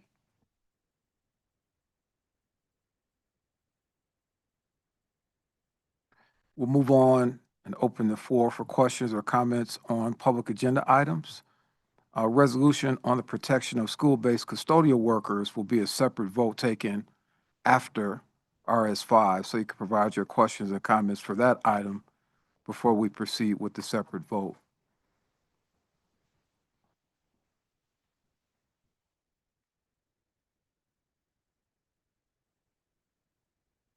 No questions, comments? Beautiful. We'll now proceed with the vote on public agenda items. Board Secretary, please proceed. Thank you, President Harden. I'll proceed with the items on the public agenda, read the board report numbers and brief titles. I believe Board Member Velez has motion MO2 regarding record of proceedings.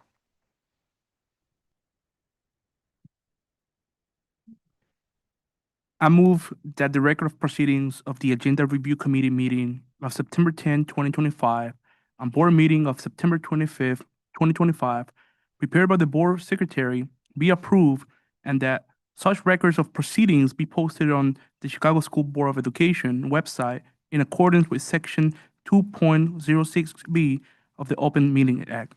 Is there a second? I second. Thank you. I'll proceed with a roll call. Member Smith, Here. is that an aye or a nay? Aye. Thank you. Member Velez, Aye. Member Boyle, Yes. Member Wallace, Aye. Member Custer, Aye. Member Pope, Yes. Member Rosenfeld, Yes. Member Rivas, Yes. Member Brown, Yes. Member Rio Sierra, Aye. Member Bannon, Aye. Vice President Bautista,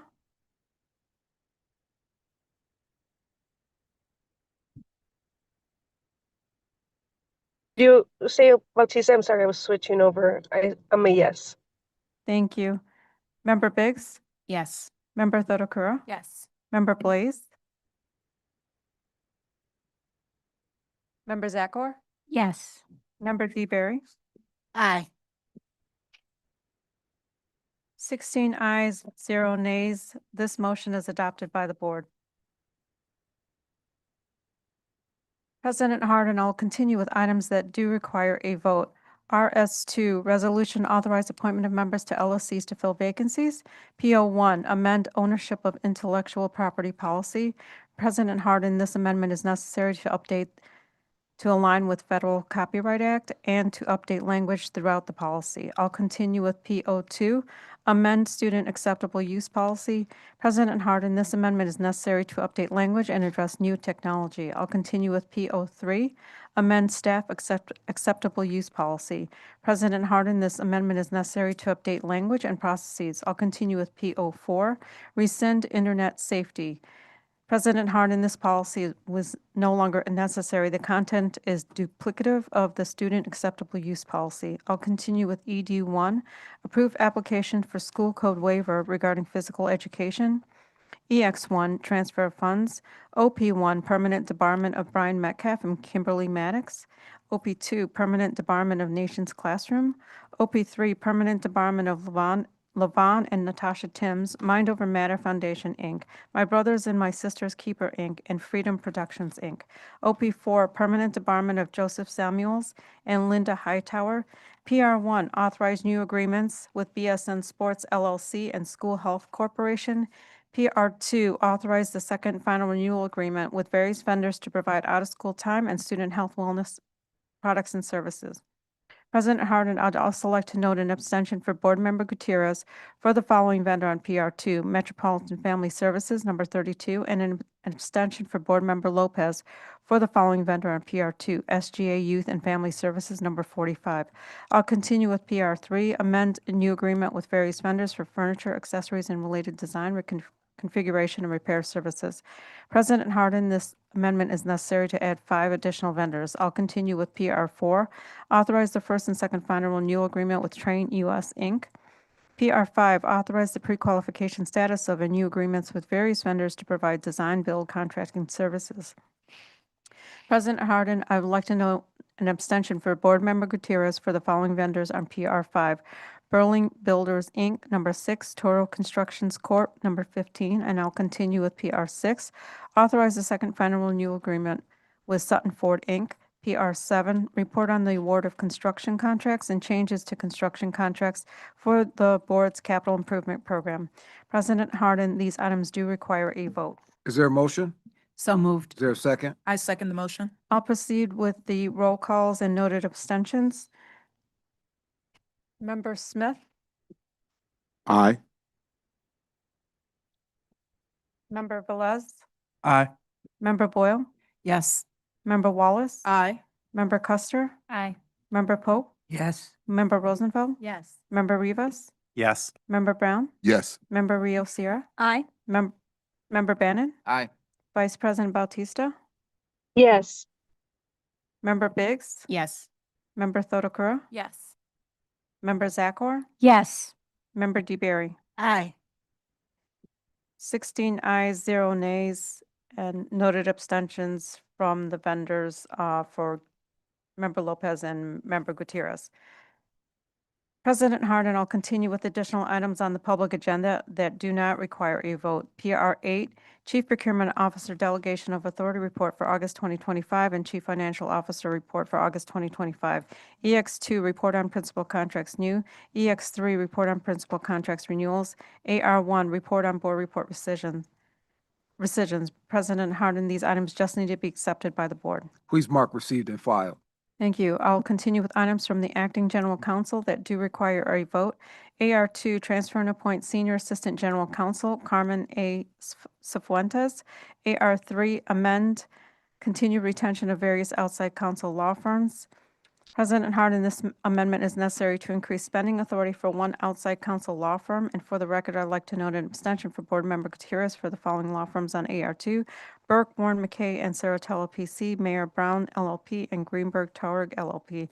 I'll continue with AR4, authorize retention of the law firm, the Bruman Group PLLC. President Harden, these items do require a vote. Is there a motion? So moved. Is there a second? Second. I'll proceed with a roll call. Member Smith, Aye. Member She's not here. Member Velez? Aye. Member Boyle? Yes. Member Wallace? Aye. Member Custer? Aye. Member Pope? Yes. Member Rosenfeld? Yes. Member Rivas?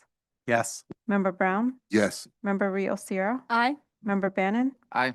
Vice President Bautista? Yes. Member Biggs? Yes. Member Thodakura? Yes. Member Zakor? Yes. Member DeBerry? Aye. 16 ayes, 0 nays. These matters are adopted by the board. President Harden, I'll continue with items from the interim superintendent chief executive officer that do require a vote. EX4 warning resolution, Rashida Preston, tenured teacher, Manier Elementary School. EX5, as noted in the on the public agenda, is to appoint chief officer. So the action before the board for EX5 is transfer and appoint chief safety and security officer effective October 6, 2025, and ratify all lawful actions taken as chief safety and security officer since October 6, 2025 for Ronan Shableski. EX5, as noted on the public agenda, is to appoint chief officer. So the action before the board for EX6 is approve appointment of chief of staff to the CEO effective September 15, 2025, and ratify all lawful actions taken as chief of staff to CEO since September 15, 2025 for Julie Burnett. EX7, report on principal contract renewal ALSC. President Harden, these items do require a vote. Is there a motion? So moved. Is there a second? I second the motion. I'll proceed with a roll call in just a minute.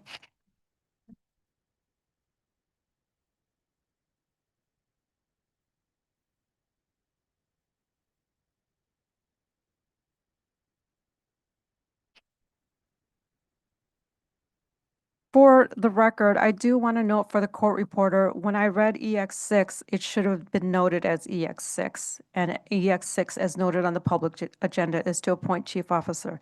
So the action before the board for EX6 is approve appointment of chief of staff to the CEO effective September 15, 2025, and ratify all lawful actions taken as chief of staff to CEO since September 15, 2025 for Julie Burnett.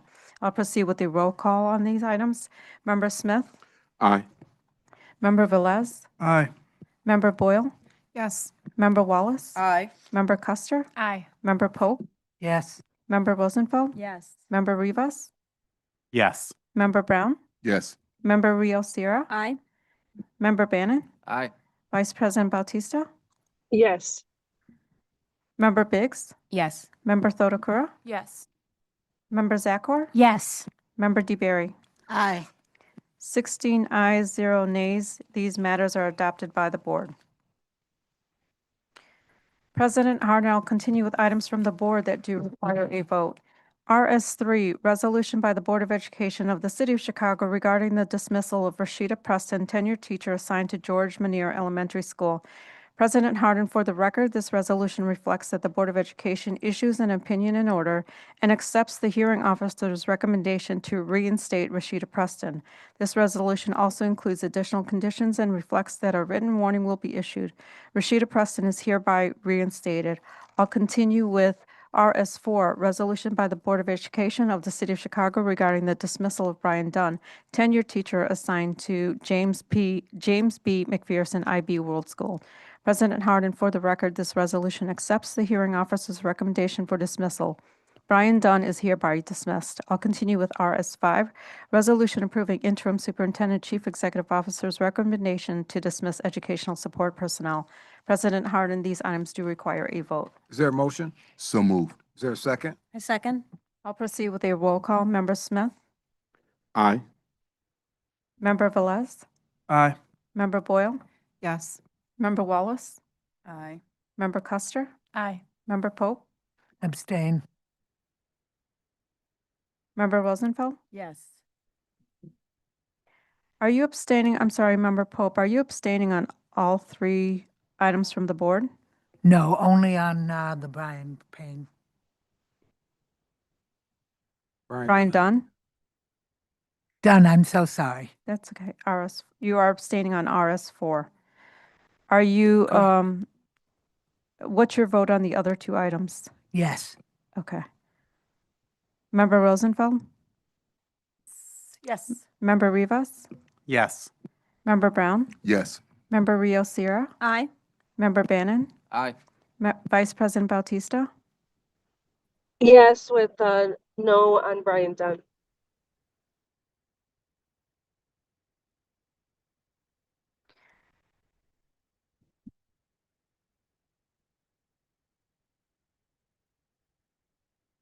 Member Biggs? Yes. Member Thodakura? Yes. Member Zakor? Yes. Member DeBerry? Aye.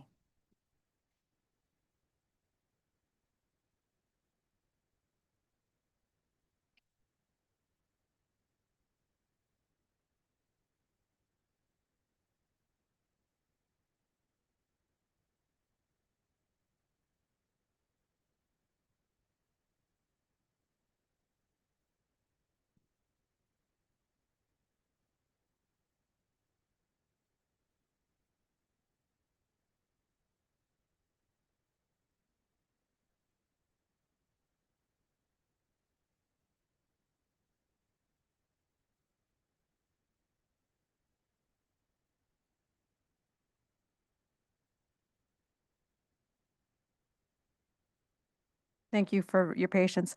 RS3 and RS5 are 16 ayes, 0 nays, 0 abstentions. RS4 has 14 ayes, 1 abstention, 1 nay. These matters are adopted by the board. President Hardow, we will now proceed with the separate votes as noted earlier with a separate vote on RS1, resolution on the protection of school-based custodial workers. This item does require a vote. Is there a motion? So moved. Is there a second? Second. We'll now open this matter up for brief discussion. Are there any comments from the board before proceeding with the roll call vote?